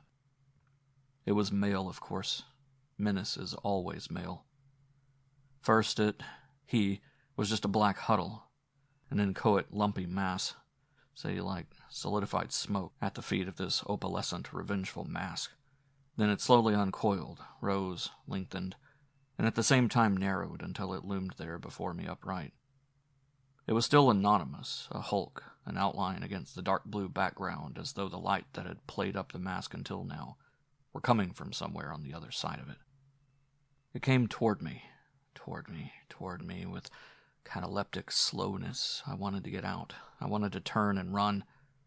In the half-minute that was all there was left now, I couldn't move. I couldn't lift a foot. It was as though I was set into a concrete block. I just wavered back and forth on a rigid base.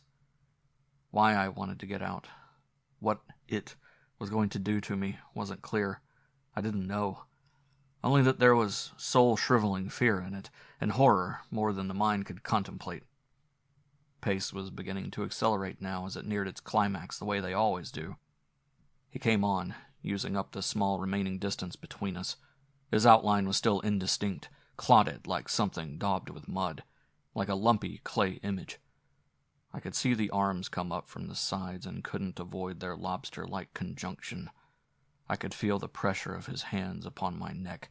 He held it at the sides rather than in front, as if trying to break it rather than strangle me. The gouge of his thumbs in particular was excruciating, digging into the straining cords right under the ears, pressing into the tender slack of flesh right beside and under the jawbone. I went down in a sort of spiral, around and around, following my head and neck around as he sought to wrench them out of true with my spinal column. I had to keep it from snapping. I clawed at the merciless hands, trying to pull them off. I pried one off at last, but it wrenched itself free of my restraint again, trailing a nail scratch on my forearm just across the knob of the wrist bone. Fire was in the slight laceration, even in the midst of the total extinction threatening me. The hand clamped itself back where it had been with the irresistibility of a suction cup.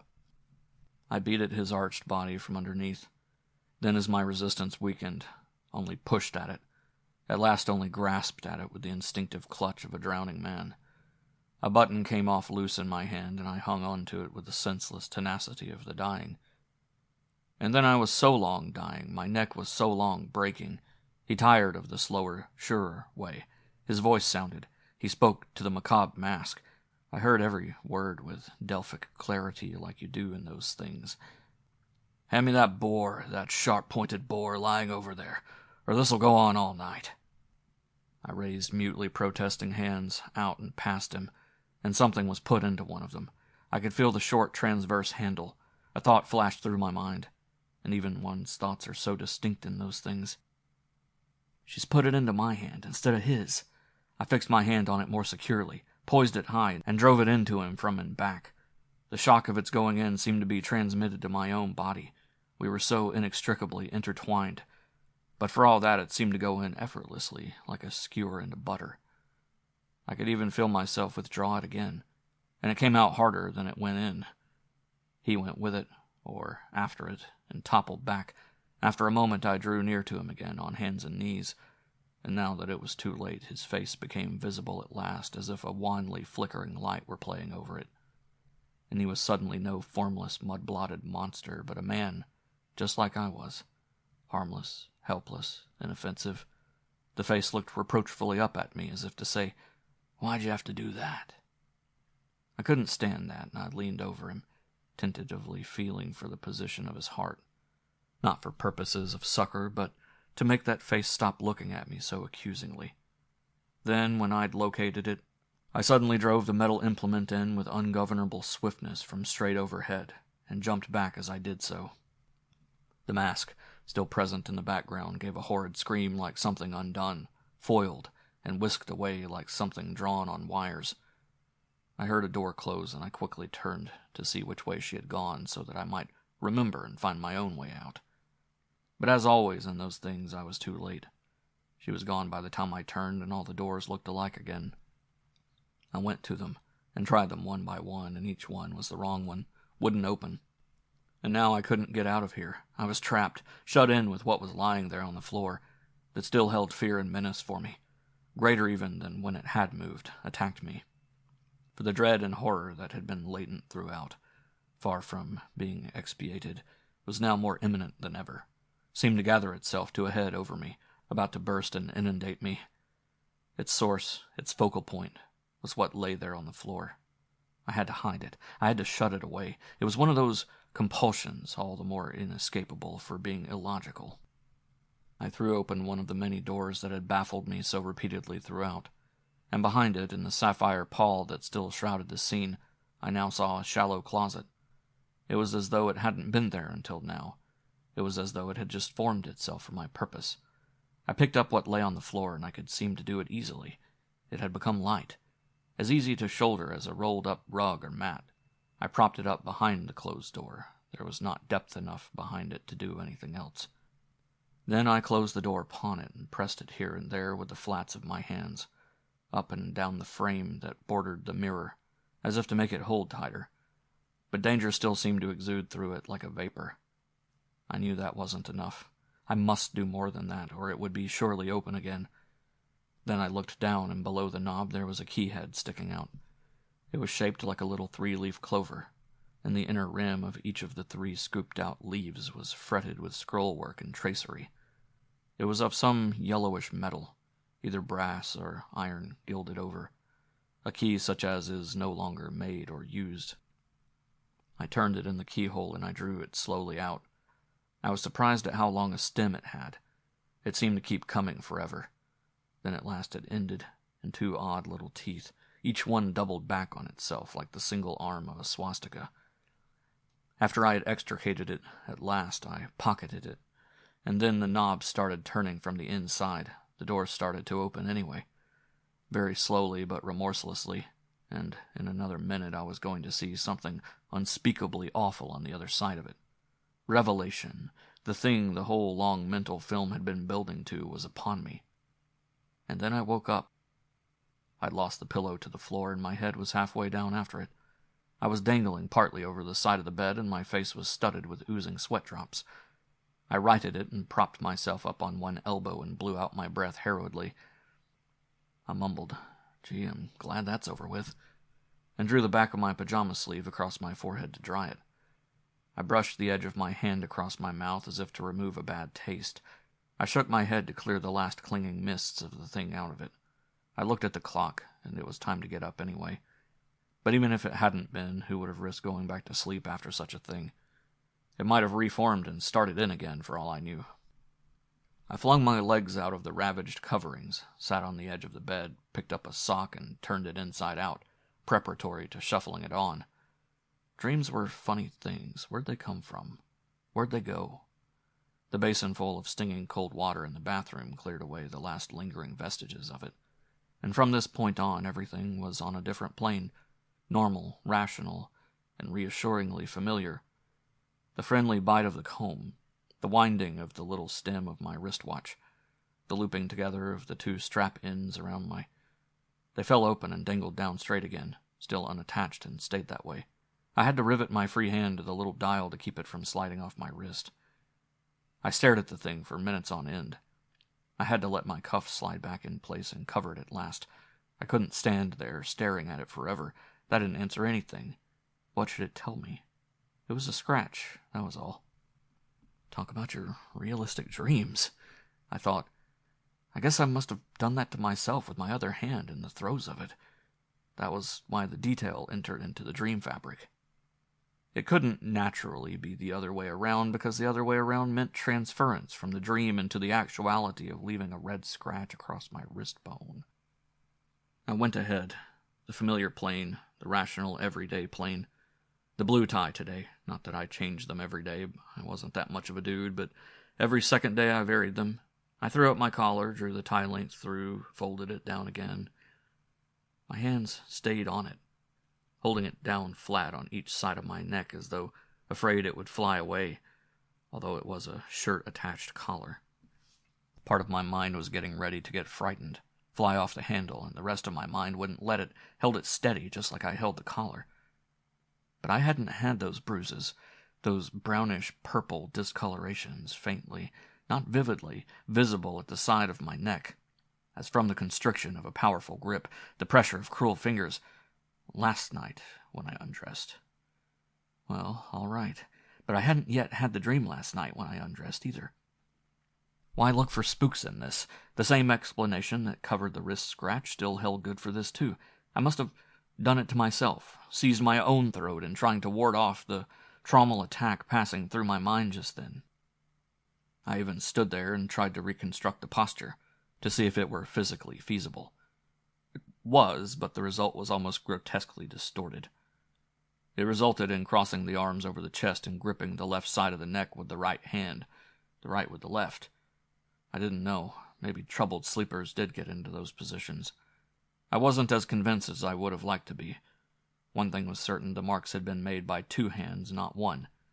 There were as many on one side as on the other, and the four fingers always go opposite to the thumb in a one-hand grip. But more disturbing than their visibility, there was pain in them. Soreness when I prodded them with my own fingertips. Stiffness when I turned my neck acutely. It shouldn't have, but it seemed to weaken the theory of self-infliction. How was it I hadn't awakened myself, exerting that much pressure? To which the immediate and welcome corollary was,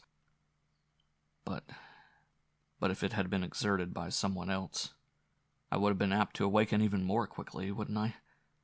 I forced myself back to the everyday plane again, buttoned the collar around the bruises, partly but not entirely concealing them. Knotted the tie, shrugged on vest and coat. I was about ready to go now. The last thing I did was what I always did last of all, one of those ineradicable little habits. I reached into my pocket to make sure I had enough change available for my meal and transportation, without having to stop and change a bill on the way. I brought out a palmful of it, and then I lost a good deal of it between my suddenly stiff, outspread fingers. Only 1 or 2 pieces stayed on, around the button, the large and central button. I let them roll. I didn't stoop to pick them up. I couldn't. My spine wouldn't have bent right then. It was a strange button. Somehow I knew that even before I compared it. I knew I was going to check it with every article of clothing I owned, but I already knew it wasn't from one of my own things. Something about the shape, the color, told me. My fingers had never twisted it through a buttonhole, or they would have remembered it. That may sound far-fetched, but buttons can become personalized to nearly as great an extent as neckties. And when I closed my hand over it, as I did now, it took up as much room inside my folded palm. It had the same feel as it had had a little while ago in that thing. It was the button from the dream. I threw open the closet door so fast and frightenedly it swung all the way around flush with the wall and rebounded off it and started slowly back again with the recoil. There wasn't anything hanging up in there that I didn't hold it against, even when there was no button missing, even where its size and type utterly precluded its having been attached. Vests and jackets, a cardigan, a raincoat, a lumber jacket, a topcoat, bathing trunks, a bathrobe, every stitch I owned. It wasn't from anything of mine. It didn't belong anywhere. This time I couldn't get back on the naturalistic plane. I was left dangling in midair. This time I couldn't say, I did it to myself in the throes of that thing. It came from somewhere. It had 4 center holes. It even had a wisp or 2 of black tailor's thread still entwined in them. It was solid, not a phantom. But rationality wouldn't give in, tried to rush into the breach, and I was on its side for all I was worth. No, I picked this up on the street, and I don't remember doing it. That simply wasn't so. I'd never picked up a stray button in my life. Or the last tailor I sent this suit out to left it in the pocket from someone else's clothing by mistake. But they always return dry-cleaning garments to you with the pocket linings inside out. I'd noticed that a dozen times. That was the best rationalization could do, and it was none too good.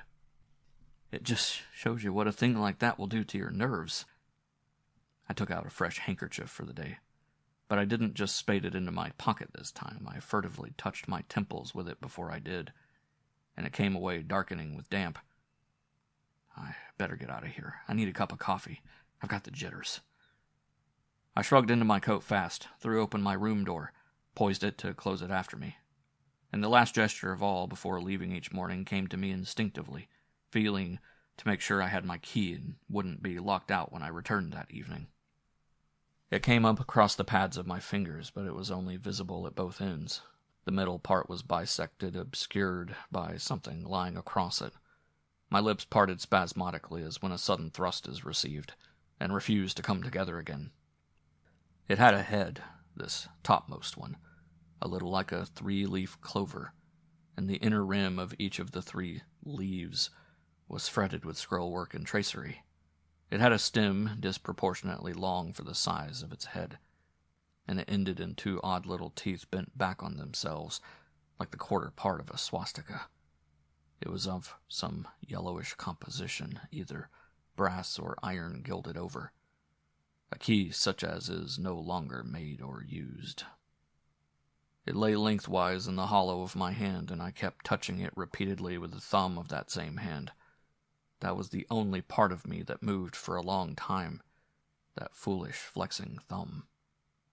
I didn't leave right then, for all my preparations.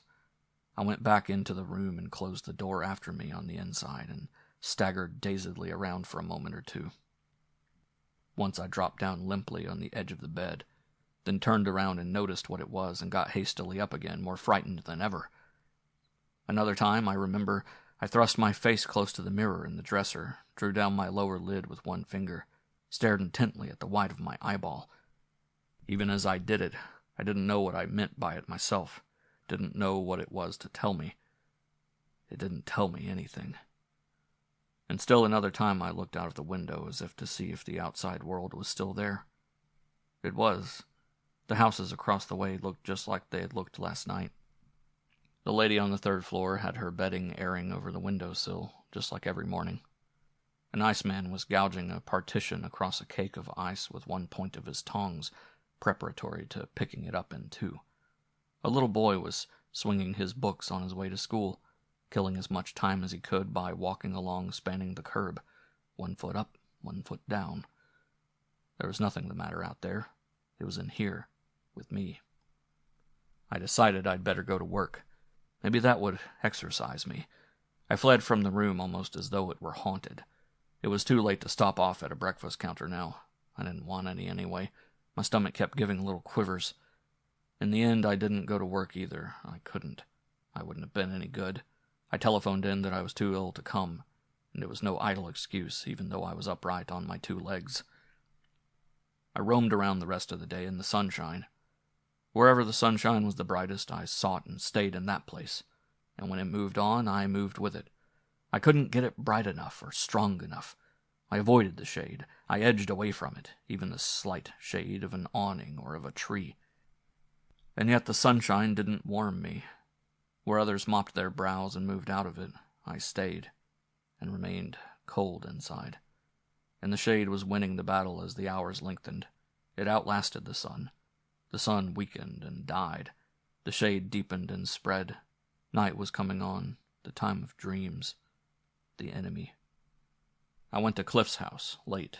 My mind had been made up to go there for hours past, but I went there late on purpose. The first time I got there, they were still at the table. I could see them through the front window. I walked around the block repeatedly until Lil had gotten up from the table and taken all the dishes with her, and Cliff had moved to another chair and was sitting there alone. I did all this so she wouldn't ask me to sit down at the table with them. I couldn't have stood it. I rang the bell, and she opened the door, dried her hands, and said heartily, "Hello, stranger. I was just saying to Cliff only tonight, it's about time you showed up around here." I wanted to detach him from her, but first I had to sit through about 10 minutes of her. She was my sister, but you don't tell women things like I wanted to tell him. I don't know why, but you don't. You tell them the things you have under control. The things that you're frightened of you tell other men if you tell anyone. Finally, she said, "I'll just finish up the dishes, and then I'll be back."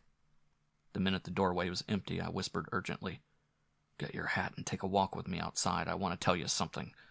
Alone." On our way out, he called into the kitchen. "Vince and I are going out to stretch our legs. We'll be back in a couple of minutes." She called back immediately and warningly, "Now, Cliff, only beer, if that's what you're going for." It put the idea in his head, if nothing else, but I said, "No, I want to be able to tell you this clearly. It's going to sound hazy enough as it is. Let's stay out in the open." We strolled slowly along the sidewalk. He was on his feet a lot, and it was no treat to him, I suppose, but he was a good-natured sort of fellow, didn't complain. He was a detective. I probably would have gone to him about it anyway, even if he hadn't been, but the fact that he was, of course, made it the inevitable thing to do. He had to prompt me because I didn't know where to begin. "So what's the grief, boyfriend?" "Cliff, last night I dreamed I killed a fellow. I don't know who he was or where it was supposed to be. His nail creased my wrist, his fingers bruised the sides of my neck, and a button came off him somewhere and got locked in my hand. And finally, after I'd done it, I locked the door of a closet I'd propped him up in, put the key away in my pocket. And when I woke up, well, look." We had stopped under a streetlight. I turned to face him. I drew back my cuff to show him. "Can you see it?" He said he could. I dragged down my collar with both hands, first on one side, then on the other. "Can you see them? Can you see the faint purplish marks there? They're turning a little black now." He said he could. And the button, the same shape and size and everything, was in my trouser pocket along with my change. It's on the dresser back in my own room now. If you want to come over, you can see it for yourself. And last of all, the key turned up on me, next to my own key in the pocket where I always keep it. I've got it right here. I'll show it to you. I've been carrying it around with me all day. It took me a little while to get it out. My hand was shaking so. It had shaken like that all day, every time I brought it near the thing to feel if it was still on me. And I had felt to see if it was still on me every 5 minutes on the minute. The lining caught around it and I had to free it, but finally I got it out. He took it from me and examined it, curiously but non-committally. "That's just the way it looked, and when I saw it when I was asleep," I quavered. "The same shape, the same color, the same design. It even weighs the same, and even—" He lowered his head a trifle, looked at me intently from under his brows, when he heard how my voice sounded. "You're all in pieces, aren't you?" he confirmed. He put his hand on my shoulder for a minute to steady it. "Don't take it that way. Don't let it get you." That didn't help. Sympathy wasn't what I wanted explanation. "Cliff, you've got to help me. You don't know what I've been through all day. I've been turned inside out." He weighed the key up and down. "Where'd you get this from, Vince? I mean, where'd you first get it from, before you dreamed about it?" I grabbed his one arm with both hands. "But don't you understand what I've just been telling you? I didn't have it before I dreamed about it. I never saw it before then. And then I wake up and it turns real." "And that goes for the button, too?" I quirked my head. "You're in bad shape over this, aren't you? Well, what is it that's really got you going? It's not the key and the button and scratch, is it? Are you afraid the dream really happened? Is that it?" By that, I could see that he hadn't understood until now, hadn't really gotten me. Naturally, it wasn't just the tokens carried over from the dream that had the life frightened out of me. It was the implication behind them. If it was just a key turned up in my pocket after I dreamed about it, why would I go to him? To hell with it. But if the key turned up real, then there was a mirrored closet door somewhere to go with it. And if there was a closet to match it, then there was a body crammed inside it. Also real. Real dead. A body that had scratched me and tried to wring my neck before I killed it. I tried to tell him that. I was too weak to shake him, but I went through the motions.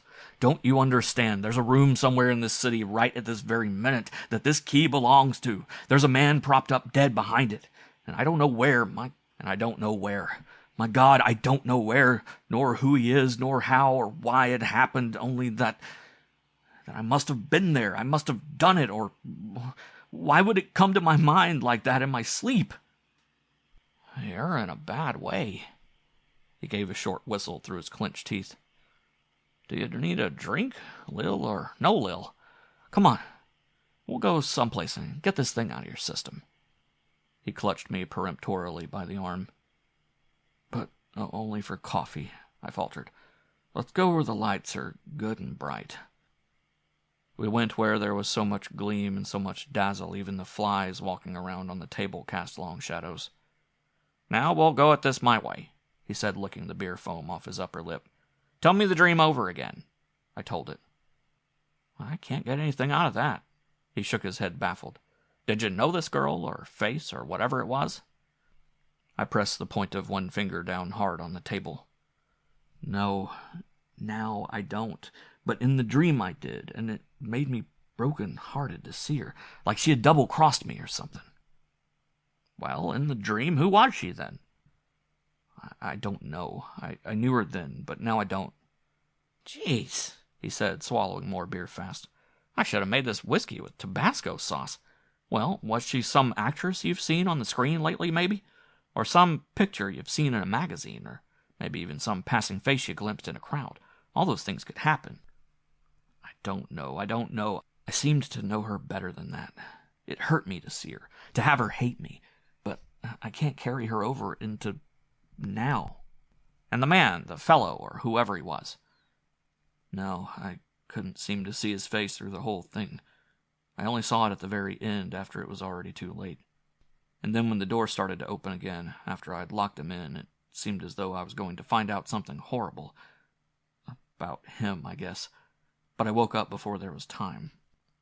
"And last of all, the place. You say nothing but doors all around you. Have you been in a place like that lately? Have you ever seen one? In a magazine illustration? In a story you read? In a movie?" No. "Well, then let's get away from the dream. Let's leave it alone." He flung his hand back and forth relievedly, as if clearing the air. "It was starting to get me myself. Now, what'd you do last night? before this whole thing came up? Nothing, just what I do every night. I left work at the usual time, had my meal at the usual place. Sure it wasn't a Welsh rarebit? I answered his smile, but not light-heartedly. A Welsh rarebit is not responsible for that key. A locksmith is. Drop it on the table and hear it clash. Bite it between your teeth and chip them. And I didn't have it when I went to bed last night. He leaned toward me. Now, listen, Vince, there's a very simple explanation for that key. There has to be. And whatever it is, it didn't come to you in a dream. Either you were walking along, you noticed that key, picked it up because of its peculiar... I semaphored both hands before my face. No, I tried to sell myself that this morning. It won't work. I have absolutely no recollection of ever having done that at any time. I'd remember the key itself, even if I didn't remember the incident of finding it. Are you sitting there trying to say you've never in your life forgotten a single object once you've seen it the first time? No, I said unwillingly. You'd better not, particularly a nondescript thing like a key. This isn't a nondescript key, it's a unique key, and I do say I never saw it before, never picked it up. It's a strange key to me. He spread his hands permissively. All right, it don't have to be that explanation. There's 1,001 other ways it could have gotten into your pocket without your knowledge. You might have hung the coat up under some shelf the key was lying on, and it dropped off, and the open pocket caught it. The pockets of my top coat have flaps. What'd it do, make a U-turn to get in under them? The flaps might have been left accidentally tucked in from the last time your hands were in your pockets. Or it may have fallen out of someone else's coat hung up next to yours in a cloakroom and been lying there on the floor, and somebody came along, thought it belonged in your coat, put it back in. I shoved my hands in and out of those pockets 12 times yesterday, and the day before, and the day before that. Where was it then? It wasn't in the pocket. But it was this morning, after I saw it clear as a photograph in my sleep during the night. Suppose it was in the pocket and your hand missed it. Yesterday and the day before and so on, until this morning? That would be physically possible, wouldn't it? I gave him a no on this. I had it right to. It came up over my own key. It was the top one of the two, when I got them both out this morning. So if it were already in there last night, how could I have gotten my own key out, as I did when I came home, without bringing it up too? And last night I didn't bring it up. He waved that point, maybe because I had him, maybe not. All right, have it your way. Let's say that it wasn't in your pocket last night. That still doesn't prove that the dream itself was real. No? I shrilled. It gives it a damn good foundation, in fact, as far as I'm concerned. Listen, Vince, there's no halfway business about these things. It's either one thing or the other. Either you dream a thing or you don't dream it. It really happens. You're 26 years old. You're not a kid. Don't worry. You'd know it and you'd remember it damn plainly afterwards if you ever came to grips with a guy and he had you by the throat, like in this dream, and you rammed something into his back. I don't take any stock in this stuff about people walking in their sleep and doing things without knowing it. They can walk a little ways off from their beds, maybe, but the minute anyone touches them or does something to stop them, they wake right up. They can't be manhandled and go right on sleeping through it. I couldn't have walked in my sleep anyway. It was drizzling when I went to bed last night. The streets were only starting to dry off when I first got up this morning.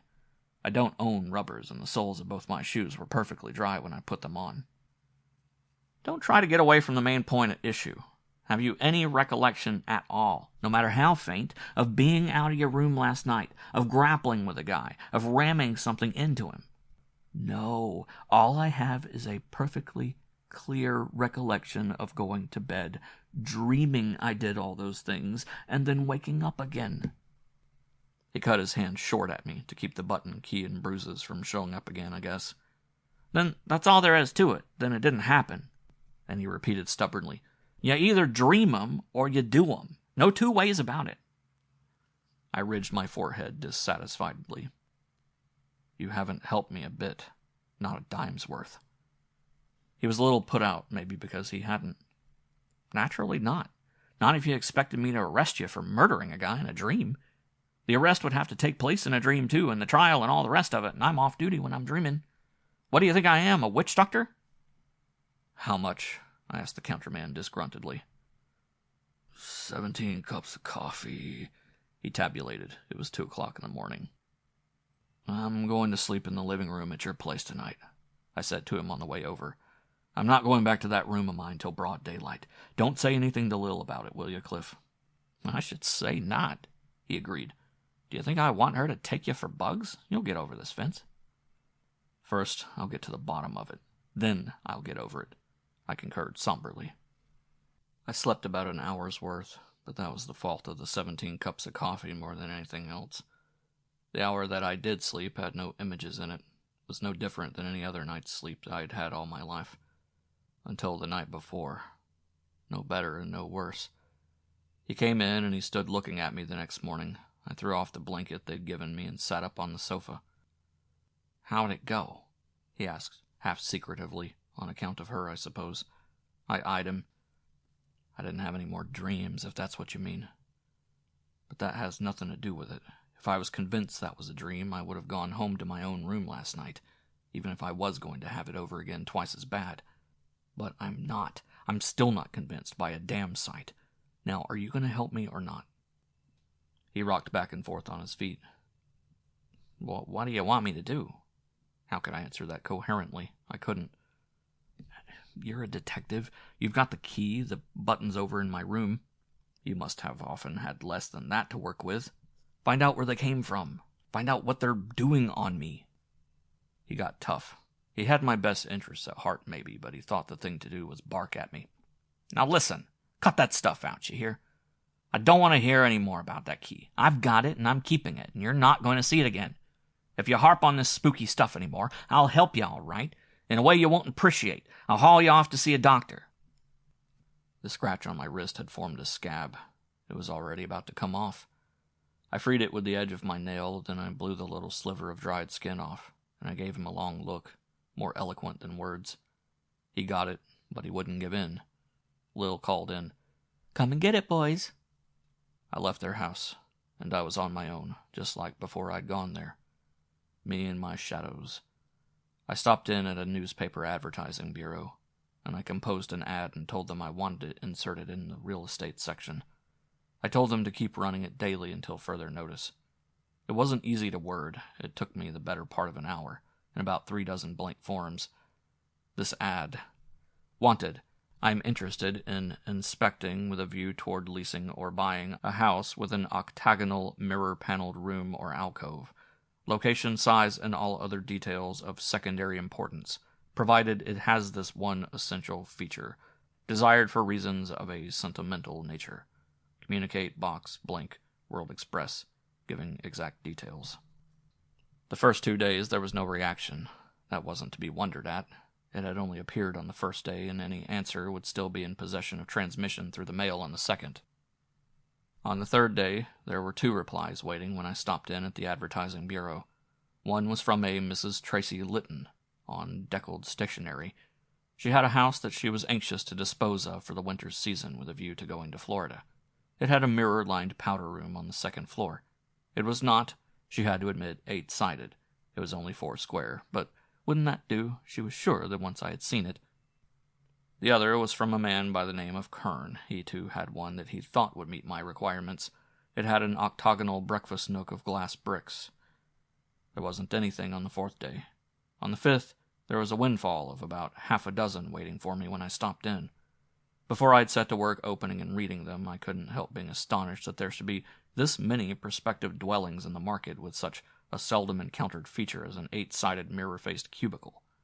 By the time I'd waded through them, I saw I needn't have worried. There weren't. 3 of the 6 were from realty agents offering their services in case I couldn't find what I wanted unassisted. 2 more were from contractors offering to install such a feature to order for me, provided I couldn't find it ready-made. The last one, the only one from an individual owner, and who was evidently anxious to get a white elephant off his hands, likewise offered to have one built in for me at his own expense if I agreed to take a long-term lease on the property. They started tapering off after that. A desultory 1 or 2 more drifted in by the end of the week. One of these for a moment seemed to strike a spark when I read it, and my hopes flared up. It was from a retired actress with a suburban villa, which she did not occupy. She was offering it furnished, and mentioned that, although it had no 8-sided built-in mirror arrangement, there was a small dressing room fitted with a movable 8-paneled mirrored screen, which could be adjusted so that it cut corners off and gave the room any number of sides required. I telephoned, arranged an appointment at her hotel, and she drove me out in her car. I could see that my appearance and youth gave her misgivings as to my financial ability to meet the terms involved, and she only went through it because the appointment had been agreed upon. The villa was a stucco affair, and at first sight of the screen when we'd gone in, my face got a little white and I thought I had something. It was folded over to the width of one panel and leaned against the dressing-room wall. "Here's how I used to arrange it when I was trying on costumes," she said. We rigged it up between us in an octagon shape so that it made sort of an inner lining to the room, cutting off the 4 corners and providing 8 angles instead. I stood there in the middle of it, and she stood beside me, waiting my decision. "No," I said finally. "No." She couldn't understand. "But won't it do just as well? It's mirror and it's 8-sided. There was no keyhole on any of the 8 flaps to fit a key into, a key such as I had found in my pocket that morning. That was the main thing. I didn't explain. "I'll let you know," I said, and we went back to the car and back to our starting point. That was the closest I'd come, and that wasn't very close. The ad continued to run, but now it brought no further results, fell on barren ground. The supply of mirrored compartments had been exhausted, apparently. The advertising bureau phoned to find out if I wanted to continue it. "No, kill it," I said disheartenedly. Meanwhile, Cliff must have spotted it and recognized it. He was a very thorough paper reader when he came home at nights. Or perhaps he hadn't, he just wanted to see how I was getting along. Brace me up. Take me away from myself, as the phrase goes. At any rate, he showed up good and early the next day, which was a Sunday. He was evidently off. I didn't ask him, but I hardly figured he'd wear a pullover and slacks like he had on to headquarters. "Sit down," I invited. "No," he said somewhat embarrassedly. "Matter of fact, Lil and I are going to take a ride out into the country for the day, and she packed a lunch for 3, cold beer and, So that was it. "Listen, I'm all right," I said dryly. "I don't need any fresh air jaunts to exercise the devils in me if that's what the strategy is." He was going to be diplomatic. Lil's orders, I guess. And until you've seen a detective trying to be diplomatic, you haven't lived. Something about the new second-hand Chev, his actual phrase, that he'd just gotten in exchange for his old second-hand Chev. And just come down to the door a minute to say howdy to Lil. She was sitting in it. So I did, and he brought my coat out after me and locked up the room, so I went with him. The thing was a hoodoo from the beginning. He wasn't much of a driver, but he wasn't the kind who would take backseat orders on the road from anyone either. He knew it all. We never did reach where they had originally intended going. He lost it on the way. We finally compromised on a fly-incubating meadow after 1,000 miles of detouring. Lil was a good sport about it. "It looks just like the other place anyway," she consoled. We did more slapping at our ankles than eating, and the beer was warm, and the box of hard-boiled eggs had disappeared from the car at one of those ruts he had hit. And then, to cap the climax, a menacing geyser of black clouds piled themselves up in the sky with effervescent suddenness, and we had to run for it. The storm was so instantaneous we couldn't even get back to the car before it broke, and the rest was a matter of sitting in sodden misery while he groped his way down one streaming, rain-misted country road and up another, surroundings completely invisible. Lil's fortitude finally snapped short. The lightning was giving her a bad time of it. Like most women, she abhorred it, and her new outfit was ruined. "Stop at the first place you come to, and let's get out of it," she screamed at him. "I can't stand any more of this." She hid her face against my chest. "I can't even see through my windshield, much less offside past the road," he grunted. He was driving with his forehead pressed against the glass. I scoured a peephole on my side of the car, peered out. A sort of rustic Tory, one of those sidled past in the watery welter. "There's a cut-off a little ways ahead around the next turn," I said. "If you take that, it'll lead us to a house with a big wide porch. We can get in under there." They both spoke at once. He said, "How'd you know that?" She said, "Were you ever up around these parts before?" I couldn't answer his question. I said no to hers, which was the truth. Even after he had followed the cut-off for quite some distance, there was no sign of a house. "Are you getting us more tangled up than we were already, Vince?" he asked in mild reproach. "No, don't stop. Keep going," I insisted. "You'll come to it. 2 big stone lanterns. Turn the car left between them." I shut up again, as jerkily as I'd commenced, the peculiar back-shoulder look he was giving me. I poked my fingers through my hair a couple of times.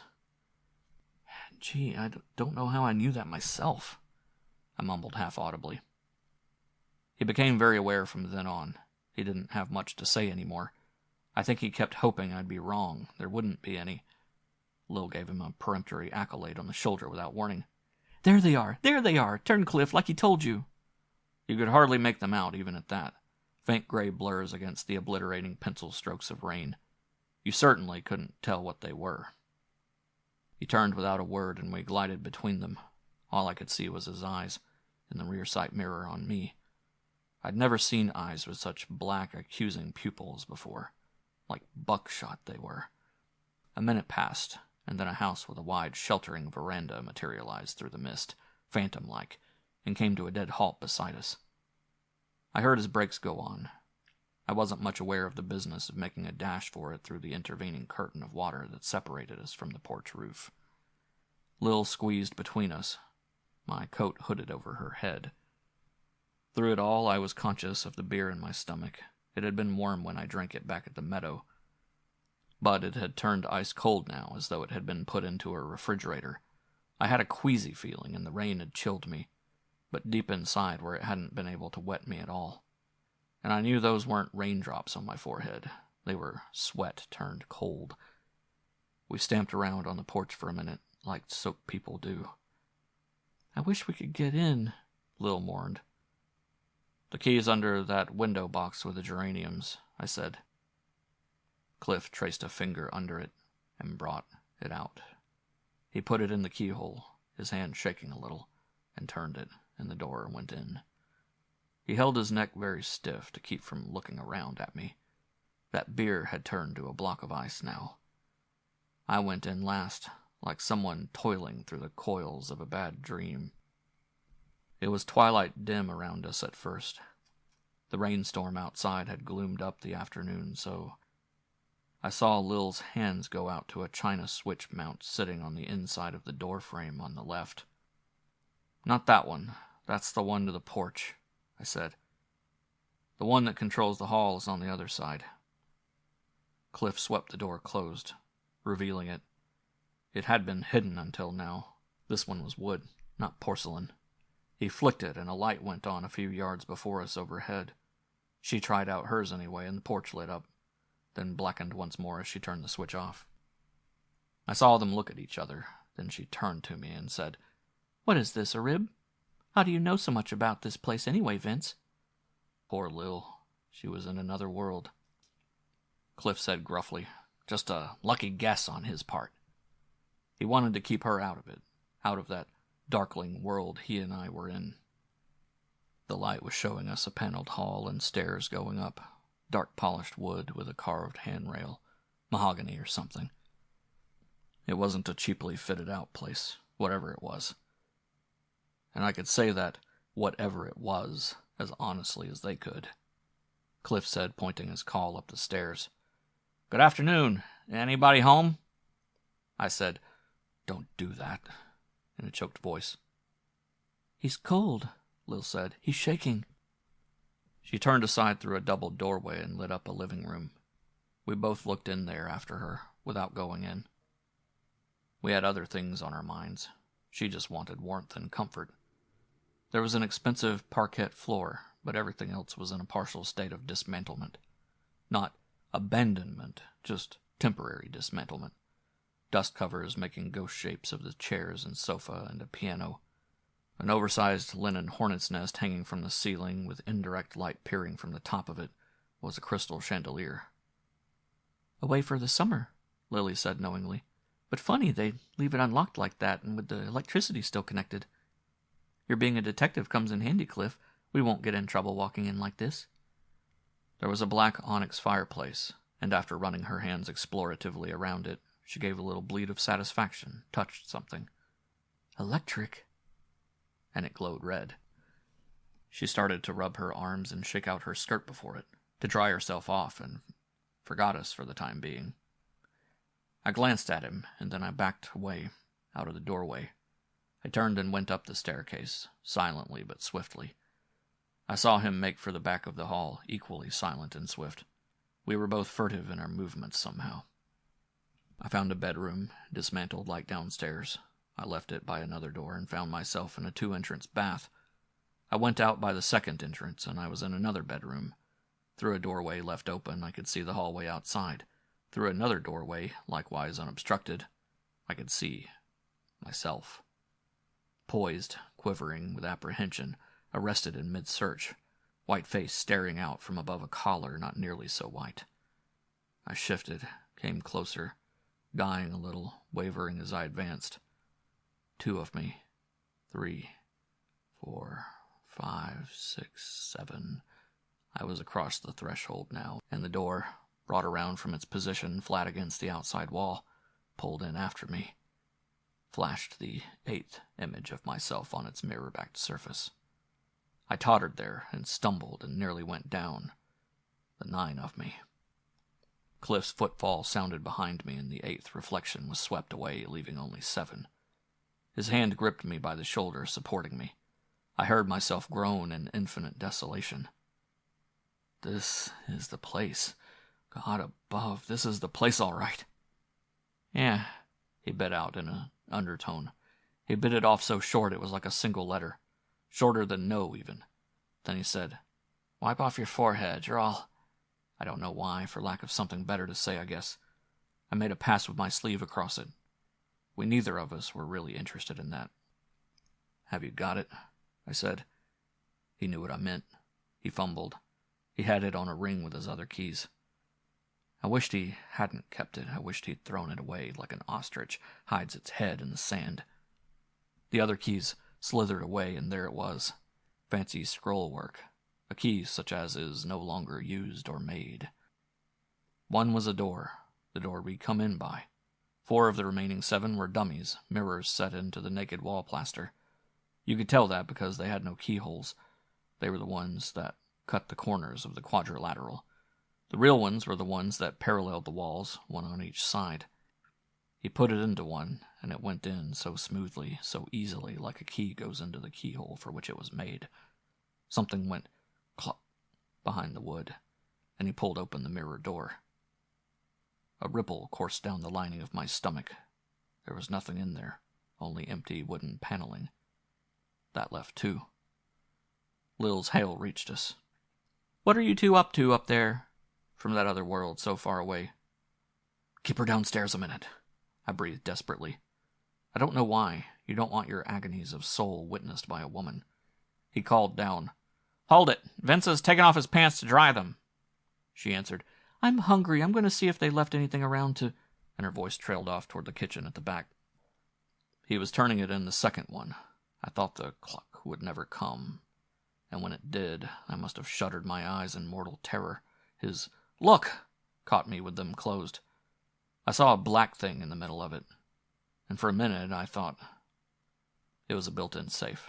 Steel painted black, but with a dial left its own color. It was jagged, had been cut or burned into. That's what he was crouched before, that night when he seemed just like a puddle on the floor, I heard myself say.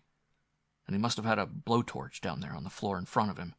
That's what made that bluish light, and made her face stand out in the reflection like a mask. A sob popped like a bubble in my throat. And that one, that you haven't opened yet, is the one I propped him up in. He straightened and turned and started over toward it as though I'd just then called his attention to it for the first time, which of course wasn't the case. I turned to water, and there wasn't anything like courage in the whole world. I didn't know where other fellows got theirs.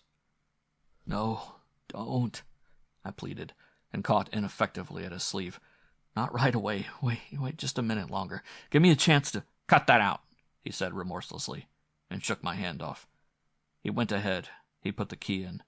Deep it went and turned it, and the panel backing the mirror grunted, and my heart groaned in company with it. He opened it between us. I was standing on the opposite side from him. He looked in slantwise first when it was still just open a crack, and then he widened it around my way for me to see. I couldn't until then. That was his answer to my unspoken question, that widening of it like that for me to see. Nothing fell out on him. Nothing was in there. Not anymore. He struck a match and singed all up and down the perpendicular woodwork. There was light behind us, and it wasn't close enough. When the match stopped traveling, you could see the faint, blurred old discoloration behind it. Old blood. Dark against the lighter wood. There wasn't very much of it, just about what would seep through a wound in a dead back, ooze through clothing, and be pressed out against the wood. He singed the floor, but there wasn't any down there. It hadn't been able to worm its way down that far. You could see where it had ended in two little tracks, one longer than the other, squashed out by the blotter-like clothed back before they had gotten very far. The closet and I, we stared at one another. The match went out. The old blood went out with it. Someone that was hurt was in here, he concluded grimly. Someone that was dead, I amended with a silent shudder. Lil dozed off right after the improvised snack she had gotten up for us in the kitchen, tired out from the excitement of the storm and of getting lost. In that remote, secure world she still inhabited, you did things like eat and take naps. Not in the one I was in anymore. But the two of us had to sit with her and go through the motions, while the knowledge we shared hung over us like a bloody axe, poised and waiting to crash. I think if she hadn't started to nod, he would have hauled me outside into the dripping dusk with him then and there, if he had to get out of earshot. He couldn't wait to tackle me. All through the sketchy meal he'd sat there drumming the fingers of his left hand on the tabletop while he inattentively shoveled and spaded with his right, like an engine all tuned up and only waiting for the touch of the starter to go. My own rigid wrist and elbow shoved stuff through my teeth. I don't know what it was. And then after it got in, it wouldn't go down anyway, stuck in my craw. "What's the matter, Vince? You're not very hungry," she said one time. He answered for me. "No, he isn't." He turned unfriendly. We left her stretched out on the covered sofa shape in the living room, the electric fireplace on, both our coats spread over her for a pieced blanket. As soon as her eyes were safely closed, he went out into the hall, beckoning me after him with an imperative hitch of his head without looking at me. I followed. "Close the doors," he whispered gutturally. "I don't want her to hear this." I did, and then I followed him some more, back into the kitchen where we'd all three of us been until only a few minutes before. It was about the furthest you could get away from where she was. It was still warm and friendly from her having been in there. He changed all that with a look at me, a look that belonged in a police station basement. He lit a cigarette, and it jiggled with wrath between his lips. He didn't offer me one. Policemen don't, with their suspects. He bounced the match down like he wanted to break it into 3 pieces. Then he shoved his hands deep in pockets like he wanted to keep them down from flying at me. "Let's hear about another dream," he said vitriolically. I eyed the floor. "You think I lied, don't you?" That was as far as I got. He had a temper. He came up close against me, sort of pinning me back against the wall. Not physically. His hands were still in pockets, but by the scathing glare he sent into me. "You knew which cutoff to take that would get us here, from a dream, didn't you? You knew about those stone lanterns at the entrance, from a dream, didn't you? You knew where the key to the front door was cached, from a dream, didn't you? You knew which was the porch switch and which the hall, from a dream, didn't you? You know what I'd do to you if you weren't Lil's brother? I'd push your lying face out through the back of your head." And the way his hands hitched up, he had a hard time to keep from doing it then and there. I twisted and turned as if I was on a spit, the way I was being tortured. He wasn't, though. He wasn't even half through. "You came to me for help, didn't you? But you didn't have guts enough to come clean. To say, 'Cliff, I went to such and such a place in the country last night, and I killed a guy, such and such a guy, for such and such a reason.' No, you had to cook up a dream I can look up to and respect a guy, no matter how rotten a crime he's committed, that'll own up to it, make a clean breast of it. And I could even understand and make allowances for a guy that'll deny it flatly, lie about it. That's only human nature. But a guy that'll come to someone, trading on the fact that he's married to his sister and he knows he'll give him an ear, abusing his gullibility, making a fool out of him, like you did me. I've got no use for him. He's low and lousy and no good.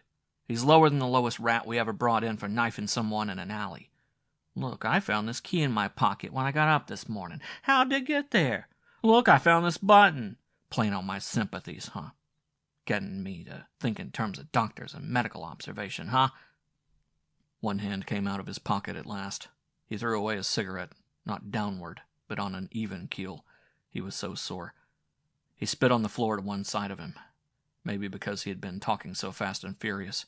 Maybe just out of contempt. Some dream that was, all right. Well, the dream's over and baby's awake now. His left hand came out of his pocket and soldered itself to my shoulder and stiff-armed me there in front of him. We're going to start in from scratch, right here in this place, you and me. I'm going to get the facts out of you, and whether they go any further than me or not, that's my business. But at least I'm going to have them. His right hand had knotted up. I could see him priming it. How could that get something out of me that I didn't have in me to give him? What were you doing out at this place the night it happened? What brought you here? I shook my head helplessly. I never was here before. I never saw it until I came here today with you and Lil. He shot a short uppercut into my jaw. It was probably partly pulled, but it smacked my head back into the wall plaster. Who was the guy you did it to? What was his name? I'm in hell already, you blundering fool, without this, I moaned. He sent another one up at me. I swerved my head, and this time it just grazed me. My recalcitrance, it must have seemed like that, only inflamed his anger. Are you going to answer me, Vince? Are you going to answer me? I can't. You're asking me things I can't. A sob of misery wrenched from me. Ask God or whoever it is that watches over us in the night when we're unconscious. It developed into a scuffle. He kept swinging at me. I sent one or two swings half-heartedly back at him, the instinctive reflex of anyone being struck at no more. Who was the guy? Why'd you kill him? Why? Finally, I wrenched myself free, retreated out of range. We stood there facing one another for an instant, puffing, glaring. He closed in again.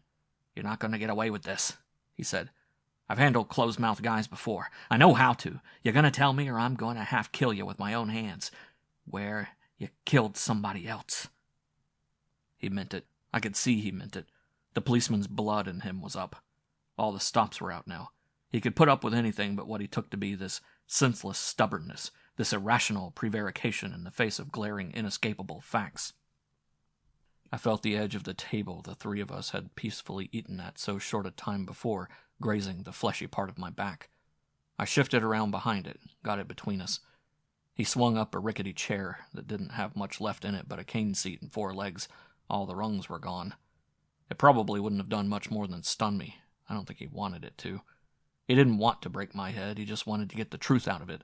And I wanted to get the truth into it. He at least had someone he thought he could get the truth out of. I had no one to turn to. Only the inscrutable night that never repeats what it sees. He poised the chair high overhead and slung his lower jaw out of line with his upper. I heard the door slap open. It was over beyond my shoulder. He could see it, and I couldn't without turning. I saw him sort of freeze and hold it and looked over at it, not at me anymore. I looked too, and there was a man standing there eyeing the two of us, holding a drawn gun in his hand, ready to use it. He spoke first, after a second that had been stretched like an elastic band to cover a full minute, had snapped back into place. "What are you two men doing in here?" He moved 1 foot watchfully across the room threshold. Cliff let the chair down the slow, easy way with a neat little tick of its 4 legs. His stomach was still going in and out a little. I could see it through his shirt. "We came in out of the rain. That suits you?" he said with leftover truculence that had been boiled up toward me originally and was only now simmering down.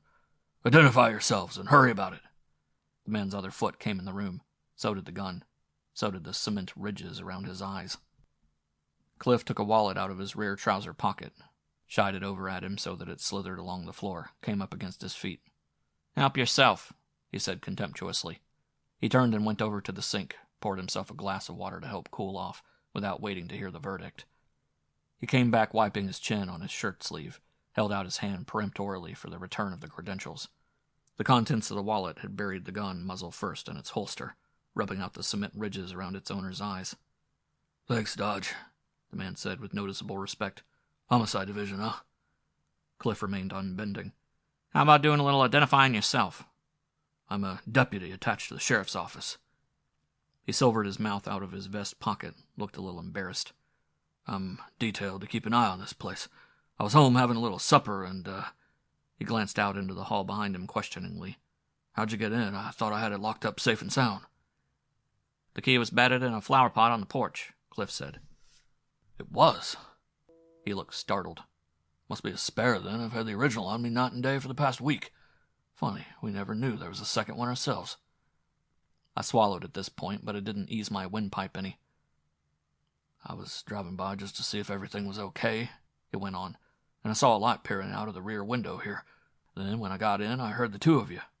I saw his glance rest on the rickety chair a moment. He didn't ask the question. What had the two of us been scrapping about? Cliff wouldn't have answered it if he had. I could tell that by his expression. His attitude was, plainly, it was none of this outsider's business, something just between the two of us.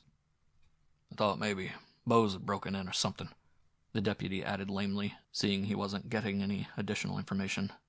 Cliff said, "Why should this house be your particular concern?" There was a murder uncovered in it last week, you know. Something inside me seemed to go down for the third time. "There was," Cliff echoed tonelessly. There wasn't even a question mark after it. "I'd like to hear about it." He waited a while, and then he added, "All about it." He straddled the chair of our recent combat wrong way around, legs to the back. He took out his pack of smokes again. Then, when he'd helped himself, he pitched it over at me, but without deigning to look at me, like you throw something to a dog. No, not like that. You like the dog, as a rule. I don't know how he managed to get the message across. It doesn't sound like anything when you tell it, but in that simple, unspoken act, I got the meaning he wanted me to perfectly. Whatever there is between us, I'm seeing that it stays just between us, for the time being, anyway. So shut up and stay out of it. I'm not ready to give you away to anybody, yet. It can't be analyzed, but that was the message he got across to me by cutting me in on his cigarettes in that grudging, unfriendly way. "Give one to the man," he said in a stony, hard voice, again without looking at me. "Much obliged. Got my own." The deputy went over and rested one haunch on the edge of the table. That put me behind him, so he couldn't see my face. Maybe that was just as well. He addressed himself entirely to Cliff, ignored me as though I were some non-entity. If there had been any room left for objectivity in my tormented, fear-racked mind, I might have appreciated the irony of that. His turning his back on someone who might very well turn out to have been a principal in what he was about to relate. He expanded. Felt at home, you could see. This was shop talk with a big-time city dick on a footing of equality. He haloed his own head with a comfortable smoke. "This house belonged to a wealthy couple named Fleming." Cliff's eyes flicked over at me, burned searchingly into my face for a second, whipped back to the deputy again before he had time to notice. How could I show him any reaction, guilty or otherwise? I'd never heard the name before myself. It didn't mean anything to me. "The husband frequently goes away on these long business trips. He was away at the time this happened. In fact, we haven't been able to reach him to notify him yet. The wife was a pretty little thing." "Was?" I heard Cliff breathe. The deputy went ahead. He was telling this his way. "Kinda flighty. In fact, some of the women around here say she wasn't above flirting behind his back. But no one was ever able to prove anything. There was a young fellow whose company she was seen in a good deal, but that don't have to mean anything. He was just as much a friend of the husband's as of hers. 3 of them used to go around together. His name was Dan Ayers." This time it was my mind soundlessly repeated, "Was." The deputy took time out, expectorated, scoured the linoleum with his soul. It wasn't his kitchen floor, after all. It was nobody's now. Some poor devil's named Fleming that he thought was coming back to happiness. "Bob Evans, he leaves the milk around here. He was tooling his truck in through the cutoff that leads to this place.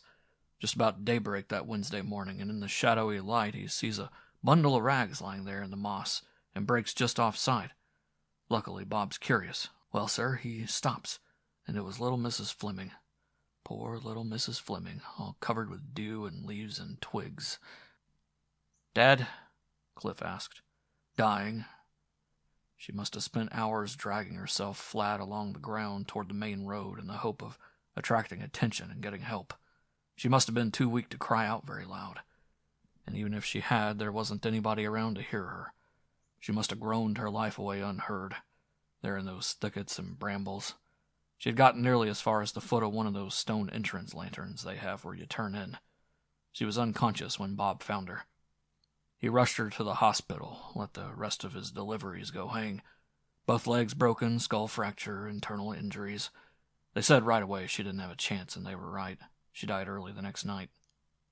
Breathing was so hard. I had never known breathing to be so hard before. It had always seemed a simple thing that anyone could do, and here I had to work at it so desperately. The noise attracted the deputy. He turned his head, then back to Cliff with the comfortable superiority of the professional over the layman. "Kinda gets him, doesn't it? This stuff's new to him, I guess." Cliff wasn't having any of me. God, how he hated me right then. "What was it?" he went on tautly, without even giving me a look. "Well, that's it. We didn't know what it was at first.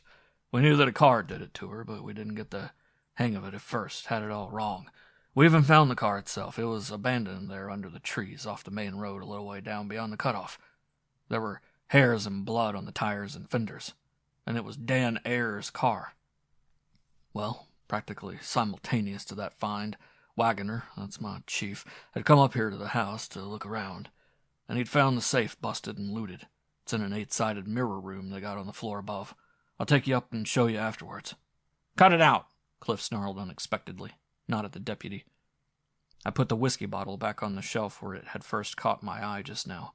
This was like having your appendix taken out without ether. "Why doesn't he go outside if this gets him?" the deputy said patronizingly. "I want him in here with us. He should get used to this," Cliff said with vicious casualness. "Well, that finding of the safe gave us a case, gave us the whole thing entire and intact, or so we thought. You know, those cases you don't even have to build that are there waiting for you, too good to be true. This was it. Ayers had caught on that Fleming left a good deal of money in the safe even when he was away on trips. I brought her back that night and either fixed the door so that he could slip back inside again after pretending to leave, or else remained concealed in the house the whole time without her being aware of it. Sometime later she came out of her room unexpectedly, caught him in the act of forcing her husband's safe, and ran out of the house for her life." "Why didn't she use the telephone?"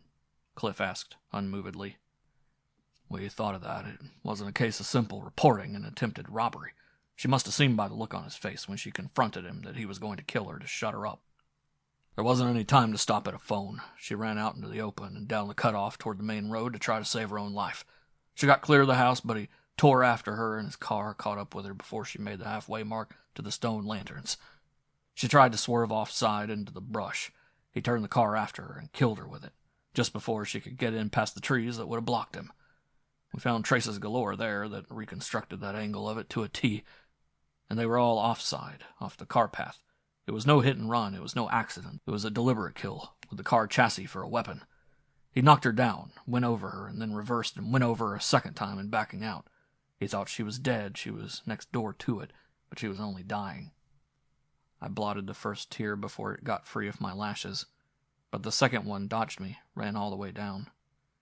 Gee, life was lovely. All I kept saying over and over was, "I don't know how to drive. I don't know how to drive." Cliff took out his cigarettes again and prodded into the warped pack. He threw it at me and looked at me and smiled. "Have another smoke, kid," he said. "I've only got one left, but you can have it." And I lit it and I smiled too, through all the wet junk in my eyes. He rode the car a spell further down the main road away from there, and then he thought better of it, realized there must be traces all over it that would give him away even quicker than he could drive it. So he ran it off a second time, ditched it there out of sight where we found it, and lit out some less conspicuous way. I don't want to spend too much time on it. This is the case we thought we had all Wednesday morning and up until about 5 that afternoon. We sent out a general alarm for Dan Ayers, broadcast his description, had the trains and roads and hauling trucks out of here watched at the city's end. We were all busy as a swarm of bees, and then at 5 that afternoon Mrs. Fleming regained consciousness for a short time. Wagoner had been waiting outside there the whole time to question her, and the first thing she whispered was, "Is Dan all right? He didn't kill Dan, did he?" What she told us was enough to send us hot-footing back to the house. We pried open the various mirror panels we'd overlooked the first time and found Ayer's dead body behind one of them. He'd been stabbed in the back with some kind of an awl or bit. He'd been dead since the night before. She died about 8 that next evening. There went our case. Cliff didn't ask it for a while. Maybe he hated to himself. Finally he did. "Did you get anything on the real killer?" "Practically everything but the guy himself. She was right in the alcove with the two of them when it happened. She got a pretty good look by torchlight, and she lasted long enough to give it to us. All the dope is over at my chief's office." Cliff smacked his own knees as if in reluctant decision. He got up. "Let's go over there," he said slowly. "Let's go over and give it the once-over." He stopped and looked back at me from the doorway. "Come on, Vince, you too. I'll leave a note for Lil." He stood out there waiting until I had to get up. My legs felt stiff. "Come on, Vince," he repeated. "I know this is out of your line, but you better come anyway." "Haven't you got any mercy at all?" I breathed muffledly as I brushed past him with lowered head. End of Section 5. Nightmare Part 1. Section 6 of Nightmare by Cornell Woolrich. Nightmare Part 2. Cliff trod on my heel twice, going into the constabulary from the deputy's car, short as the distance was. He was bringing up behind me. It must have been accidental, but I think without it I might have faltered and come to a dead halt. I think he thought so too.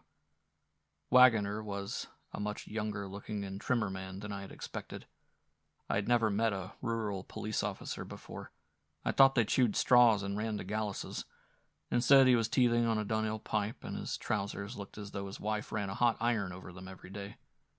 The four of us went into his inner office at the back of the front room, and the three of them chewed the rag about it, the case, in general terms for a while.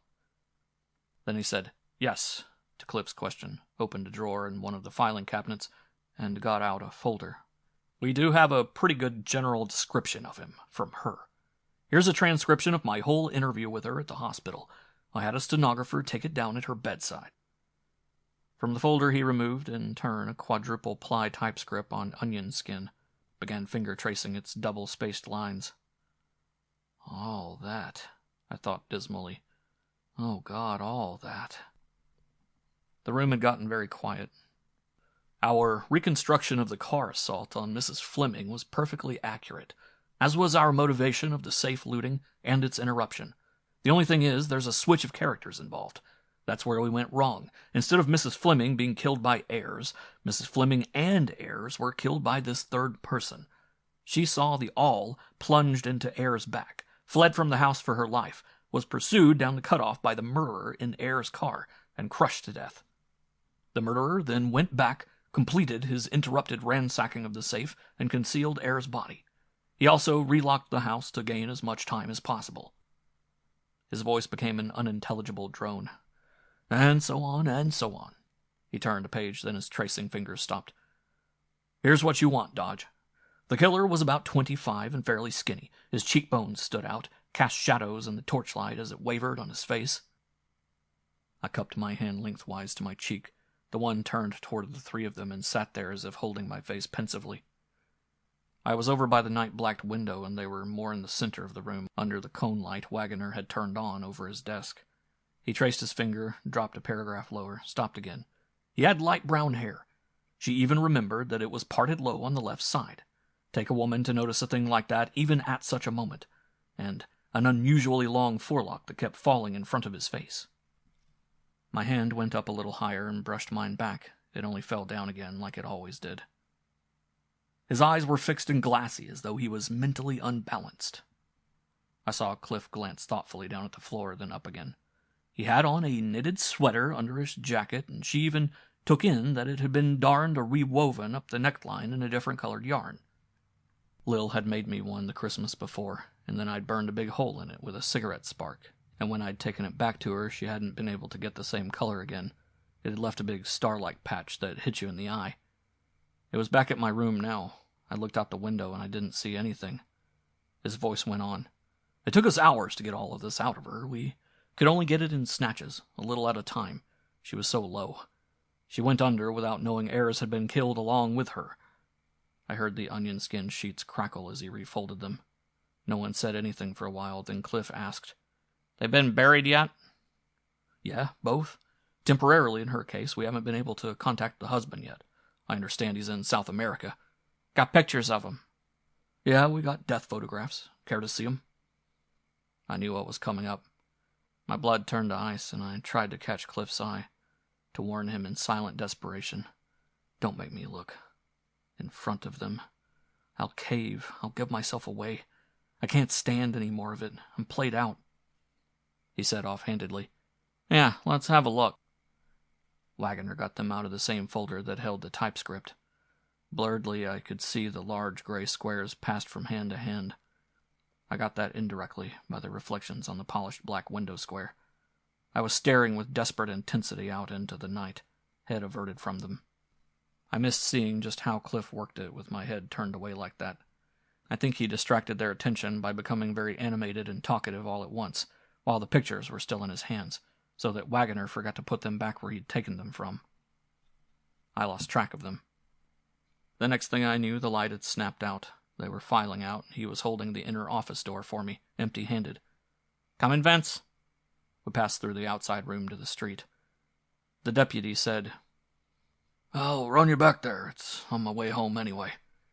He got in under the wheel, and Cliff got in next to him. I was just going to get in the back when Cliff's voice warded me off like a lazy whip. "Run back a minute and see if I left my cigarettes in Mr. Wagoner's office, Vince." Then he held Wagoner himself rooted to the spot there beside the car by a sudden burst of parting cordiality. "I want you to be sure and look me up any time you're down our way." His voice dwindled behind me, and I was in the darkened inner office again, alone. I knew what I'd been sent back for. He didn't have any cigarettes in here. He'd given me his last one back at the Fleming house. I found the still warm cone, curbed its swaying, lit it.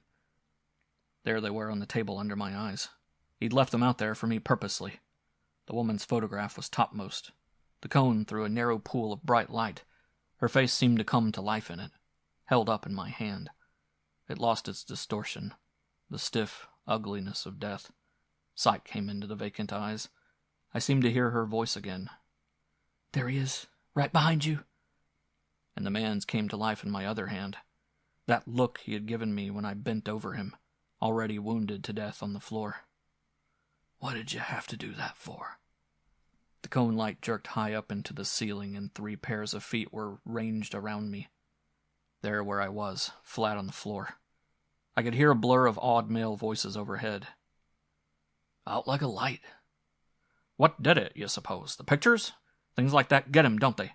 I noticed that already over at the house before when I was telling you about the case." "He's not well. He's under treatment by a doctor right now. He gets these dizzy spells now and then. That's all it is." The last was Cliff's. He squatted down by me on his haunches, raised my head, held a paper cup of water from the filter in the corner to my mouth. His face and mine were only the cup's breadth away from one another. "Yes," I sighed soundlessly. "Shut up," he grunted without moving his lips. I struggled up and he gave me an arm back to the car. It's a funny feeling to lean on someone that's your natural enemy from now on. That has to be, through force of circumstances. "He'll be all right," he said, and he closed the rear car door on me. It sounded a little bit like a cell gate. Wagoner was left behind, standing on the sidewalk in front of his office, in a welter of so longs and much obliged. We didn't say anything in the car. We couldn't. The deputy was at the wheel. We changed to Cliff's car at the Fleming house, picked Lil up, and she was blazing sore. She laced it into him halfway back to the city. "I think you've got one hell of a nerve, Cliff Dodge, leaving me alone like that in a house where I had no business to be in the first place, and going off to talk shop with a couple of corny Keystone cops. Suppose you did leave a note saying where you were. That isn't the point. This was supposed to be your day off. I can't have one day in the year with you without squad stuff, squad stuff, squad stuff. Don't you get enough of it all week long in the city?" I think for once he was glad she kept his ears humming like that, kept him from thinking too steadily about me. She only quit past the city limits, and then the cold, empty silence that descended could be ascribed to his sulking after the calling down he had gotten. Once, near the end, she said, "What's matter, Vince? Don't you feel well?" She caught me holding my head in the rear sight mirror. "The outing was a little bit too strenuous for him," Cliff said bitterly. That brought on a couple of postscripts. "No wonder the way you drive. Next time try not to get to the place we're going, and maybe you'll make it." I would have given all my hopes of heaven to be back in that blessed everyday world she was in, where you wrangled and you squabbled, but you didn't kill. I couldn't give that because I didn't have any hopes of heaven left. We stopped, and he said, "I'll go up with Vince a minute." I went up the stairs ahead of him. He closed the door after us. He spoke low and very undramatically. No fireworks. He said, "Lil's waiting downstairs, and I'm going to take her home.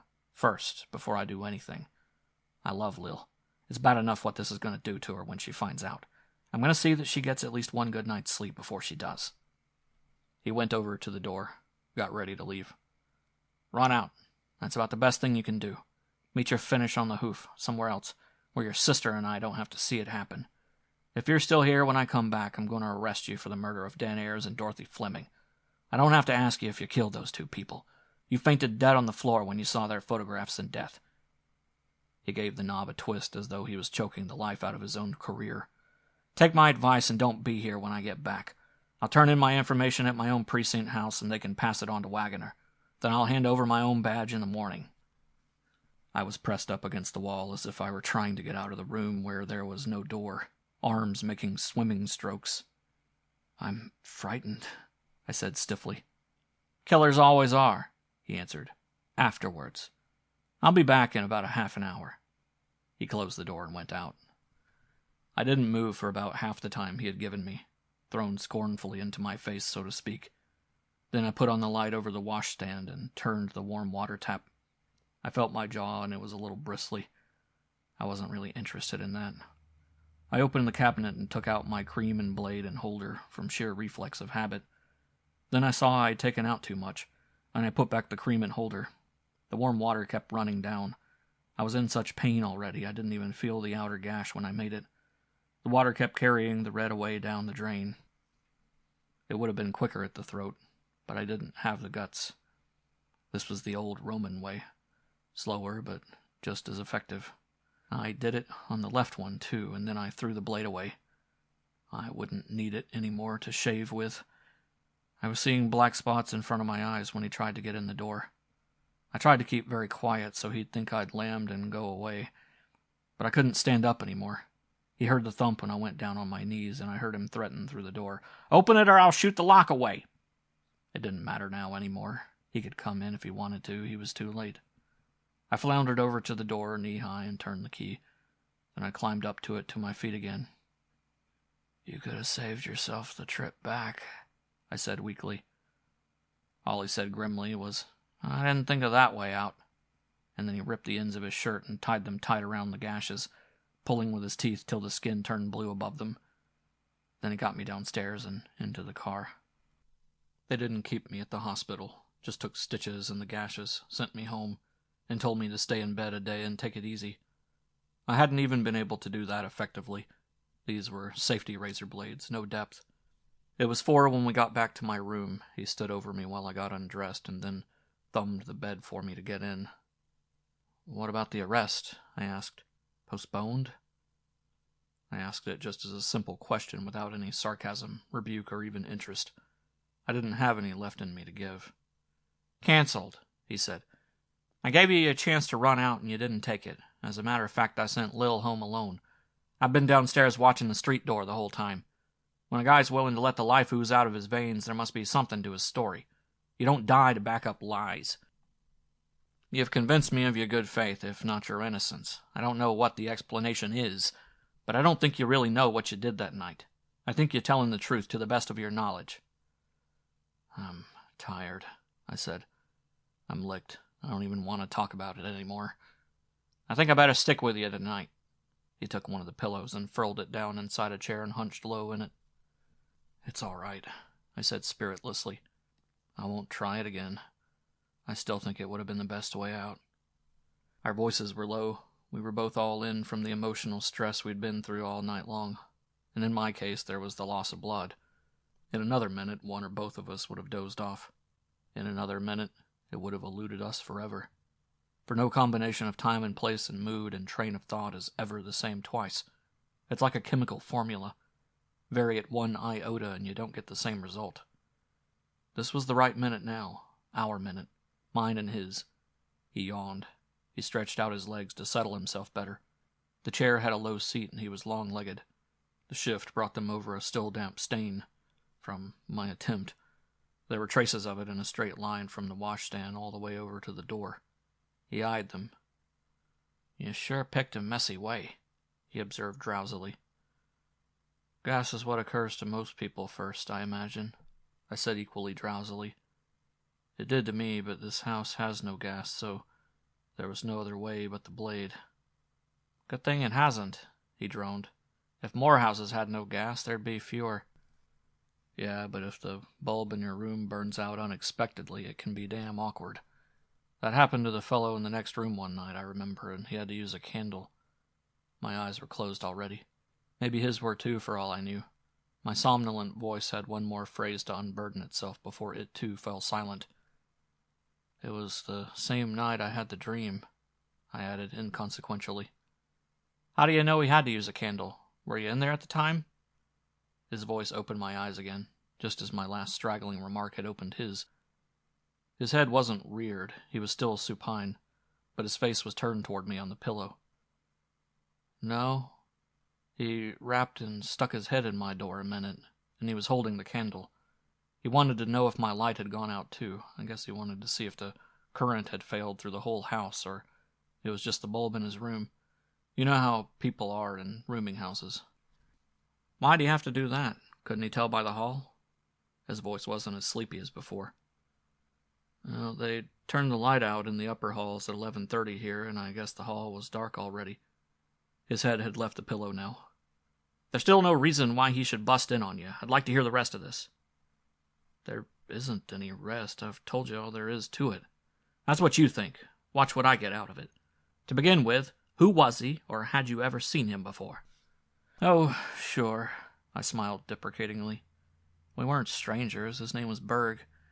He had been living in the room for a week or 10 days before that.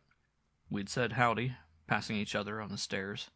We'd even stood and chatted down at the street door several times in the evening when neither of us had anything to do." "How is it you never mentioned this incident to me before, as many times as I've asked you to account for every single minute of that evening before you fell asleep?" "But this has nothing to do with that, with what came up later. You've kept asking me if I wasn't sure I didn't remember leaving the room at any time, and things like that. I didn't even step out into the hall when he came to the door like that. I was in bed already, and I didn't even get out of bed to let him in. Now what more do you want?" "Oh, you were in bed already." "I'd been in bed some time past, reading the paper like I do every night. I'd just gotten through and put out my own light a couple minutes before when I heard this light knock." He made an approving pass with his hands. "Tell it just like that. Step by step. Tell it like to a 6-year-old kid." He'd left the chair long ago, was standing over me. I wondered why this trifling thing, this less than an incident, should interest him so. I turned over, called out, "Who is it?" He answered in a low-pitched voice. "Berg from next door." Cliff wrinkled the skin under his eyes. "Low-pitched? Furtive? Cagey?" I shrugged. He didn't want to wake up everyone else on the floor, I suppose." "Maybe it was that. Go on." "I can reach the door from my bed, you know." I stuck out my arm, flipped the key, and opened the door. He was standing there in his suspenders, holding this lighted candle in front of him, so he asked if my room light was okay. We tried it, and it was. "Then did he back right out again?" "Well, not instantly. We put the light right out again, but he stayed on in the doorway a couple minutes." "Why'd you have to stand in the doorway a couple minutes once he'd found out your light was okay?" "Well, winding up the intrusion, signing off, whatever you'd want to call it." "And just what words?" Gee, he was worse than a schoolteacher in the 3rd grade. You know how those things go. He said he was sorry he had disturbed me. He wouldn't have if he had realized I was bed. He said, 'You're tired, aren't you? I can see you're tired.'" "With the light out." It was a commentary, not a question. "The candle was shining into my face. He said, 'Yes, you're tired. You're very tired.' And the funny part of it was, I hadn't been until then. But after he called it to my attention, I noticed he was right. I was. Kind of repetitious, wasn't he?" he drawled. "You've quoted him as saying it 4 times already." "Oh, he kept saying it over and over. I couldn't even keep track of how many times he said it, and his voice kept getting lower all the time." I smiled tolerantly. "I guess he kind of got a one-track mind. Used to mumbling to himself, maybe. All right, keep going. There's no further to go. He closed the door and went away, and I dropped right off to sleep. Wait a minute. Hold it right there. Are you sure the door closed after him? Did you see it close? Did you hear it? Or are you just tricking your senses into believing you did because you figured that's what must have happened next anyway? Was he a hound at getting you mixed up? I wasn't so alert anymore. I was sort of relaxed. I said bafflingly. Did it go on like this? He opened it slightly, eased it gently closed. The latch tongue went click into the socket. Did it go like this? He opened it a second time, this time eased it back in place, holding the knob fast so the latch tongue couldn't connect. Even so, the edge of the door itself gave a little thump as it met the frame. He waited, said, I can see by the trouble you're having given me a positive answer that you didn't hear either of those sounds. But the door must have closed, I protested. What was he going to do? Stay in here all night, keeping watch at my bedside? The candles seemed to go out, so he must have gone out and left me. The candles seemed to go out. How do you know it wasn't your eyes that dropped closed and shut it out? I didn't say anything. I want to ask you a few questions, he said. What sort of an effect did his voice have on you? Especially when he kept saying you're tired. Sort of peaceful. I liked it. He nodded at that. Another thing, where did he hold that candle in respect to himself? Off to one side? No, dead center in front of his own face, so that the flame was between his eyes almost. He nodded again. Did you stare at the flame pretty steadily? Yeah, I couldn't tear my eyes off it. You know how a flame in a dark room will get you? And behind it, if he was holding it up like you say, you met his eyes. I guess I must have. He kept it on a straight line between my eyes and his the whole time. Cliff worked his cheek around like he was chewing a sour apple. Eyes were fixed and glassy as though we were mentally unbalanced, I heard him mutter. What? I was just remembering something in that deathbed statement Mrs. Fleming made to Wagoner. One more thing. When you chatted with him downstairs at the street door, like you say you did once or twice, what were the topics? Can you remember? Oh, a little bit of everything. You know how those things go. At first, general things like the weather and baseball and politics, then later more personal things. You know how you get talking about yourself when you've got an interested listener. Getting the feel of your background. He must have meant that for himself. I couldn't make any sense out of it. Did you ever catch yourself doing something you didn't want to do while you were in his company? No. Oh, wait, yes. One night he had a box of mentholated cough drops in his pocket. He kept taking them out and offering them to me the whole time we were talking. Gosh, if there's one thing I hate, it's mentholated cough drops. I'd say no each time, and then I'd give in and take one anyway. Before I knew it, I'd finished the whole box. He eyed me gloomily, testing your willpower to see if it was weak enough. You seem to make something out of this whole thing, I said helplessly. What is it? Blamed if I can see. Never mind, I don't want to frighten you right now. You get some sleep, kid. You're weak after what you tried to do just now. I saw him pick up his hat. Where are you going? I asked. I thought you said you were staying here tonight. I'm going back to the Fleming house, and to Wagoner's headquarters, too, while I'm at it. Now? You're going all the way back up there at this hour of the morning? And Vince, he added from the doorway, don't give up yet. We'll find a way out somehow. Don't take any more shortcuts. It was high noon before I woke up, after all I'd been through, and even then he didn't show up for another 2 or 3 hours yet. I got dressed, but I didn't dare leave my room even for a cup of coffee. I was afraid if I did, I'd miss him, and he'd think I'd changed my mind and lammed out after all. Wild horses couldn't have dragged me away. Where was there to go, anyway? He was my only salvation now. He finally showed up around 3 and found me worriedly coursing back and forth in my stocking feet, holding one bandaged wrist with the opposite hand. Stiffening was setting in, and they hurt plenty. But I was as fresh as a daisy compared to the shape he was in. He had big black crescents under his eyes from not getting to bed all night, and the first thing he did was sprawl back in the chair he had originally intended occupying the night before and kick off his shoes. Then he blew a big breath of relaxation that fanned halfway across the room. Were you up there all this time until now? I gasped. "I've been back in town once, in between, to pick up something I needed and get a leave of absence." He wasn't sanguine by any means. I could tell that just by looking at him. He didn't have that steely glint in his eye of your master detective on the home stretch to a solution. But he looked less harassed than the night before. Maybe the activity of running around in itself was good for him. He had brought in with him a large flat slab wrapped in brown paper. He picked it up now, undid it, turning partly away from me, scissored his arms, and then turned back again. He was holding a large portrait photograph in a leather frame against his chest for me to see. He didn't say anything, just watched me. It took a minute for the identity to peer through the contradictory details, trifling as they were. The well-groomed hair, neatly tapered above the ears instead of shaggily unkempt, the clean-shaven upper lip instead of a sloppy walrus tusk mustache. He helped this effect by holding one finger lengthwise under the picture's nose. Above all, an intangible aura of prosperity radiating from the impeccable fit of the custom-tailored suit collar, the careful negligence of the expensive necktie, the expression of the face itself instead of the habitual unbuttoned, tieless, slightly soiled shirt collar, the hangdog aura of middle age running to seed. I jolted. "That's Berg. The man that had the room next to me. Where'd you—" "I didn't have to ask you that. I already know it, from the landlord and one or two of the other roomers here I've shown it to." He reached under it with one hand and suddenly swung out a second panel, attached to the first. It was one of those double easel arrangements that stand on dressers. She stared back at me, and like a woman she was different again. She had been different on each of the 3 times.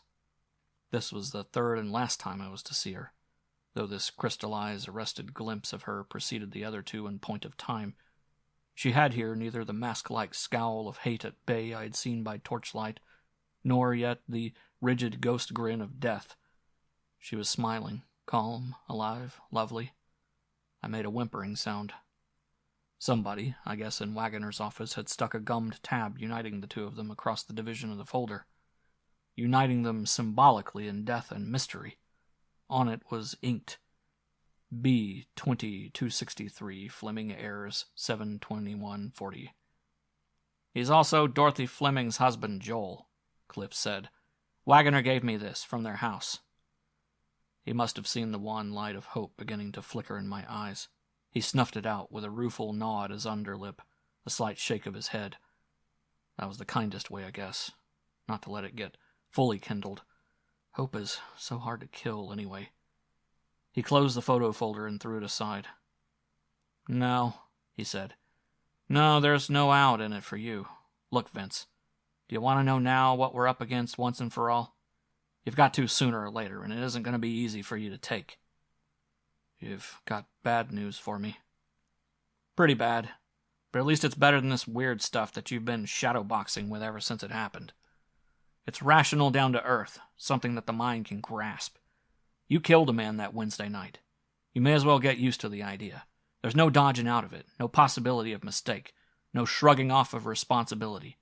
It isn't alone Mrs. Fleming's deathbed description, conclusive as that is, and she didn't make that up out of thin air, you know. Imagine someone looking just like you. Fingerprints that Wagoner's staff took from that mirror door behind which Ayres' body was thrust check with yours. I compared them privately while I was up there, from a drinking glass I took out of this room and had dusted over at our own lab. I looked and mine was gone. You and nobody but you found your way into the Fleming house and punctured Dan Ayres' heart with an awl and secreted his body in a closet. He saw my face blanch. "Now, steady a minute. You didn't kill Dorothy Fleming. You would have, I guess, but she ran out of the house and down the cutoff for her life. You can't drive, and she was killed by somebody in a car. Somebody in Ayres' car.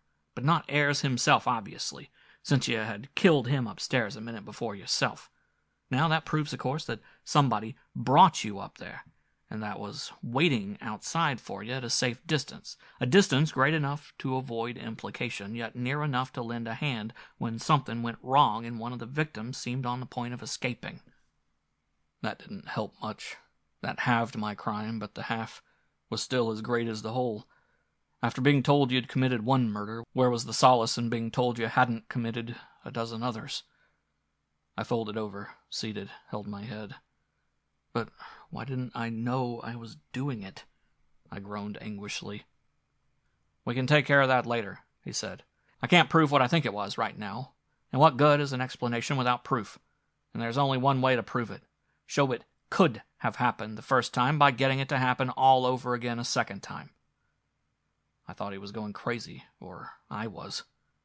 You mean go back and commit the crime all over again? When they're both already buried? No, I mean get the circumstances down on record. Repeat the special conditions that surrounded it the first time. Even then it'll be purely circumstantial and none too good, but it's about the best we can hope for. But can you tell me what? I think it's safer if I don't until afterwards. You'll get all tense, keyed up, you're liable to jeopardize the whole thing without meaning to. Make it misfire. I want you to keep cool. Everything will depend on that. I wonder what he was going to ask me.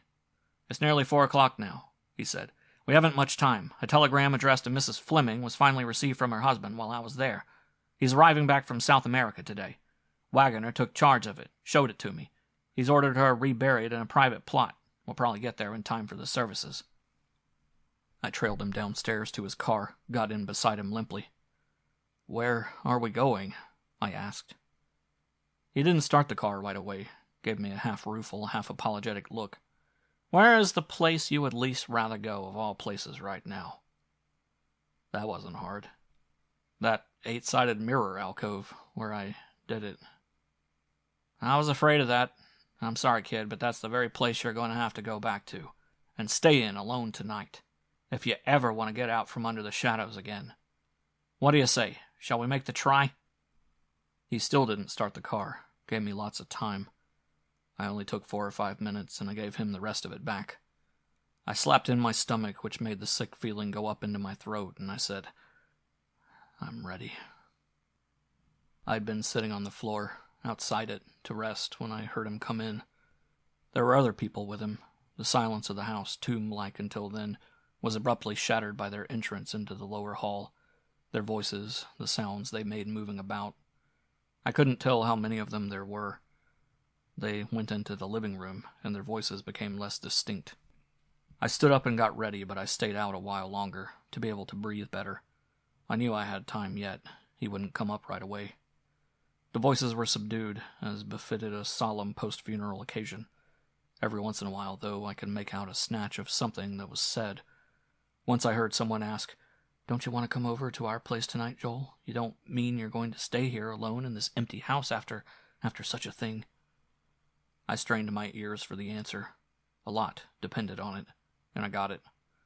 I'm closer to her here than anywhere else. Presently, they all came out into the hall again, on their way out, and I could hear good nights being said. Try not to think about it too much, Joel. Get some sleep. The door closed. A car drove off outside, then a second one. No more voices after that. The tomb-like silence almost returned, but not quite. A solitary tread down there, returning from the front door, told that someone had remained. It went into the living room, and I heard the click of a decanter against a glass. Then a frittering of piano notes struck at random, the way a person does who has found contentment, is eminently pleased with himself. Then a light switch ticked and the tread came out, started unhurriedly up the stairs. It was time to get in. I put one foot behind me and followed it back.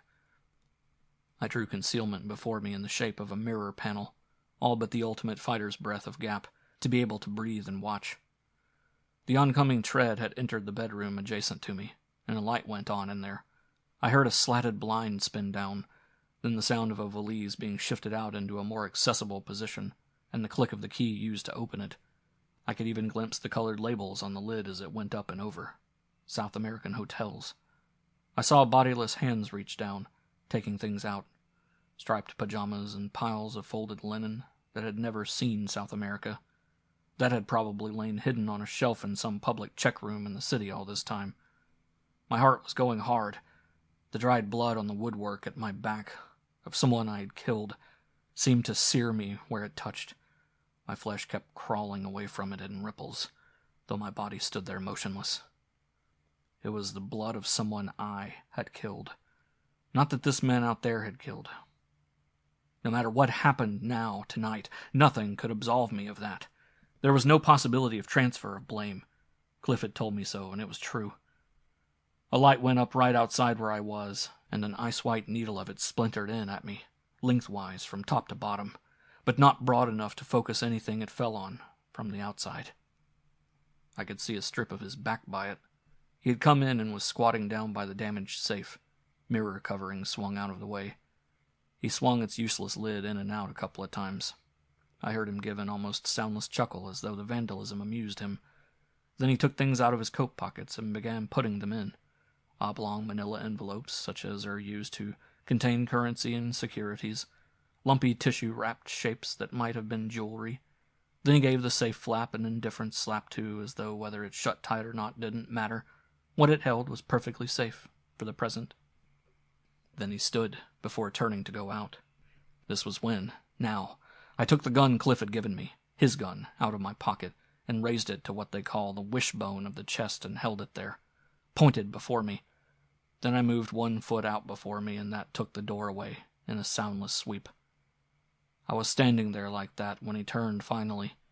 The mirror covering the safe niche had been folded back until now, so he didn't see the reflection of my revelation.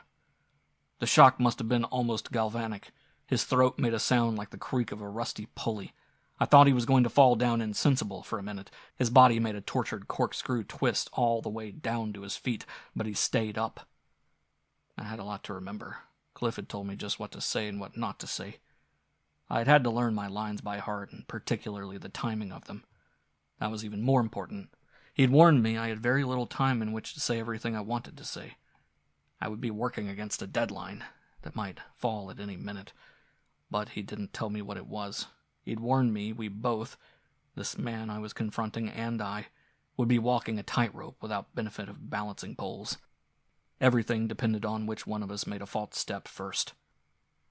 It was a lot to remember, staring at the man whom I had only known until now as Berg, a fellow rooming-house lodger, and who held the key to the mystery that had suddenly clouded my existence. And I had to remember each thing in the order they had been given me, in the proper sequence, or it was no good. The first injunction was, make him speak first. If it takes all night, wait until he speaks first. Some matter of recognition must be involved, but I had no leisure for my own side thoughts. He spoke finally. Somebody had to, and I didn't. "How'd you get here?" It was the croak of a frog in mud. "You showed me the way, didn't you?" I could see the lump in his throat as he forced it down, to be able to articulate. You remembered coming here." "You didn't think I would, did you?" His eyes rolled, as at the imminence of some catastrophe. You couldn't have." The gun and we never moved. "Then how did I get back here again?" "You explain it." His present situation pierced warningly at him through the muffling layers of his panic. I saw his eyes flick toward the entrance to the alcove. I shifted over a little, got it behind me to seal him in. I felt it with my foot and drew the door in behind me. Not fast, but leaving only a narrow gap. "How long have you been in here like this?" "Since shortly after dark. I got in while you were away at the funeral services." "Who'd you bring with you?" "Just this." I righted the gun, which had begun to incline a little at the bore. He couldn't resist asking it. He wouldn't have been human if he hadn't asked it, in his present predicament. "Just how much do you remember?" I gave him a wise smile that implied everything without saying so. It was Cliff's smile, not mine, but formed by my lips. "You remember the drive up?" He said it low, but he'd wavered on the wire, that tightrope Cliff had mentioned. "You couldn't have. You had the look, the typical look." "What look?" He shut up. He had regained his equilibrium. "I was holding a thumbtack pressed into the palm of each hand the whole way." "Then why did you do everything you were directed to so passively?" "I wanted to see what it was leading up to. I thought maybe there might be some good in it for me later. If anyone went to all that trouble." "You purposefully feigned? I can't believe it. You didn't even draw back, exhibit a tremor when I let you out of the car, put the knife in your hand, sent you on toward the house, told you how to get in, what to do. You mean you went ahead and consciously—" Sure, I went ahead and did it, because I figured you'd pay off heavy afterwards to keep me quiet. And if I'd tried to balk then, I probably would have gotten the knife myself on the way back from my trouble. What happened? What went wrong inside? I accidentally dropped the knife in the dark somewhere in the lower hall and couldn't find it again. I went on up empty-handed, thinking I'd just frighten them out the back way and get a chance at the safe myself. But Ayres turned on me and got me down. He weighed more than I do, and he was going to kill me, to keep it from coming out that they were adulterous and had been caught in the act of breaking into your safe in the bargain. Only, by mistake, she put the awl that he cried out for into my hand instead of his. I plunged it into him in self-defense. He nodded as though this cleared up something that had been bothering him. Ah, that explains the change of weapon that had me mystified. Also, how it was that she got out of the house like that, and I had to go after her and stop her myself. Luckily, I was crouched behind the hood of Ayres' car, peering at the open door, when she came running out. She couldn't drive herself, so she didn't try to get in. Ran screaming on foot down the cutoff. I jumped in without her seeing me, tore after her, and caught up with her. If I hadn't, the whole thing would have ended in a ghastly failure. I might have known you were under imperfect control. He'd fallen off long ago, gone hurtling down, but I still had a deadline to work against, things to say without knowing the why or wherefore. Your control was perfect enough. Don't let that worry you. You haven't lost your knack. But you just said...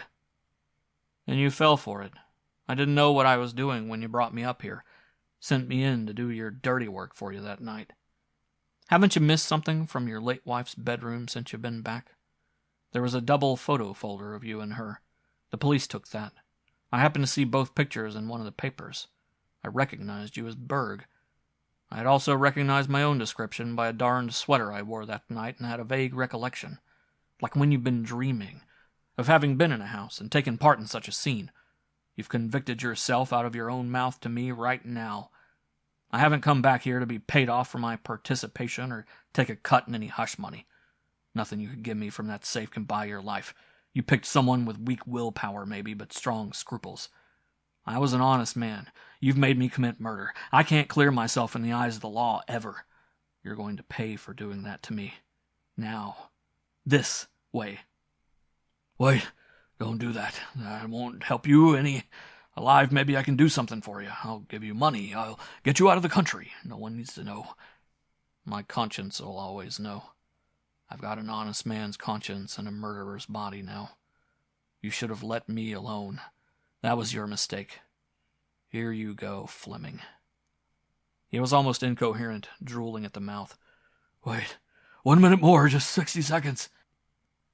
He took out a thin gold pocket watch, snapped up its burnished lid. He held its face toward me, open that way. I saw what he was trying to do. Cliff had warned me to be careful. I dropped my eyes to his feet, kept them stubbornly lowered, brow furrowed with resistance while I held the gun on him. Something kept trying to pull them up. A flash from the burnished metal of the inside of the watch lid wavered erratically across my chest front for an instant, like when kids tease you with sunlight thrown back from a mirror. Look up, he kept pleading. Look up. Just 1 minute more. See, the hands are at 6 too. Look, just until they get to here.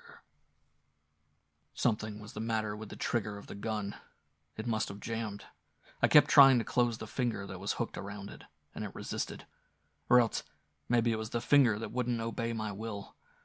I kept blinking more and more rapidly. The flash slithered across my shuddering eyes, slid off, came back again. They wanted so bad to look up into it. It prickled. There was a slight snap, as though he had surreptitiously pulled out the stem winder to set the watch back. That did it. I glanced up uncontrollably. He was holding the watch up, brow high, like he had the candle that night, as if to give me a good, unobstructed look at its dial. It was in about the position doctors carry those little attached head mirrors with which they examine throats. I met his eyes right behind it, and all of a sudden my own couldn't get away anymore, as though they had hit glue. A sort of delicious torpor turned me into wax. I didn't have any ideas of my own anymore. I was open to anyone else's. My voice control lasted a moment longer than the rest of my functions. I heard it say, carrying a leftover message that no longer had any willpower behind it, I'm going to shoot you." "No," he said soothingly. "You're tired. You don't want to shoot anybody. You're tired. The gun's too heavy for you. Why do you want to hold that heavy thing?" I heard a faraway thump as it hit the floor, as far away as though it had fallen right through to the basement. Gee, it felt so good to be without it. I felt lazy all over. The light was going out, but very gradually, like it was tired too. The whole world was tired. Somebody was crooning, you're tired, you dirty bum, now I've got you." Mental lapse induced by hypnosis. There was a white flash that seemed to explode inside my head and hurt like anything. Something cold and wet pressed against my eyes when I tried to flicker them open. And when I had, instead of getting lighter as when you're slowly waking up, the world around me seemed to get darker and weigh against me crushingly all over. The pain increased, traveled from my head to my lungs. Knives seemed to slash into them, and I couldn't breathe. I could feel my eyeballs starting out of their sockets with strangulation, and my head seemed about to burst. The pressure of the surrounding darkness seemed to come against me in undulating waves. I realized that I was underwater and was drowning. I could swim, but now I couldn't seem to. I tried to rise, and something kept holding me down. I weaved there like a writhing seaweed held fast to the bottom. I doubled over, forced myself down against the surrounding resistance, groped blindly along my own legs. One seemed free and unencumbered. I could lift it from the mucky bottom. About the ankle of the other there was a triple constriction of tightly coiled rope like a hideous hemp gaiter. It was tangled hopelessly about a heavy iron crossbar. When I tried to raise this, one scimitar like appendage came free. The other remained hopelessly hooked into the slime it had slashed into from above. It must have been some sort of a small but weighty anchor, such as is used by launches and fishing craft. I couldn't release it. I couldn't endure the bend of position against my inner suffocation. I spiraled upright again in death fluid. My jaws kept going spasmodically, drinking in extinction. A formless blur came down from somewhere, brushed lightly against me, shunted away again before I could grasp it, shot up out of reach. I couldn't see it so much as sense it as a disturbance in the water. There were only fireworks inside my skull now, not conscious thoughts anymore. The blurred manifestation shot down again, closer this time. It seemed to hang there, flounderingly upside down beside me. I felt a hand close around my ankle, then a knife grazed my calf, withdrew. I could feel it tugging at the rope, as if it were being sliced at. Self-preservation was the only spark left in my darkening brain. I clutched at the hovering form in the death grip of the drowning. I felt myself shooting up through water, together with it, inextricably entangled. I wouldn't let go. Couldn't. Something that felt like a small ridged rock crashed into my forehead. Even the spark of self-preservation went out. When I came to, I was lying out on a little pier or string piece of some kind, and there were stars over me. I was in shorts and undershirt, wringing wet and shivering, and water kept flushing up out of my mouth. Somebody kept kneading my sides in and out, and somebody else kept flipping my arms up and down. I coughed a lot, and one of them said, "There he is, he's all right now." He stood up, and it was Cliff. He was in his underwear and all dripping, too. A minute later, Waggoner stood up on the other side of me. He was equally sodden, but he'd left on everything but his coat and shoes. There hadn't been any time by then, I guess, he said. "Now get something around him, and then the three of us better get back to the house fast and kill the first bottle we find." There was light coming from somewhere behind us, through some fir trees that bordered the little lake. It played up the little pier. By it I could see my own outer clothes neatly piled at the very lip of it. There was a paper on top of them, pressed down by one of my Oxfords. Cliff picked it up, brought it over, and read it to us. "I'm wanted for the murder of those 2 people at the Fleming house. They're bound to get me sooner or later, and I have no chance. I see no other way but this. Vincent Hardy." It was in my own handwriting. The light was strong enough for me to see that when he showed it to me. He looked at Waggoner and said, "Do we need this?" Waggoner pursed his lips thoughtfully and said, "I think we're better off without it. These coronary inquest guys can be awfully dumb sometimes. It might sort of cloud their judgment." Cliff took a match from his dry coat and struck it, and held it to the note until there wasn't any to hold anymore. I was feeling better now, all but the shivering. I was sitting up. I looked back at the glow through the trees and said, "What's that?" "Fleming's car," Cliff answered. "He tried to take a curve too fast, getting away from here, when we showed up on his tail and turned over and kindled." I grimaced, sickly. That was about all that could have stirred horror in me after the past 10 days. A cremation alive. "I shot him first," Cliff said quietly. "One of us did," Wagoner corrected him. "We all three fired after him. We'll never know which one hit him. We don't want to anyway. The machine telescoped, and we couldn't get him out.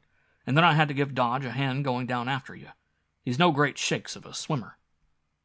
"We had to hit him," Cliff said. "It was the only way of breaking the hypnosis in time. You were drowning down there by your own act. And there was no time to chase him and force him at gunpoint to release his control, or whatever it is they do. We only found out about the anchor after we'd located you." A figure was coming back toward us from the glow, which was dwindling down now. It was the deputy. He said, "Nothing left now. I wet it down all I could to keep it from kindling the trees." "Let's get back to the house," Cliff said. "The kid's all goose pimples." We went back, and I got very soused on my third of the bottle. I couldn't even seem to do that properly. They let me sleep it off there, the four of us. Spent the night right there where we were. I found out later it was Fleming's own bed I had occupied, but at the time I wouldn't have cared if it was the mirror closet itself with Ayer's body still in it. In the morning, Cliff came in and had a talk with me before the other two were up. I knew where I was going to have to go with him in a little while, but I didn't mind so much anymore. I said, "Did that help any, what I did last night? Did it do any good?" "Sure," he said. "It was the works. It was what I wanted. Had to have. What do you suppose I was doing around here all yesterday before he got back? Why do you suppose I warned you to make him stay right there in the alcove with you? Not let the conversation drift outside. I had it all wired up. We listened in on the whole thing. The three of us were down in the basement, taking it all down. We've got the whole thing down on record now. I'd emptied that gun I gave you, and I figured he'd be too smart to do anything to you right here in his own house. Only, he got you out and into his car too quick before we had a chance to stop him. We darn near lost you. We turned back after one false start toward the city, and a truckman told us he'd glimpsed a car in the distance, tearing down the lake road. That gave us the answer. We wouldn't even have been able to hold the suicide against him. You did all that yourself, you know, even to shackling your foot to that boat anchor and dropping it over ahead of you.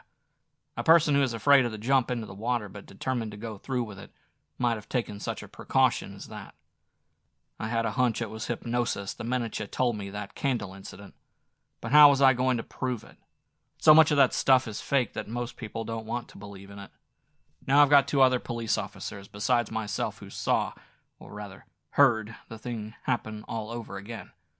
And that's going to carry weight that no coroner's jury will dare disregard. You were in a state of hypnosis when you committed this crime. That's the whole point. In other words, you were as unresponsible, as inanimate, as insensible as the knife or club that a murderer wields to accomplish his deed. You were simply the weapon in the actual murderer's hands. Your own mind wasn't functioning. You had no mind. Two bodies were being directed by one mind. His. He stopped and looked at me. Does that scare you? Oh, boy. I puffed out my cheeks. It would me, too. I'd better begin at the beginning. Joe Fleming used to be a professional hypnotist in vaudeville years ago. I found enough scrapbooks, old theater programs, and whatnot in trunks here in this house to testify to that. Stage name, Dr. Mephisto. He undoubtedly possesses a gift of hypnotic control over certain subjects. With my wife Lil, for instance, I'm afraid he'd come a complete cropper, and even wind up helping her dry the dishes. He was trying to cheer me up. I grinned appreciatively. He went on more seriously. But there is such a thing, you know. It's not all bunk by any means. Only certain types of people are more easily influenced than others. Well, he got out of vaudeville years ago while the getting was still good, and he went into another line of business entirely, which doesn't need to concern us here, and he made good dough. Then, like they all do, he made the mistake of marrying someone years younger than him, a hat-check girl he met at a nightclub. It wasn't only that she married him simply for his money, and to be able to quit handling people's sweatbands at 4 bits a throw. She was already the sweetie of a convict named Dan Ayers, who was doing time just then for embezzlement. You get the idea, don't you? Ayers got out, found a new ready-made situation crying to be profited by, so he profited by it. He cultivated Fleming, got in solid with him. He didn't have to get in solid with Dorothy, he was already.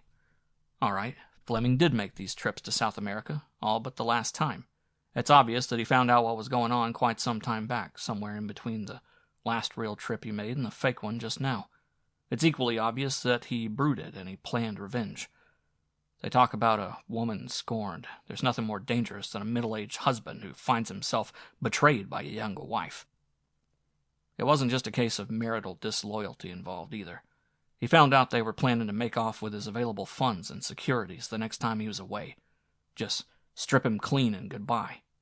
You notice he didn't entrust her with a combination of that safe here in the house.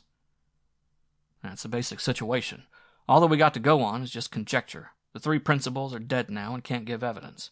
I'm not trying to defend Fleming, but there is something to be said for his doing what he did. It turned him into a demon. He wanted Ayers dead, and he wanted Dorothy dead, too, now. But he picked a low, lousy way of effecting his purpose. He wasn't going to endanger himself, risk his own security.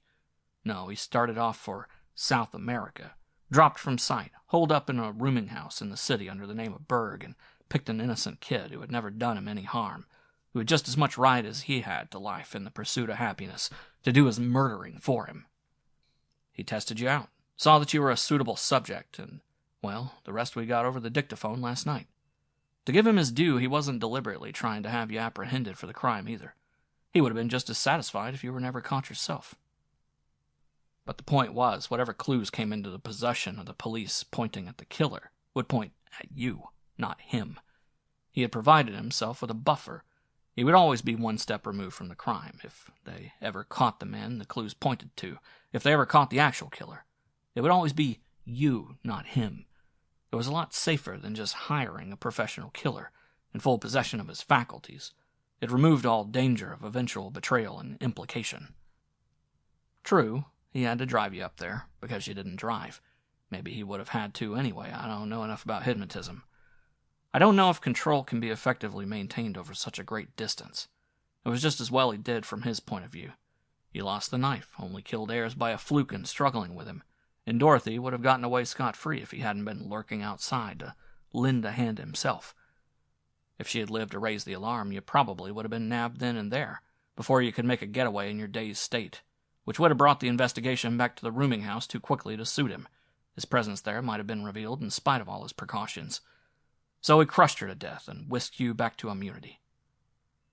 How is it I remembered the whole murder scene so vividly the next morning?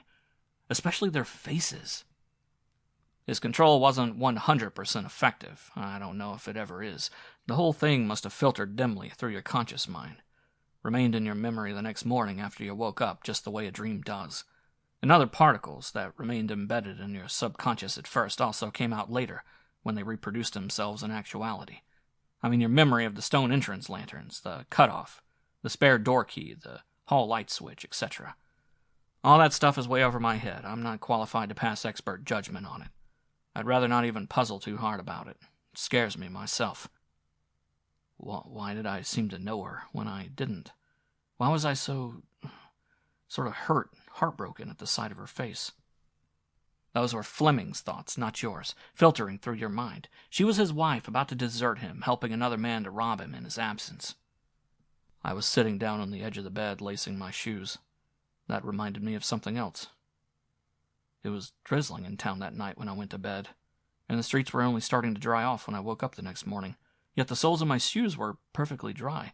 How could they be if I followed him even across the sidewalk to where he had a car waiting at the curb? And I doubt that he brought it up that close to the rooming house entrance for fear of being seen. I remember you mentioned that to me once before, and it's puzzled me too. The only possible explanation I can think of is this. And that's another thing we'll never know for sure, because that point didn't come up when he was giving himself away in the alcove last night. Can you remember whether you got him off easily that night? When you were undressing in your own room, or as sometimes happens with nearly everyone, the laces got snarled. You couldn't undo the knot of one or both of them. I tried to remember. I'm not sure, but I think a snag did form in the laces of one of them, so I pulled it off the way it was without really opening it properly. And in the morning? They both seemed all right. That's what it was, then. You couldn't undo the knot in time while you were hurriedly getting dressed under his direction. You followed him out and around to wherever the car was in your stocking feet. Shoes probably shoved into the side pockets of your coat. He got the knot out for you at his leisure in the car before starting. It wasn't raining up here that night, and by the time you got back to town again, the sidewalks were already starting to dry off, so your shoes stayed dry. But wouldn't my socks have gotten wet? They probably did, but they'd dry off again quicker than shoes. I was ready now. Wagoner and his deputy went over ahead without waiting for us. I guess he figured I'd rather just go alone with Cliff, and he wanted to make it as easy as he could for me. He said, "Bring the kid over whenever you're ready, Dodge." Cliff and I started over by ourselves about half an hour later. I knew I'd have to go into a cell for a while, but that didn't worry me anymore. The shadows had lifted. When we got out in front of the constabulary, Cliff asked, "Are you scared, kid?" I was a little. Like when you're going in to have a tooth yanked or a broken arm reset. You know it's got to be done, and you'll feel a lot better after it's over. "Sort of," I admitted, forcing a smile. "You'll be all right," he promised, giving me a heartening grip on the shoulder. "I'll be standing up right next to you the whole time. They probably won't even send it all the way through to prosecution." We went in together. End of Section 6, Nighmare. Section 7 of Nighmare by Cornell Woolrich. Bequest. The slate roadster coursed steadily onward along the dusky road, chasing its own headlight beams, never succeeding in overtaking them. Overhead the stars seemed to move slowly along the sky in company with it, while the night-bound earth below streamed backwards like something on a moving belt. An occasional offside light winking from some farmhouse would trundle slowly rearward, finally blink out. The world was asleep. The man at the wheel hadn't spoken for half an hour. The woman beside him had been silent that length of time. The dashboard lights illumined their faces from below, cast phantom-like reflections of them on the windshield. They both had the set look of people who are lost in thought. Their eyes, staring straight ahead, had the fixed aspect of those who did not see what they seemed to be looking at. The road made a leisurely turn, and the car obediently went with it. The woman spoke at last, unexpectedly, without any preliminary, as though the slight shift of equilibrium caused by the turn had finally dislodged the silence sticking in her throat. "So that's why," she remarked. "That's why we came away on this trip." The man continued to stare ahead, hands sobered to the wheel, while the road flowed unendingly beneath their front wheels. "That's why," he answered laconically. A moment or two of silence followed, and then she spoke again. "Why didn't you tell me before we left?" "What's the difference when I told you? I've told you now, haven't I?" "Yes, now I know," she said quietly. Neither of them looked at one another. "And what are you going to do now?" she said finally. His mouth thinned a little. "Just keep going." "You can't keep going forever." This time he didn't answer. She had spoken so low that perhaps he hadn't heard her. "They'll come after you." "I won't wait for them to get there." "You've torn down something that it's taken me 5 years to build.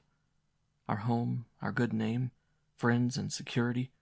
You've thrown it all away in one reckless, insane—" "You don't have to come with me," he said stonily. "You can go back. You haven't done anything.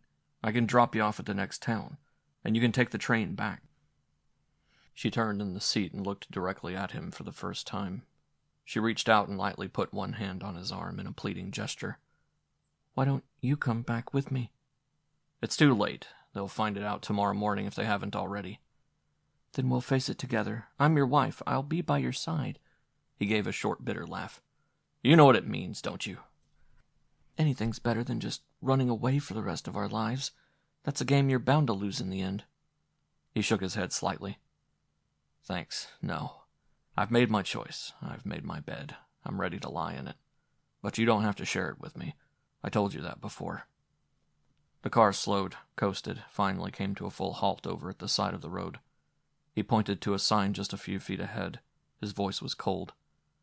"We're just outside the next town. You'd better get out now. Go in on foot. I don't want to stop in the middle of town. If you're not with me heart and soul, no use your being with me at all." She just continued to look at him as though she felt infinitely sorry for him. "All I ask of you," he went on, "is don't tell them where I told you I was going." "You don't trust me at all, do you, Alvin?" she murmured reproachfully.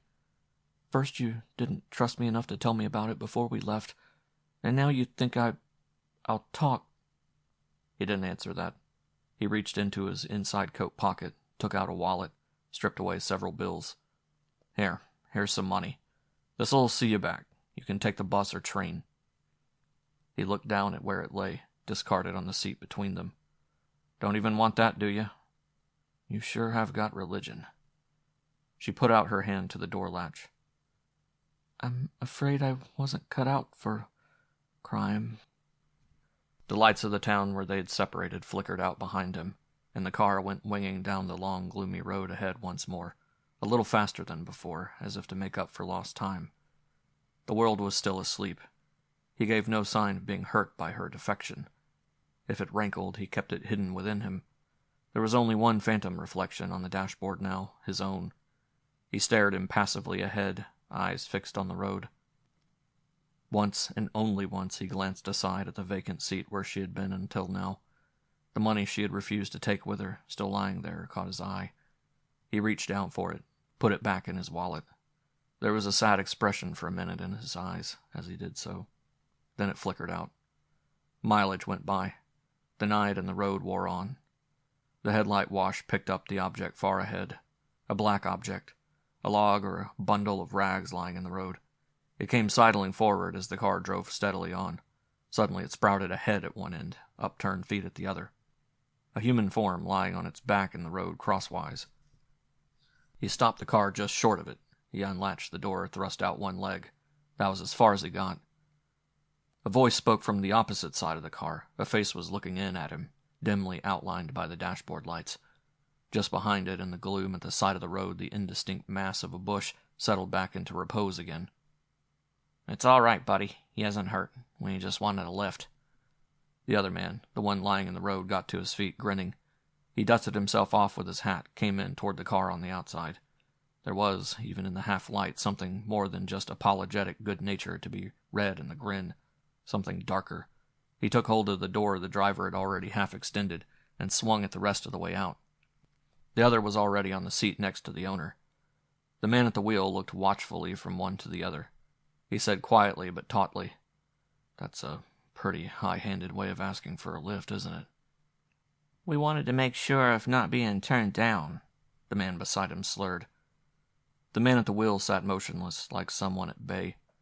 The only part of him that moved were the two last fingers of one hand, resting on the wheel rim. They rose and fell a couple of times. "Where is it you men want to go?" he said finally. Whatever they answered, he was obviously going to claim his route lay elsewhere. "Just that way. The way you're going," the man next to him answered. "Sorry, I'm in a hurry." "You've stopped now, haven't you?" the spokesman pointed out, in the lazy purr of a cat playing with a mouse. "Won't take you any longer to get started up with us than without us." The driver's mouth had tightened into a thin line. He had made up his mind, but he'd made it up too late. "It's my car, and I'll decide who rides in it. Stand back." His unwelcome seatmate's elbow jogged him, as though unintentionally. He glanced over and saw the man absorbed in prodding at his fingernails with a vicious-looking snap knife. It wasn't pointed at the car owner. Its user wasn't even looking at him. Somehow the implication was even more forbidding. His drawl was still misleadingly indolent. "Ought to drive on, mister. Don't look good to keep standing here like this. Somebody might happen along and think there's a hold-up taking place, which there isn't." And to his friend, "Come round and get in on this side of me. There's room enough for 3. Their unwilling host, white-faced now, slowly reached down and took off the brake. Nothing more was said. The road slipped by. The wavy dark line of the trees went up and down, up and down. The stars followed them slowly across the sky. There were 3 phantom faces reflected against the windshield now. He studied 2 of them there, surreptitiously. The knife was gone again, but even if he had made a sudden lunge and grappled for it, he wouldn't win. The man on the outside probably had one too. Besides, he didn't want to become involved in anything that would delay him, bring the police on the scene, with all the lengthy questioning that would inevitably follow. They didn't give the impression of being just the usual roadside vagrants or bums. There was something a little better than that about them. And also something a little worse, more sinister. "Look," he said abruptly, "could you fellows use a little money? Is that what this is about? Suppose I let you have $10 apiece and we call it quits." The one on the outside said nothing at all. That drawl came again. "People that part with money that easy must have quite a lot of it." And then, in reassurance that failed altogether to reassure, "We ain't asking you for any money, mister. We'll just ride along with you a little ways." He knew he hadn't averted whatever it was that was hanging over him. 40 minutes went by, perhaps 50. Not a word more had been spoken. They were nearing the outskirts of some large town. They could see the preliminary lights sprinkled here and there in the distance ahead, in the red glow of foundries or blast furnaces. The highway suddenly split in two, a main branch and a lesser backcountry detour. "Take the one on the left," he was instructed. "That loop misses the town." "But I'm heading for that town, and I've been driving all night. Are you compelling me to go out of my way?" A truck came thundering up behind them, flashed past. He leaned out, tried to signal the truck driver, but he was already too late. The back of his coat collar was suddenly tightened into a knot, and he was swung around again. The knife did not show up, but the thread of it peered through every word. "Take the one to the left. No one's hurting you yet, but you will get hurt if you try that again." Half an hour later, a double-flanged roadside marker went drifting by. The driver flicked his eyes at his passengers. "That was a state boundary line we just crossed. You know what that makes this, don't you? Interstate kidnapping. You know what the penalty for that is, don't you? The Lindbergh Law. Death." He saw them exchange a glance by way of the windshield surface. But it wasn't a look of alarm. It was, if anything, one of humorous and mutual understanding. "It ain't us that's going to get the death penalty," the one on the outside said patronizingly. The remark was dripping with ominous double meaning. "It's you," they meant. The driver shivered. His lower jaw fluctuated loosely against his upper like something detachable. A bar of silver appeared parallel to the eastern horizon, freed itself, floated slowly upward. Then a second one, then a third. They were spaced like the rungs of a ghostly ladder with darkness in between. "It's starting to get light, Chuck," one of them mentioned quietly. It was an unnecessary remark. He knew it was some kind of a signal that was being exchanged. He knew they had decided on doing whatever it was they were going to do at this approaching moment when the night changed into day. He saw the two windshield phantoms turn toward one another, hold it for a second, exchanging notice of readiness. He was shaking all over now like some helpless animal with intelligence enough to realize its end is at hand, but without power to escape from it. He scanned the darkened road ahead for sight of some other car, some sign of life that might bring help. There was none.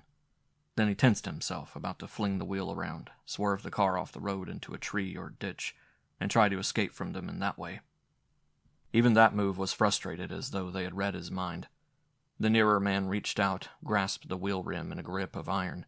His foot nudged the driver's own foot off the accelerator with a sidewise kick. He reached across the driver's body with his entire arm and pulled on the emergency brake. The car screamed agonizingly and swayed to a shuddering stop. The air currents of its own passage went swirling past it for a minute in the sudden stillness, then died away. The door latch clicked and one of them had left the seat. "Think I'll get out and stretch my legs a minute." A drop of sweat rolled sluggishly down the driver's corrugated forehead. The increasing number of bars of silver, which kept following one another up, was starting to have an effect on the sky in general, like rods of fluorescent lighting. The voice of the man who had alighted came back from the rear. "Looks like one of your shoes is on the way out. Must have sprung one of them slow leaks." The driver's knuckles whitened on the wheel rim. "Ain't you gonna get out and take a look?" the man next to him suggested with slumberous detachment. The driver was past mere fright now. He had reached that ultimate pitch of it at which calmness once more sets in, the calmness of despair. "Wait a minute," he said in a voice that was husky but steady and urgent. "You can have the car. You can have my driver's license, my registration, all my papers. You can have $65,000 in cold cash I have on my person at this moment in an oil paper packet pinned to my undershirt. Only just let me walk away from here on foot.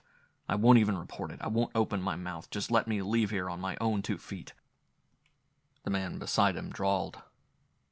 Then we would be taking these things from you by force, which is, in a way, the same thing as a hold-up or robbery. That ain't the idea at all. The minute our backs were turned, you'd report it as that, no matter what you say now. He smiled disarmingly. We'd rather just inherit it all from you. And to inherit a thing... He didn't have to finish it. To inherit a thing, the benefactor first has to be dead. The driver turned to face the speaker in one last desperate appeal. His mouth opened to utter it. It never came. His back was to the outside of the road. Death came from that direction, slinking low around the rear of the car. Death was swift, a shattering blow on the brain with a section of lead pipe. His mouth slowly closed, but that was merely reflex. They carried the body off into gloom beside the road. Their voices sounded in quiet, unhurried tones. That drawl hadn't been assumed. It was natural. It came again. Finish him? I think so, but I'll give him another one to make sure. A dull, sodden impact sounded once more. Then their footsteps moved off still further afield with the measured heaviness of a burden borne between them. They were gone some time. The car remained where it was, empty. One came back first, ahead of the other, the one with the drawl who had been their spokesman throughout. He got in, started the engine, glanced watchfully up and down the road, then sat there waiting. He completed lacing the dead man's shoes on his feet, thrusting the dead man's shirt more securely down under his belt, adjusting the knot of his necktie. Then he gave the horn an impatient double tap. Far off in the distance, the pea-sized glow of an approaching pair of headlights had crested a rise, then dipped down into an intervening hollow. It wouldn't reach them for a good 5 minutes yet. The second man, Chuck, materialized out of the darkness, was suddenly beside the car again. He was rubbing his hands in satisfaction. That abandoned well was the right answer, he murmured appreciatively as he got in. Glad I remembered it from the first time we passed here. Did you hear me cave the rest of it in on top of him? No, it's too far in from here. Some day, years from now, they may catch on there was once somebody in there, if they dig down deep enough. But, brother, they'll never know who it was. I did it up brown. He removed a crumpled, balled-up mass from his pocket that looked as though it had once been part of an undershirt, partially opened it, revealing flecks of rust on the inside, then carefully put it away again. What have you got there? The new driver said. His teeth, was the complacent answer. I had to take the lead pipe to him, but it was worth it. Didn't you ever hear of him identifying them just by that alone? The approaching headlights blossomed out, dipped in conventional salute as the two cars flashed past one another, receded along the road. Pretty nifty car we inherited, remarked Chuck complacently. Where do we head for now? We head for the border and out, the way we were trying to before we ran into him. We need an exit permit, don't we? We've got one. That's where he was heading for himself. We inherited that along with the car, and the driver's license, and the $65,000 in cash, and, well, just about everything else you can think of. Oh, by the way, meet Alvin Kern II of Garfield Road, Scranton, Pennsylvania. And meet yourself, his business partner and associate, making the trip with him. Sole beneficiaries of Alvin Kern I. Chuck smote his knee delightedly. Brother, what a bequest! The state roadster coursed steadily onward under the blazing Gulf Coast sun, chasing its own foreshortened shadow, never quite able to overtake it. The masses of sand dunes to its left made an undulating line, now up, now down. The flaming mass of the sun seemed to move steadily across the sky in company with it, while the road streamed backwards like something on a moving belt. There was silence, save the low hum of the engine. Chuck broke the silence at last for the first time in half an hour. Don't you think we ought to ditch the car? It's 2 whole days now, and we're far enough away. The car is what might trip us up. Alvin Kern, hands glued to the wheel, stared straight ahead. Ditching the car is what might trip us up, you mean? It will be found inside an hour or two after we dumped it. They'd start asking questions, wondering why, while we are still in it. We got nothing to worry about. The whole thing hangs together. As long as we sit tight in the car, we're him and a friend of his. The minute we leave the car behind, we start being somebody else, and they start wondering what happened to him. Yeah, but he might have been expected someplace. Somebody that knows him might be waiting for him, and when he don't show up where he's supposed to. He was heading for Mexico. The exit permit shows that. Well, so are we. He wouldn't have gotten there any sooner than we will. We haven't lost any time along the way. Chuck's elbow suddenly nudged into his side, stayed pressed against it in a frozen signal of warning. Behind them, a speck on the road that had been noticeable for some time past in the mirror had grown to the size of a car. It came on, closing in fast. It's a state trooper patrol car, and it ain't just out for the ride the way it's tearing along. They must have picked us up at that last road stand we stopped to eat at. Give it the gun. Pull up, you mean, and see what they want. Hear that? They're tipping us off to stand until they get here. Chuck's voice nearly rose to a scream as the car began to lose speed. Come on, will ya? Are you crazy? Listen, if we don't pay attention, we get bullets next. But that ain't the point. The point is, when you're a couple of respectable businessmen like us, you don't run away from cops. The car fell motionless by the glaring roadside. It's not the speeding. We were only doing... I told you we should have ditched this damn car, didn't I? Chuck jittered. And I told you a guy on a business trip don't abandon his car. That's tipping our hand. Shut up, here they are. A cloud of dust blew away from the new arrival and one of the men in it alighted and moved toward the front of their car into a position from which he could scan the number. Alvin Kern leaned partially out, resting comfortably on his forearm. Something wrong, officer? The state cop had opened a notebook, was glancing at their plates and then back at the notebook. Pennsylvania 3328, he read aloud. There was a moment of tension that swelled like a bubble about to burst. Kern pressed down hard with one hand on his companion's knee to keep him quiescent. The state cop closed his notebook with a snap, put it away in his pocket before answering. Nope, not you. That 8 on the end of your plate saved you. The guy we want is Pennsylvania 3329, gray roadster with 2 men in it, hit and run, knocked down and killed a pickaninny at a crossroads in Orange County about 10 this morning. He shook his head as he moved back to his own car. Talk about your coincidences, though. He took out a handkerchief, mopped around under and then inside his headgear. Sure is hot. He tilted his chin slightly, sniffed the air with a grimace. And blamed if it don't smell like a coyote died someplace around here. Come on, Carter, let's vamoose. He climbed in again, gave them a friendly wave of dismissal. The patrol car circled around and went back the way it had come. Chuck sagged down into his own lap, like ice cream melting in the sun. Gee, that was close. Let's get out of here, he said weakly. He was right. It smells like the beach over there was full of rotting shellfish. Alvin Kern stepped on the gas. Where would we have been now if we'd listened to you and tried to run for it? On our way back in their custody to be held in the county jail until they could find out what it was we were running away from, most likely. The filling station attendant nodded in agreement.